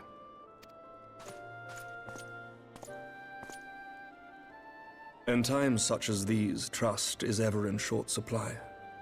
Mayhap this will go some way to rectify the problem. The results of our investigation into the heretics' recent attacks, as well as our interrogation of the merchant you detained. Sir Emmerich, I cannot thank you enough. Think nothing of it. Ishgard may be many things, but it is no friend to Garlemald. Did I not tell you to have faith, my friend?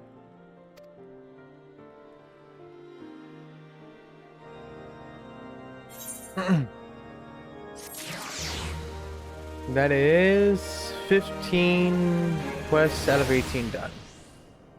There's 3 more to go. Eyes unclouded.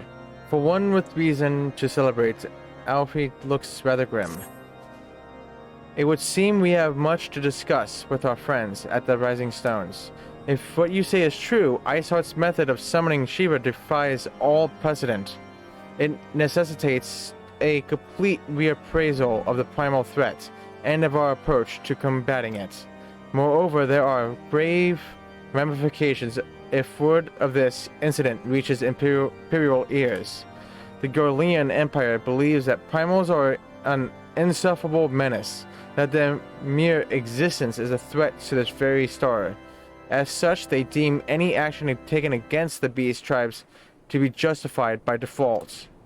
Imagine then if it became known that it was not only the beast tribes of Eorzea that could summon primals, but her civilized peoples as well. Any lingering objections to the Eorzean campaign would vanish overnight. Where before we had to contend with a single Imperial legion, we could well find ourselves facing the combined might of all Garlemald. but I speak unadvisedly. Come, Hawks. It is better that we continue this conversation in Mordona.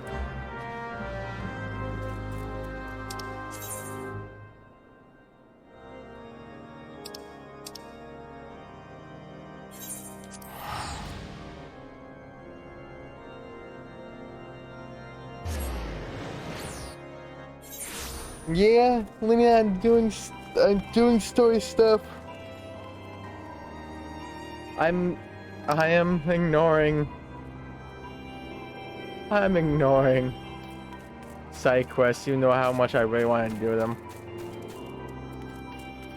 Am I even going the correct way? I think I am. Yes, I am.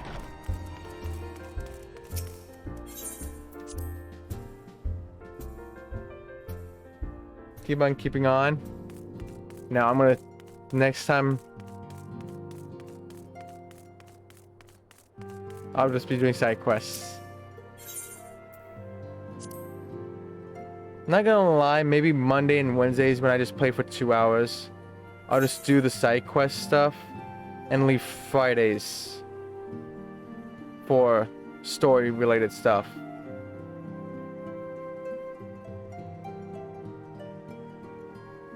Honestly, for as long as possible, because I may stop streaming by August 1st. Not forever. Around August 1st, but not stopping forever. No. I'll be away for months, and I don't know when I'll be back. It could be a month, 2 months, 3 months. Be the best of the year. I don't know. Whenever I get back home is the time I'll be streaming again. But that's a month from now, so. Express how glad I am to see you return to us hale and whole. Needless to say, I am most eager to hear your account of that which occurred in Kurthis, assuming you're ready to speak of it. Excellent. I shall summon the others at once.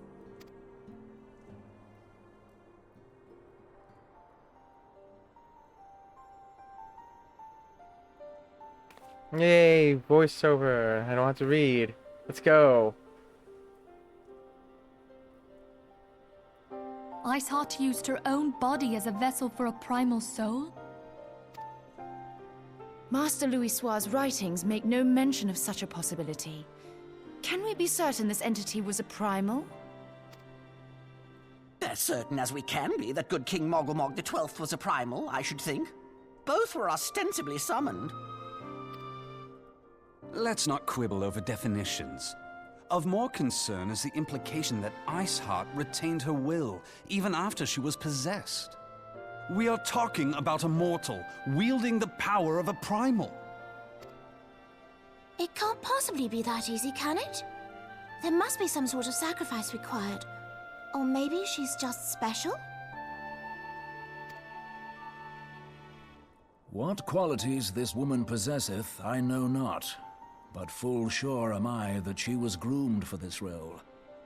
Few are privy to the secrets of summoning, and but a single party standeth to profit from their dissemination. Well, I wouldn't presume to comment on how the lass came to know about summoning, but I will say that what she summoned was a primal. The readings were the same, or near as damn it. Strange as it all sounds, it's really no different from what you've faced before. Then mayhap it is time that we re-examined our previous encounters. Pack your things, Ida. We're going back to Gridania. Gridania, okay. Yes, sir. About Iceheart's final words to you.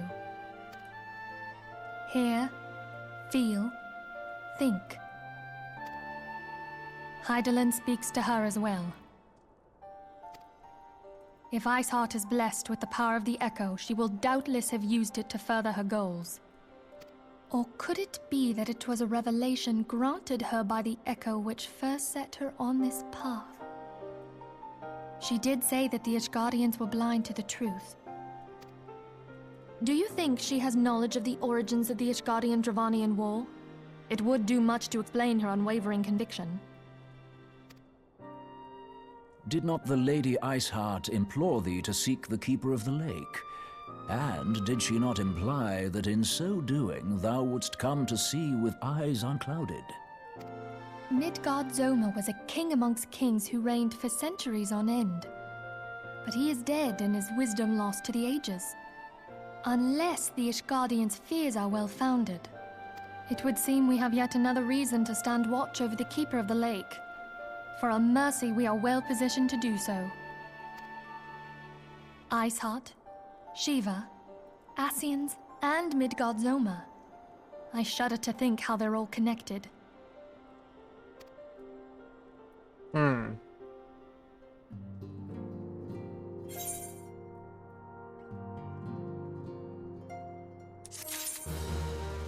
Let's see. That's 16 out of 18. The reason royal.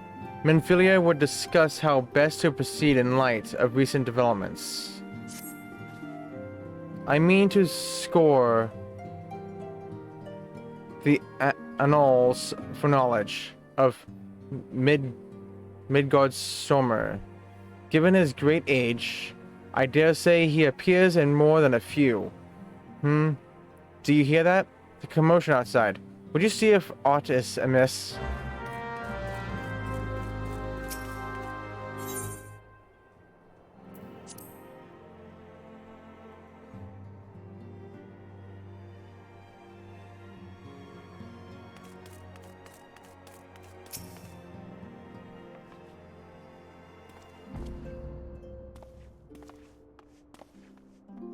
Hawks, 'tis well that you are on hand.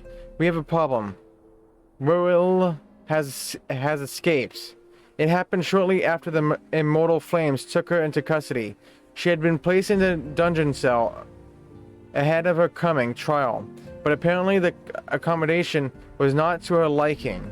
The turnkey was found slain along with 2 guards. 'Tis plain she received inside help. Citizens report seeing Royal quitting the city via the Gate of Nold with a bloodied spear in her hand. She makes for Castrum Meridianium. I don't know. I would call it Miri. I am certain of it. With her fate in Eorzea as good as sealed, what recourse has she but to flee to her imperial masters? Even as we speak, Captain Ilberd and the First are hot upon Royal's heels. Pray make haste to Camp Blue Fog and join the hunts.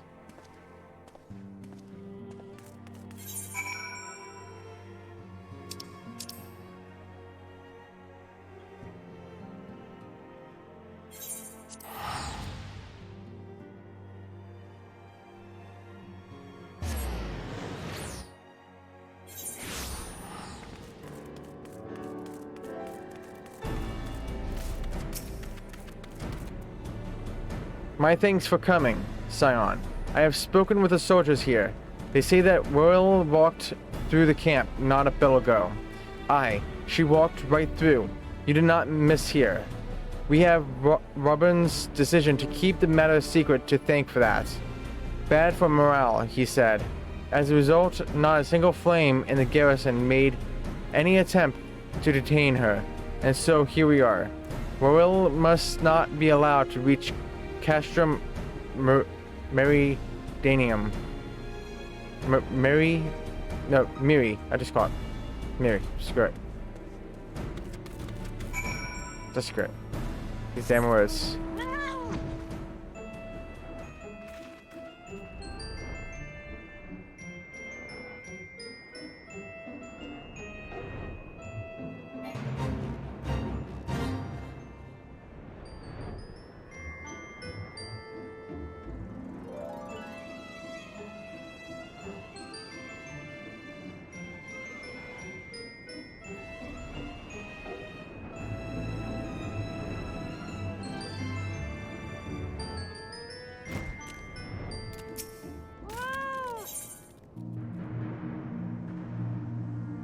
Duty calls commence battle for the reason Morel. Level sync is in effect if you are above the maximum allowed level. It will be synced as follows. Proceed.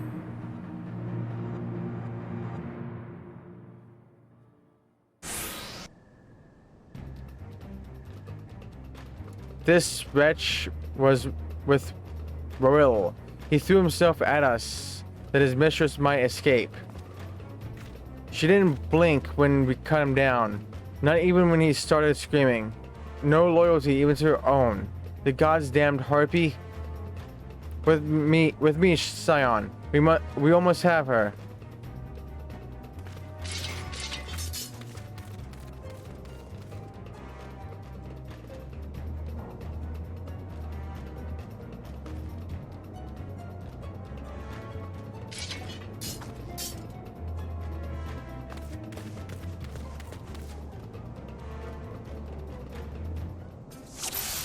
Defeat Elaine, Rail, and her Imperial allies. Oh, right.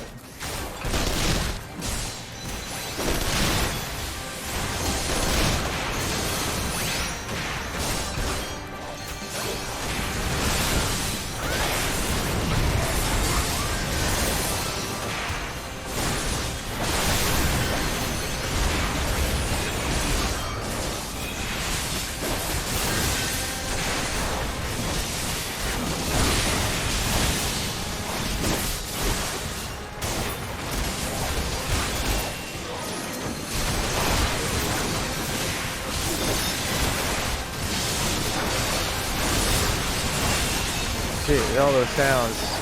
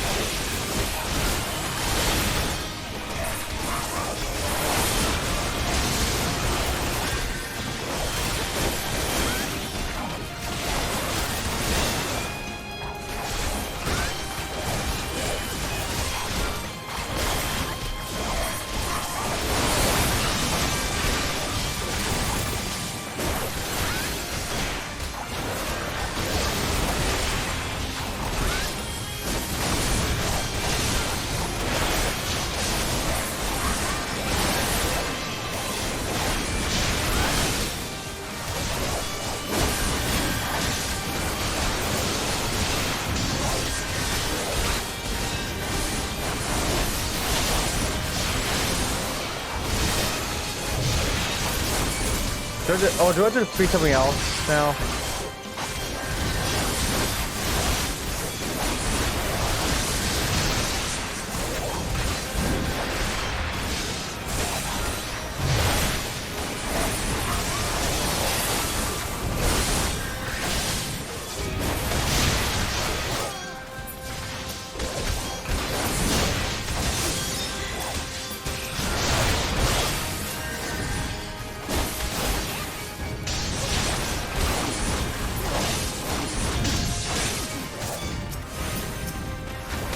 Or you?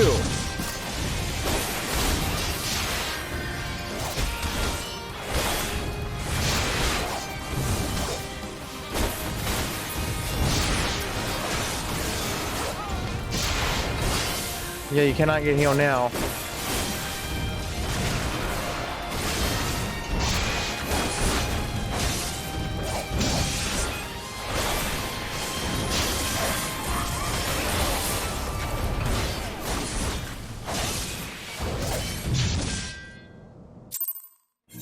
What the heck?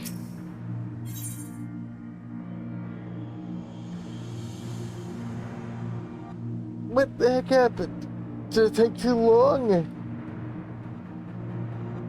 It must have been just too long. No was fine. I also was just doing it wrong, so.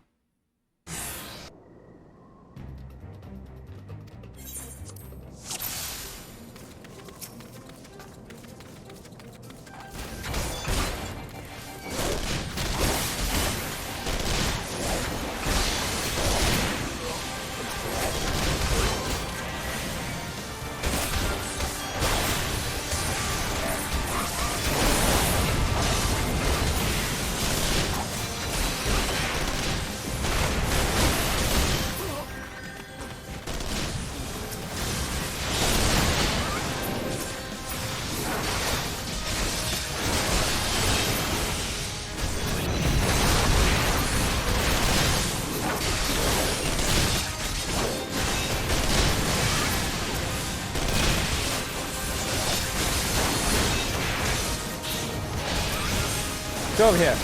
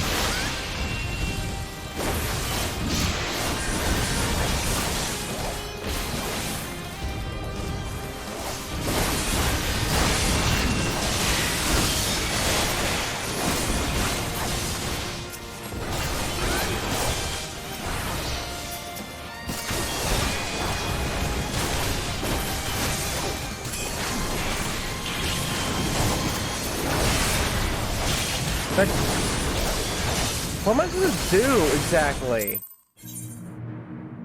I don't understand this one. I went after her before, and she never dies. So it makes me think I have to fight everyone else there, but if I fight everyone else there, then I still fail. So what am I supposed to do? Exactly, they don't really explain what I'm supposed to do here. They say go after her, but I do go after her, and this locking on system is absolute fucking ass. Can I just go in here alone? This way I'm trying to lock onto the enemies, and it locks onto my own fucking teammates every fucking time.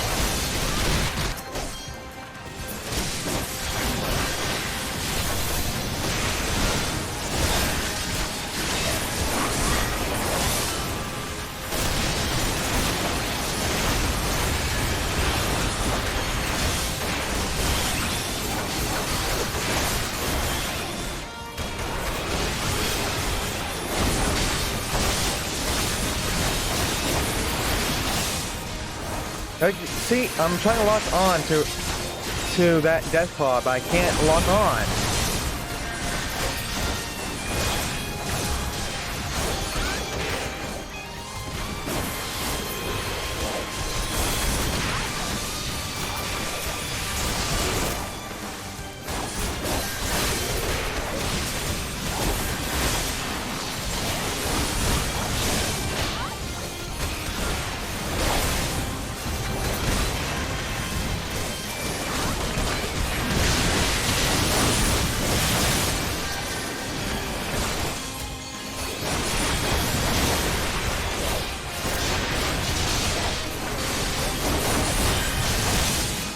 See, she just immediately healed.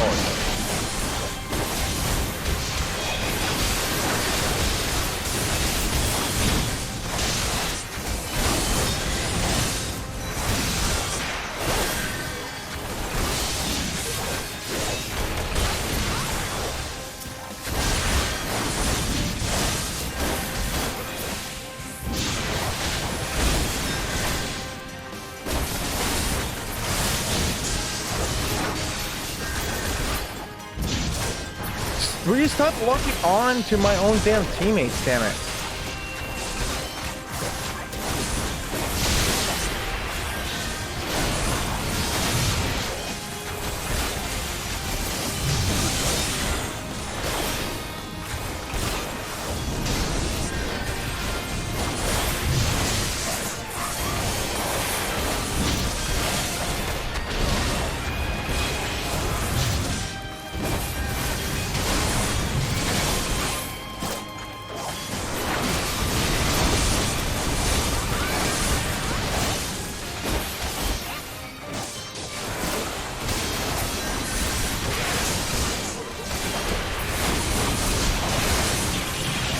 Holy shit.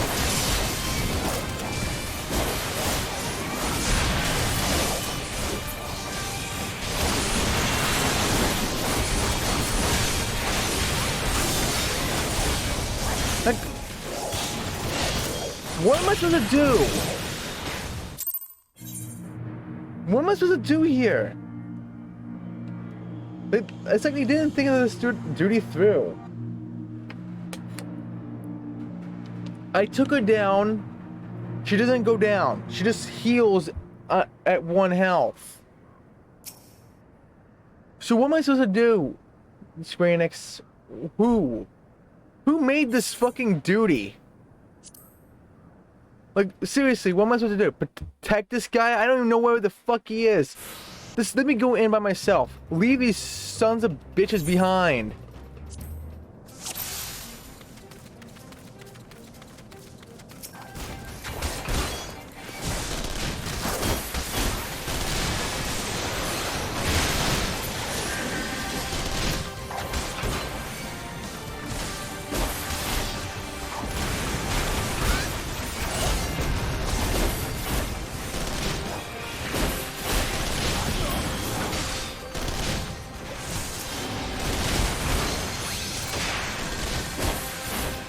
Okay, now it's broken.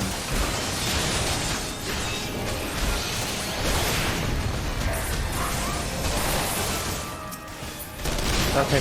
See, stop walking on! I hate you, game. Stop locking onto my teammate, you fucking stupid fucking moron! Who? I think they broke the lock-on system.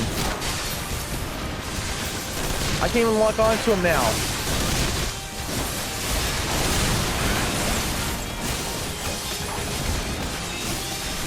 Like, why are you locking on to my teammates? I'm not a fucking healer.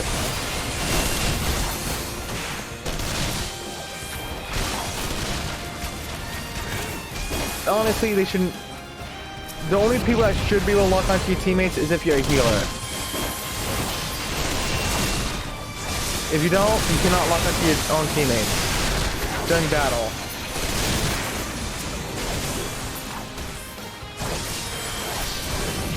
Nope.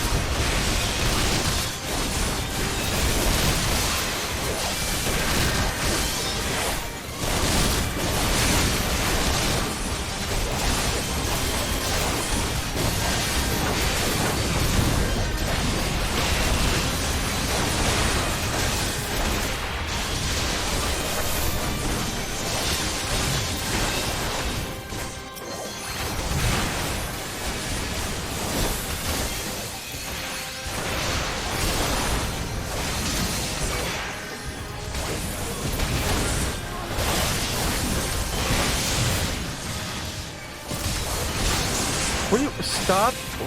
I don't even know what you're doing.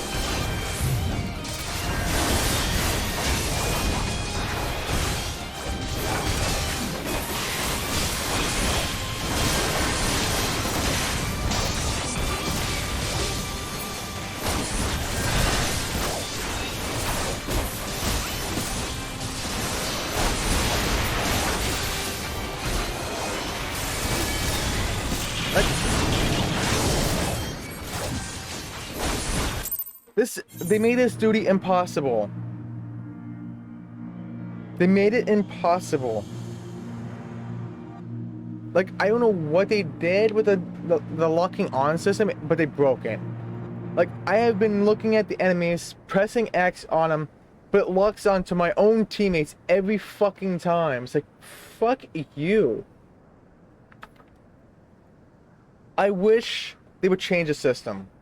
The battle system needs to be changed to where if you're not a healer during battle, you cannot lock on to your teammates at all. Only enemies can be locked on for shit like that.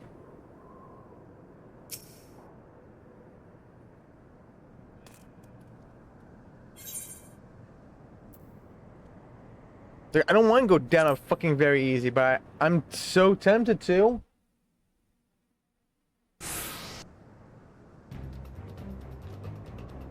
This is a piss poor fucking duty.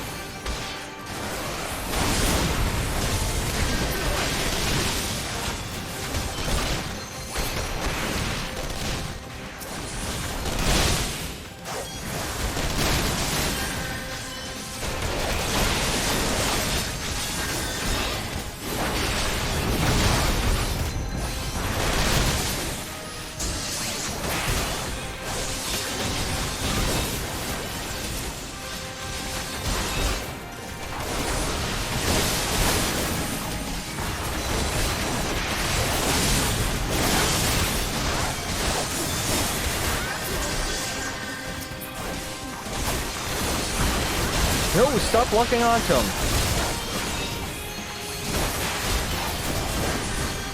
Stop locking onto him. He was not even where I'm looking.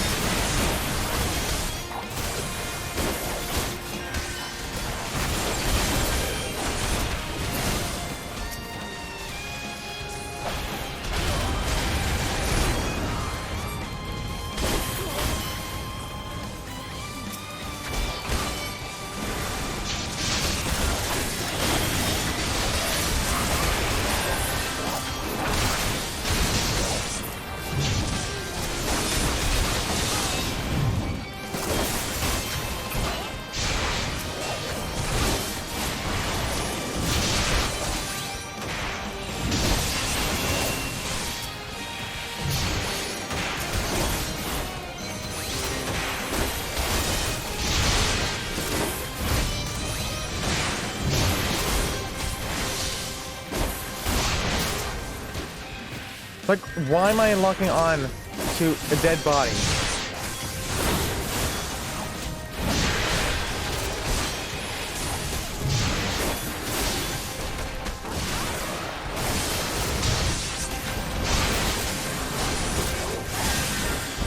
Like, I'm not a fucking healer. I can't do nothing.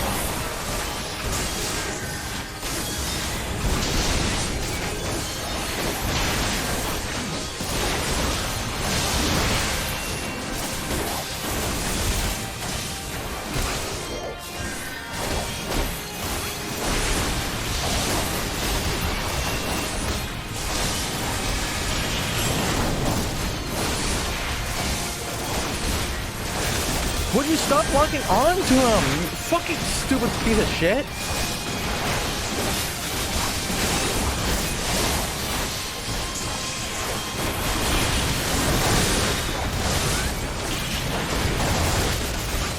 Yeah, they made this impossible.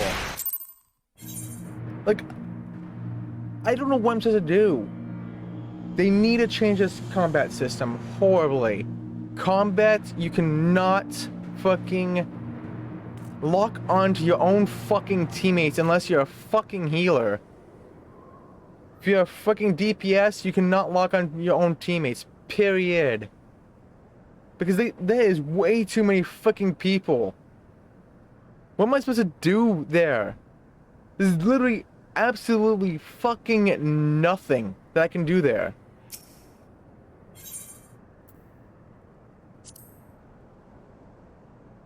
You make me lock onto my own teammates. When I'm trying to lock onto the enemies, I look at the enemy, it locks onto my own teammates a fucking several feet to the right of them every fucking time.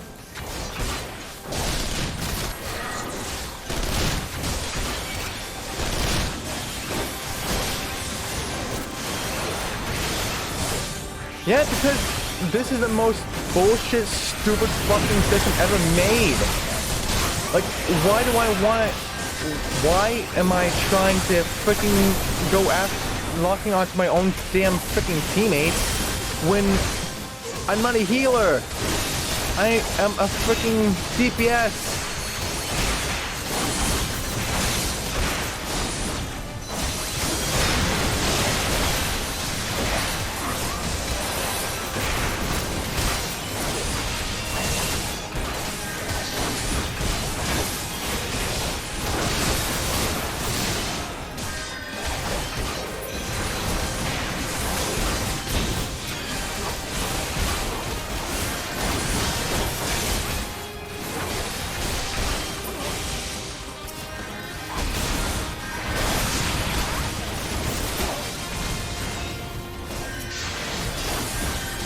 No.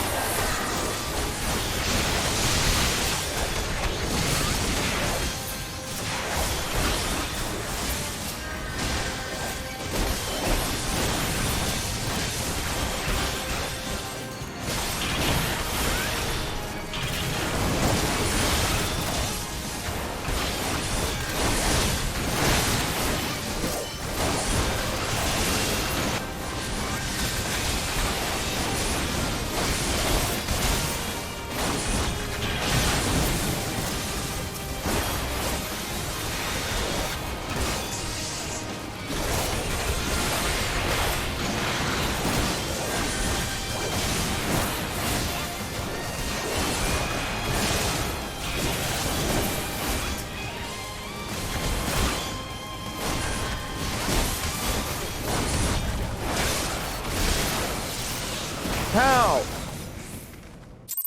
I think I was close, though.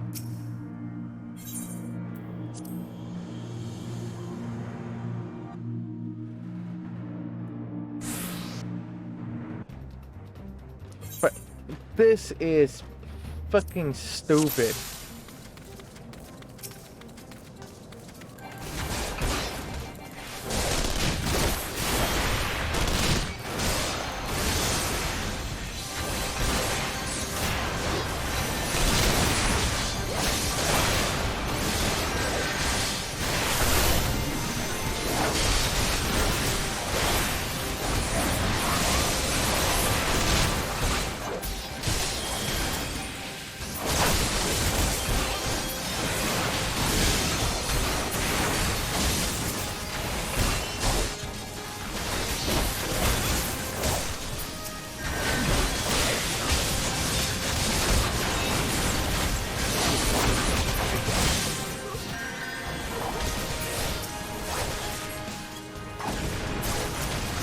But were you...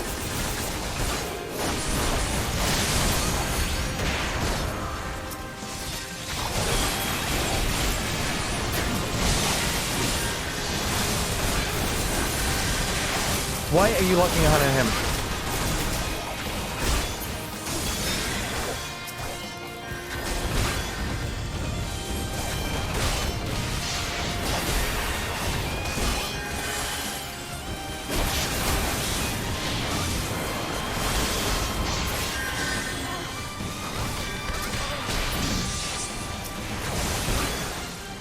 No, I'm gonna kick your ass.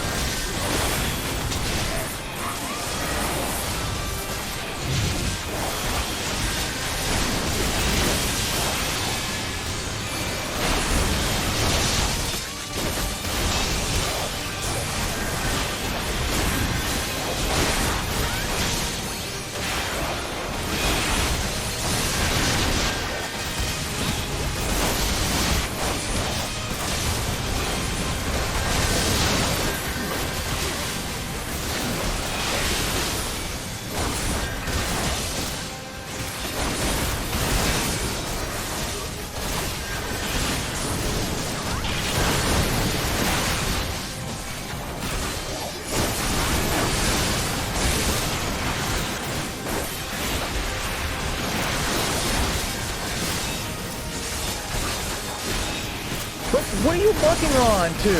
You fucking idiot.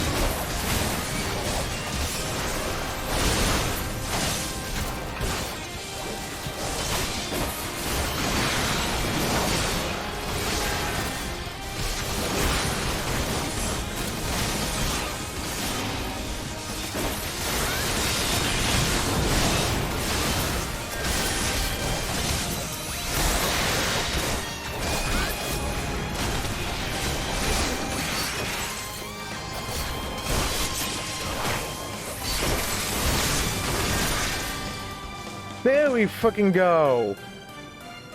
Fucking hell. I want to freak. No, never mind. No, I'm gonna say it. Bind her and do it tight. Yes, sir. Ugh, fuck that duty. Holy freaking hell. Good work, man.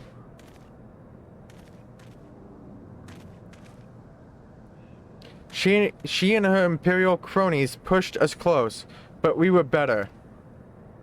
Yeah, after, what, 8 fucking attempts. Behold, a respected officer of the Immortal Flames. People looked up to you as one of the Order's founding members, one of its pillars. It saddens me to see you fallen so low. What would you know of low? You a spoiled little lordling who has never known any wants? People such as you take wealth and birth for granted. You think if you're God's given right to rule over others. You know not of our plight, the injustice that we low-born Ishgardians must endure. To the noble lords and ladies, we are not people, but resources to be consumed. I did what I had to do to survive. Stealing, killing, even whoring myself. It is no fault of mine if fools imagine me a paragon when I joined the Flames. To hear you tell it, one would think you the only person ever to have suffered. In case you have forgotten, Robin himself was born into poverty, as was I. We lived hand to mouth, with little more than the shirts on our backs. Hunger was our constant companion. Yet never did we bemoan our lot in life, nor did we begrudge others their fortunes. We accepted the hand that we had been dealt, and played it to the best of our ability. Life was a battle, aye, but no matter what fate threw at us, we took it on the chin and came back for more. Everything we have, we fought for. How are we any different? How are we any different then? 'Tis true that we were both mercenaries of lowly birth, and 'tis true that we both had our fair share of struggles. But whereas I sold my sword, you, Marshal, you sold your comrades. If life has taught me one thing, it is that you never betray your own. I would sooner cut off my own arm than raise a hand against a friend. But enough talk. You will return to Ul'dah to face justice and the people whose trust you have dragged through the gutter.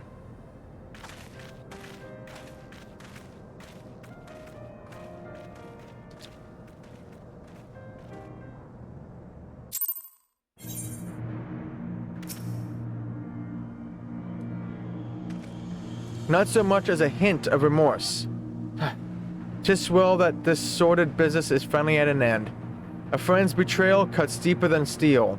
We must hope that we have chosen our own allies more wisely than Robin chose his.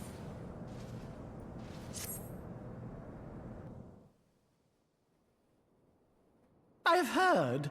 Truly bothersome business. No, I do not foresee a problem on that front. The main concern is Roban. There is no telling what the brute might do. Have the Blades watch him in the flames day and night. You may leave the Sultana to me. I shall personally attend her grace.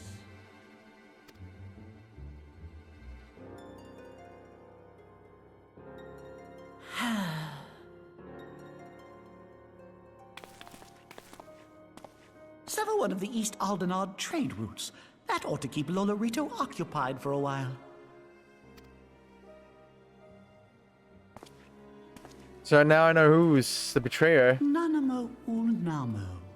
For my sake, pray be a good little Sultana to the last.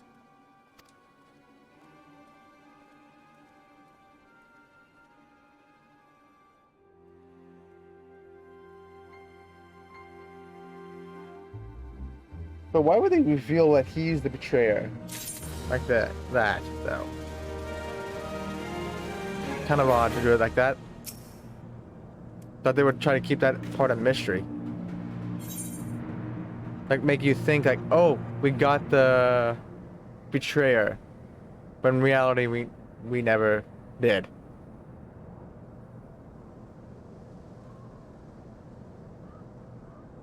Let us cling together. Alfie would ask another favor of you. Captain Ilberd and I have a few questions for the Flame Marshal regarding the circumstances of her miraculous escape. When we have completed our interrogation, we shall take our findings directly to General Raban, and that shall be the end of it. Your work here is done, my friend. My thanks. But I have one last task for you. When return to the Rising Stones and apprise Menphilia of all that has happened. I am aware that the antecedent held Worley, I don't know, in high regard. For better or worse, she will want to know how this tale ends. It never really ended.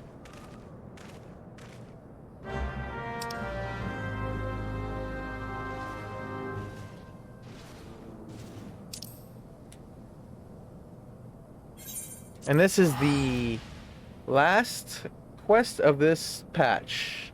And it's on to patch 2.5, which I'm not going to be doing today.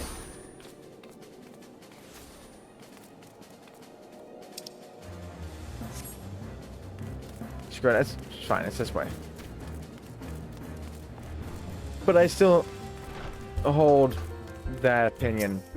That the only people that should in battle like that be able to lock onto your teammates is if you're a healer.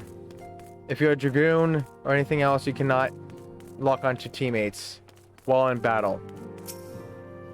So like if chaos like that happens, you still lock on to the correct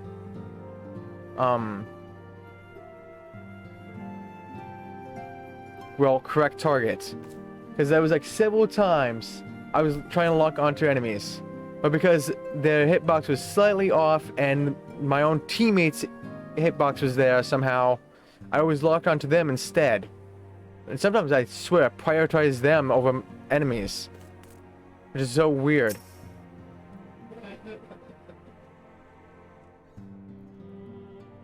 Welcome back, my friend.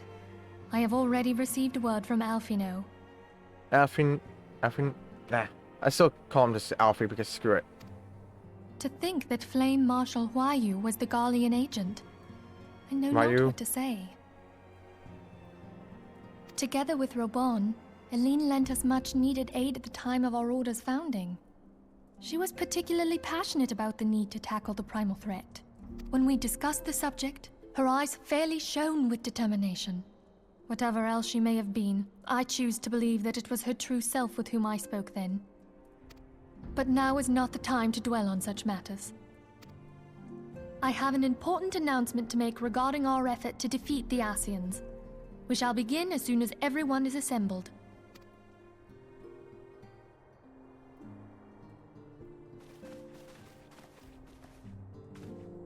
My thanks for coming, friends. Moonbreeder, the floor is yours. By now, I'm sure you're all familiar with White Auracite, the miraculous material that'll allow us to capture Ascian souls. Back at Snowcloak, we verified its ability to absorb vast amounts of ether.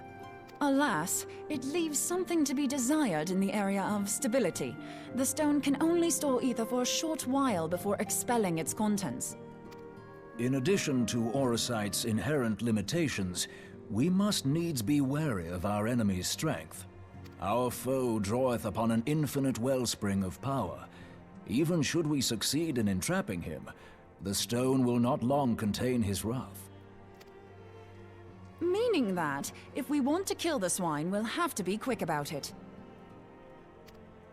'Tis our belief that an Ascian soul may be permanently undone, if smitten by a sufficiently concentrated burst of pure ether. The only trouble is, we can't say for sure how concentrated the burst needs to be. Without knowing how much ether an Ascian soul is composed of, we're basically guessing. Our sole clue lieth in thy struggle with La Habrea. During that encounter, Hydaelyn bid you forge what she called a Blade of Light, a weapon which took the form of a luminous stream of energy. Based on your description, we believe the blade with which you vanquished your foe was composed of ether. Admittedly, your victory proved ephemeral, as La Habrea was able to use a crystal of darkness to flee into the space that lies between our world and the void. The fact remains, however, that Hydaelyn placed the means to destroy the Ascians in your hands. Be that as it may, it would be unwise to assume that she will do the same when we next encounter such a foe. Quite so, my lady. We must needs find the means to forge our own blade of ether, one to equal that which Hydaelyn did benevolently bestow upon her champion. That is all well and good, but it seems to me that producing such a blade will require a prodigious quantity of ether. Whence will it come, pray tell? Oh, what if we had 2 pieces of white auracite? One to trap the Ascian, and the other to store the ether for the blade. Oh, nice try. But it's as I said, the stone won't hold ether for any length of time. We'd still need to collect the stuff there and then, sorry to say. And therein lies the rub. Finding a way to create the blade whenever and wherever we choose. 'Twould seem more research is in order. I'm going to linger a while, perform a few more tests on the Auracite. And I could do with some help. Urianger, why don't you lend me a hand? Urianger? Mine apologies, but I am required at the Waking Sands. Wow, you're being a coward right now. You're cowering away to Waking Sands. I see how it is. Lady Minfilia hath given me sole charge of the premises. 'Twould be unseemly to leave them unattended. Sole charge, you say? So you're basically alone there, then? Well, that settles it. I'll just have to come to you. Oh boy. He's not gonna escape.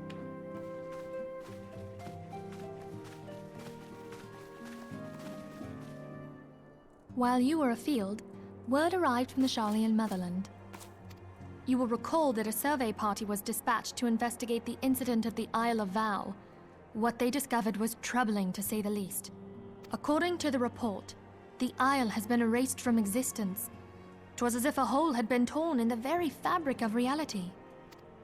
Aye, yet the mystery endeth not with the Isle's disappearance. It hath come to light that a number of scholars in various other locales were reported missing at a similar juncture. What's more, they all had something in common with the head of the students of Baldesion. Every last one of them was researching a phenomenon called dimensional compression, or the rejoining as the ancient texts call it. I'll be damned if that's a coincidence. All indications suggest Ascian involvement, but I sense that a force greater still is at work. The entity the Dark Beings call the One True God. We must pray that my dear friend Krile regains consciousness soon. If she bore witness to the Isle of Val's final moments, she may be able to shed some light on this mystery. And that should be Trophy?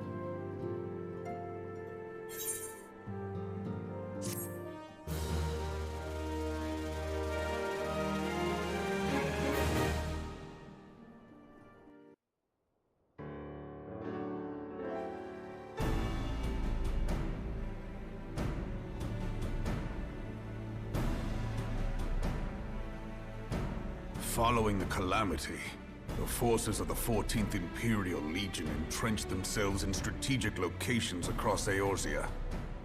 So swiftly did they accomplish this, it was suspected that they had received help. To think that it came from Huayu, my right hand. There is more. We have reason to believe that Huayu didn't deal exclusively with the 14th.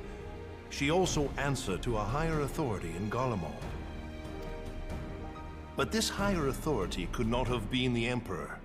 By consenting to the Media Project, Solus Zos Galvus showed himself to be more concerned about preventing the spread of primal influence than claiming Eorzea for the Empire. He would happily have seen the lot reduced to ash. We believe a number of high-ranking figures within the royal household were against the decision, but that they knew better than to oppose the Emperor openly. Of course, this didn't prevent them from making clandestine provisions, in which Huayu played a part. Alas, these provisions did not prevent Dalamud from falling, and the ensuing chaos changed the face of the realm forever. Yet Eorzea survived. To all intents and purposes, the Meteor Project had failed, and the Empire was left to rue its lack of a decisive means to eliminate the Primals. Until, that is, it stumbled upon the Ultima weapon. Even before the accursed thing was dug up, it seemed to me the 14th had the might to overwhelm our weakened armies. Yet they chose to hide behind their walls. Why? The Black Wolf was wary of making the denizens of Eorzea desperate, lest more Primals emerged to bleed the land. The discovery of the Ultima weapon, however, emboldened him to resume his war of conquest in earnest. But there was one in Garlemald who believed that Van Belsar's actions were premature. One who stood higher in the Imperial Army's chain of command. He ordered the Legatus to halt his advance, only to find that the Black Wolf had slipped its leash, and that the 14th now acted alone. In a bid to bring Van Belsar to heel, he used the agent he had planted in Ul'dah prior to the calamity to undermine the Legion's efforts.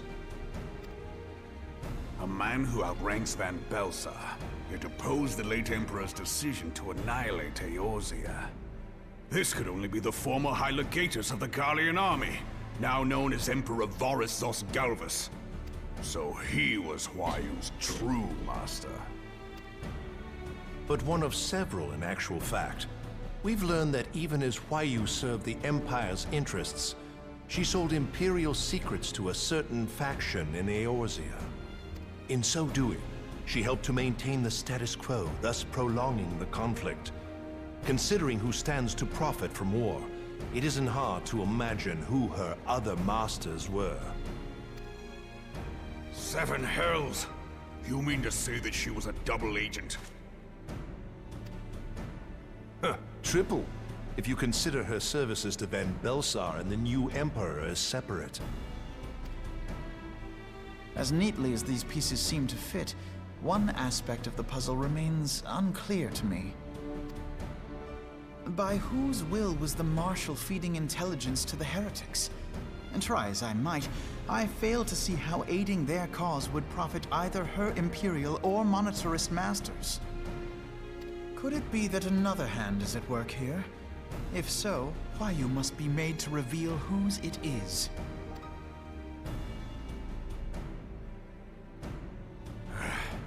Not only have I lost a trusted friend, Now I must interrogate her as a stranger. Not a pleasant task, I grant you, but a necessary one. Unless we weed out the ivy, root, stalk, and stem, it will simply grow back.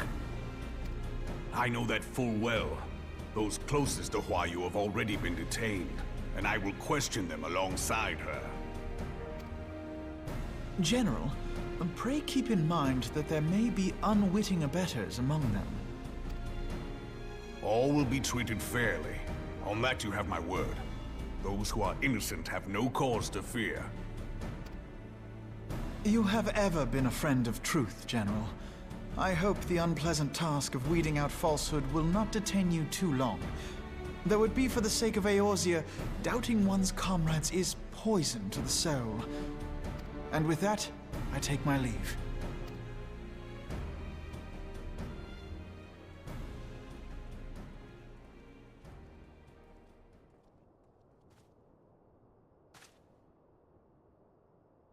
All these years, I've been made to dance to their tune.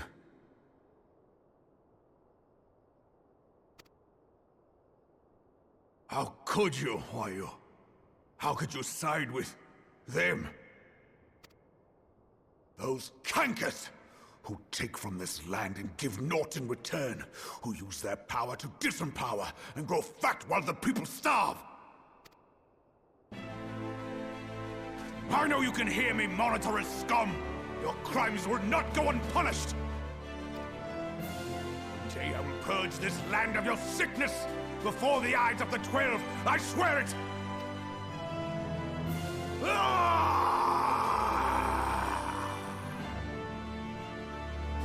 They all better watch out for him.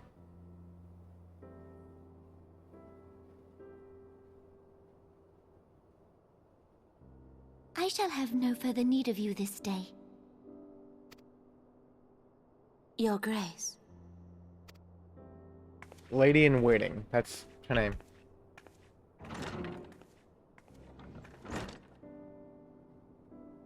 I fear that not even mine own chambers shall remain private for long. Has the situation grown so grim?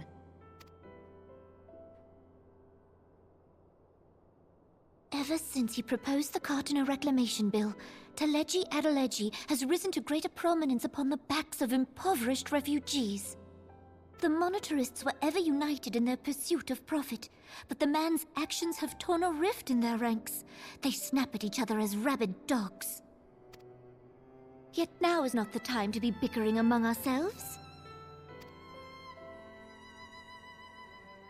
If this bickering is a threat to law and order, might you not have grounds to dissolve the Syndicate? Would that the solution were so simple, Admiral.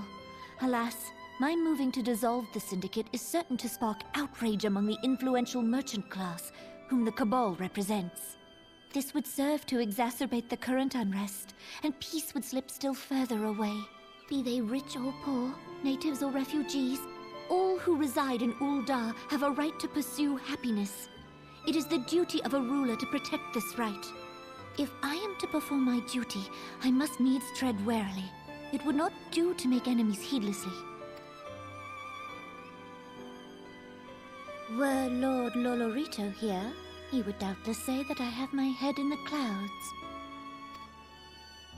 A ruler is required to take a wide view. Try as we might to cater to all needs, some will inevitably be overlooked. As such, there shall ever be citizens who feel aggrieved. It cannot be helped. But as you have informed us, the Monetarists take no view but their own. They hunger for power while the masses starve. In the absence of a common cause, it seems beyond any one individual to make Ul'dah whole. And the presence of a Garlean agent within the Immortal Flames only makes matters worse. Even accounting for Ul'dah's historic reliance upon mercenaries, such a grievous breach of security is unprecedented. I fear this business will provide the Monetarists with a rod to beat Rauban. Eorzea can ill afford for the Immortal Flames to be dampened now. Ere long, the Garleans will turn their ravenous gaze toward our lands once more. If we are to resist their might, our nations must stand together. Yet for this to happen, our nations must be whole. Cannot be done to improve the situation in Ul'dah.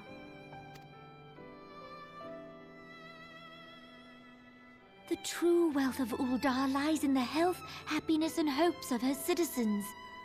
Alas, the citizens shall never know these things, so long as their lives are ruled by the ambitions of the few.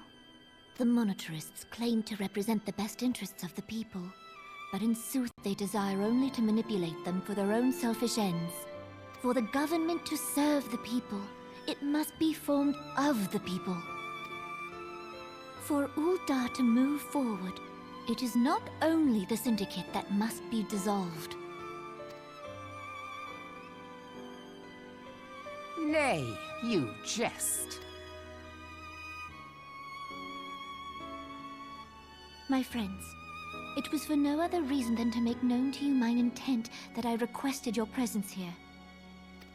When I make my declaration to the people, chaos shall inevitably ensue. As the last monarch in the line of Ul, I make unto you this request.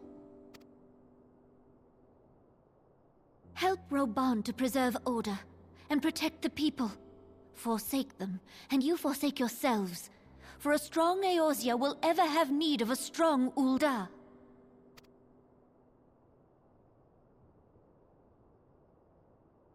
Your Grace, are you certain of this? There is no other way. When the time is ripe, the nation shall become a true republic. Both royalists and monetarists shall cease to be. Ul'dah will no longer belong to kings or queens or merchant princes, but to her people.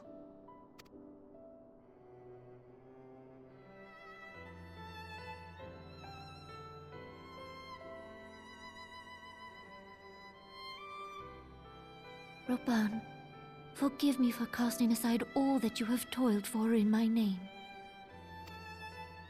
Beyond this gesture, I am powerless to help my subjects.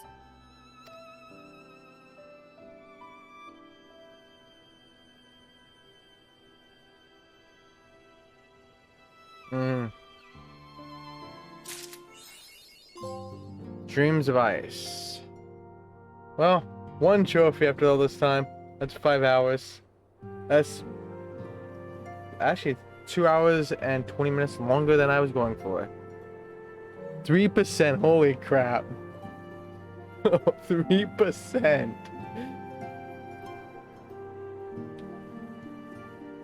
Thank you. I should start working on a lot of these.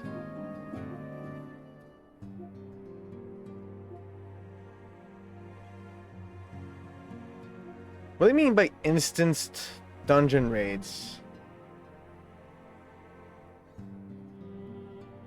So like for the thing I just did? But instance just...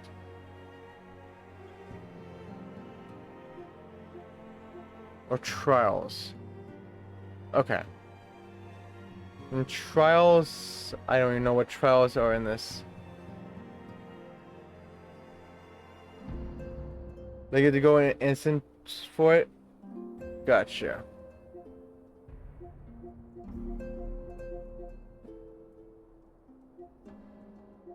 All these second coils.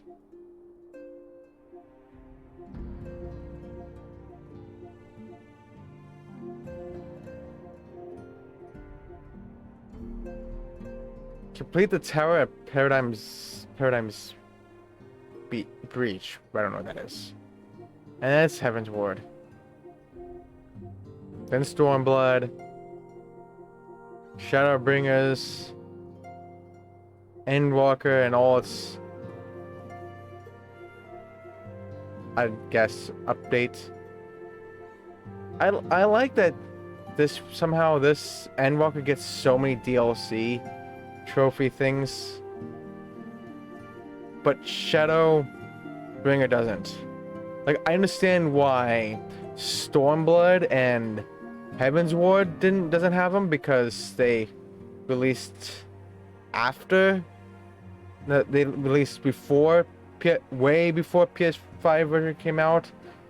But it came out by Shadowbringers, didn't it?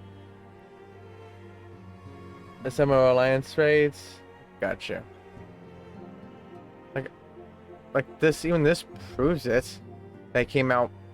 The Shadowbringers came out at the time of PS5, unless it was near the end of Shadowbringers when it came out on PS5, and that was the last update quest line for Shadowbringers before Endwalker.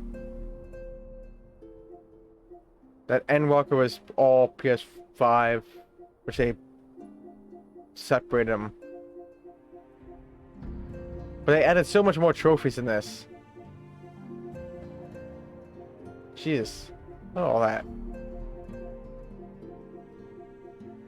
Holy crap. And it's Dawn Trail. I expect Dawn Trail is going to have the same exact thing. So many DLC trophies for it.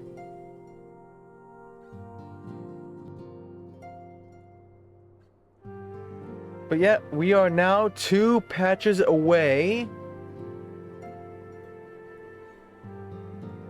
from Heavensward. And 2.55 is pretty long. Like 2.5 is pretty short. 1, 2, 3, 4, 5, 6, 8 story quests. While 2.55 has 1, 2, 3, 4, 5, 6, 7, 8, 9, 10, 11, 12, 13, 14, 15, 16 again. So it's 1, 2, 3, 4, 24 more quests to Heavensward.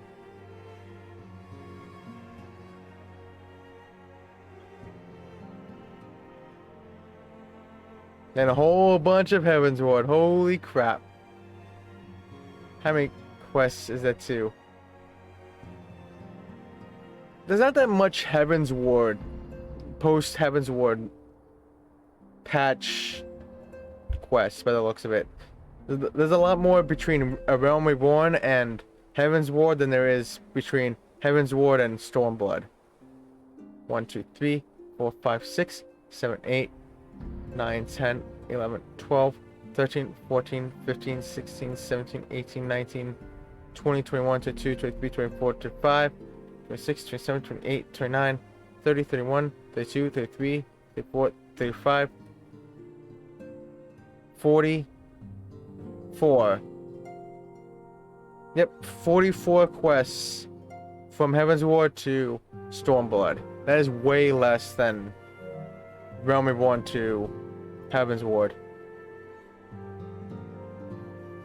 Like, just from 2.55 and 2.4 that I just finished, that's 32 quests right there, alone.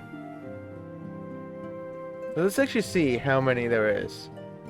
1, 2, 3, 4, 5, 6, 7, 8, 9, 10, 11, 12, 13, 14, 15, 16, 17, 18, 19, 20, 21, 22, 23, 24, 25, 26, 27, 28, 29, 30, 31, 32, 33, 34, 35, 36, 37, 38,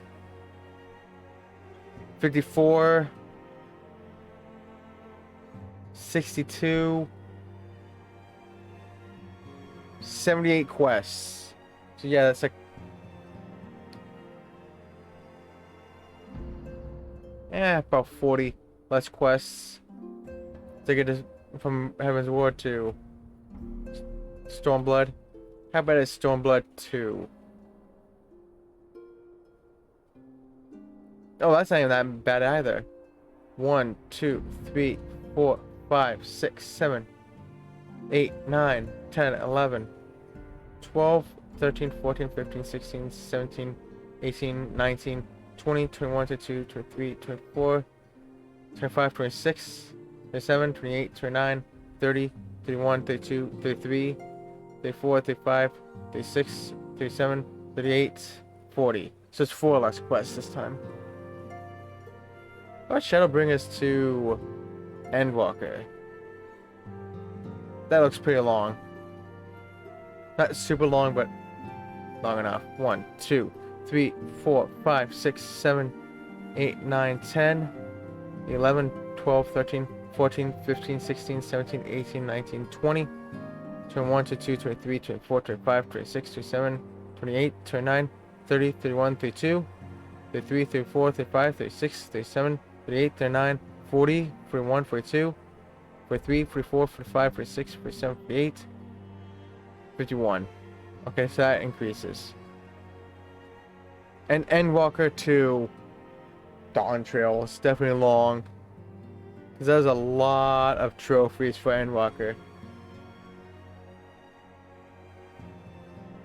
Actually, no, it doesn't look at it. It's that bad. 1, 2, 3, 4, 5, 6, 7, 8, 9, 10, 11, 12, 13, 14, 15, 16, 17, 18, 19, 20, 21, 22, 23, 24, 35, 26, 27, 28, 29, 30, 31, 32, 33, 34, 35, 36, 37, 38, 39, 40, 41, 42, 43, 44, 47. That's so pretty much it's anywhere between 44 to like 55 quests per between each DLC. So I would probably say it's gonna be around that for Dawntrail to whatever's the next DLC. Somebody already made all the main story quests, the MSQ for the Dawntrail already. Jeez, people blasted through it. It's insane. But I'm not surprised.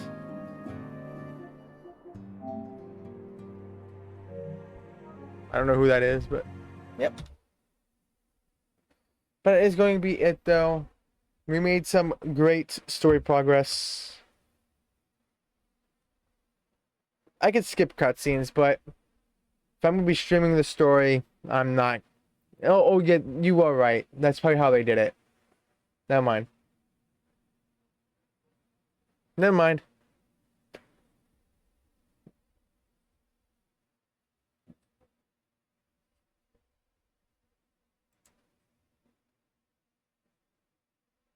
Yeah, they could have skipped it, but then at that point, it's like,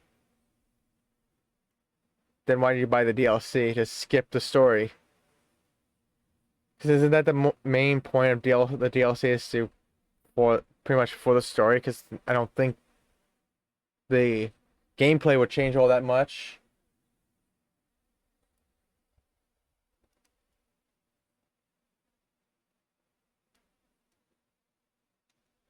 Actually, not at all. It's pretty much all story for DLCs for Final Fantasy 14.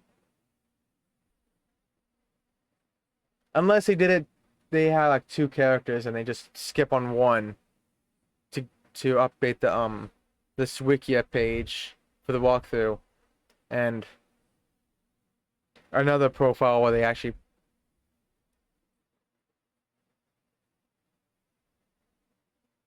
read it and all that stuff. Return to Homeworld.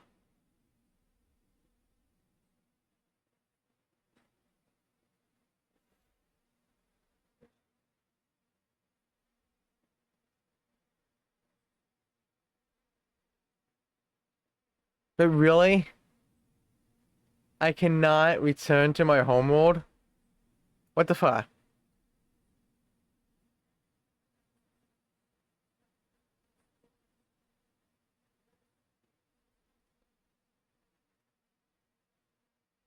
How about like...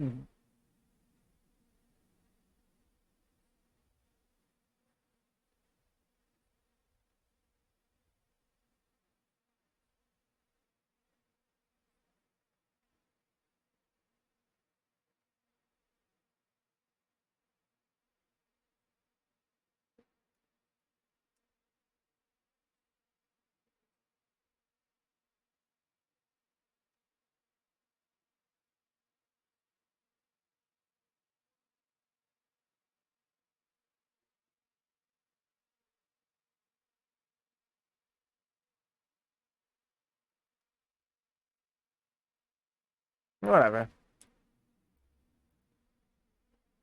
But anyways.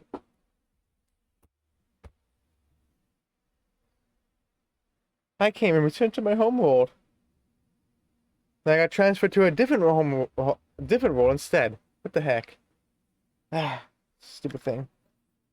Well, I'll go back to Zalera. I don't know why. Unless they have a limit at how many times you can... I guess they have a time limit when you can return to your homeworld.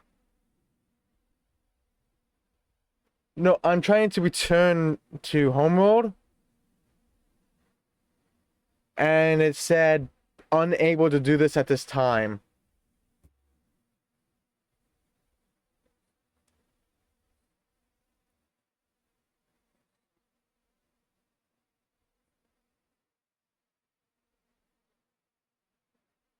Let me just see if I can. I'll be back in 20 seconds. I'm just going to end the recording.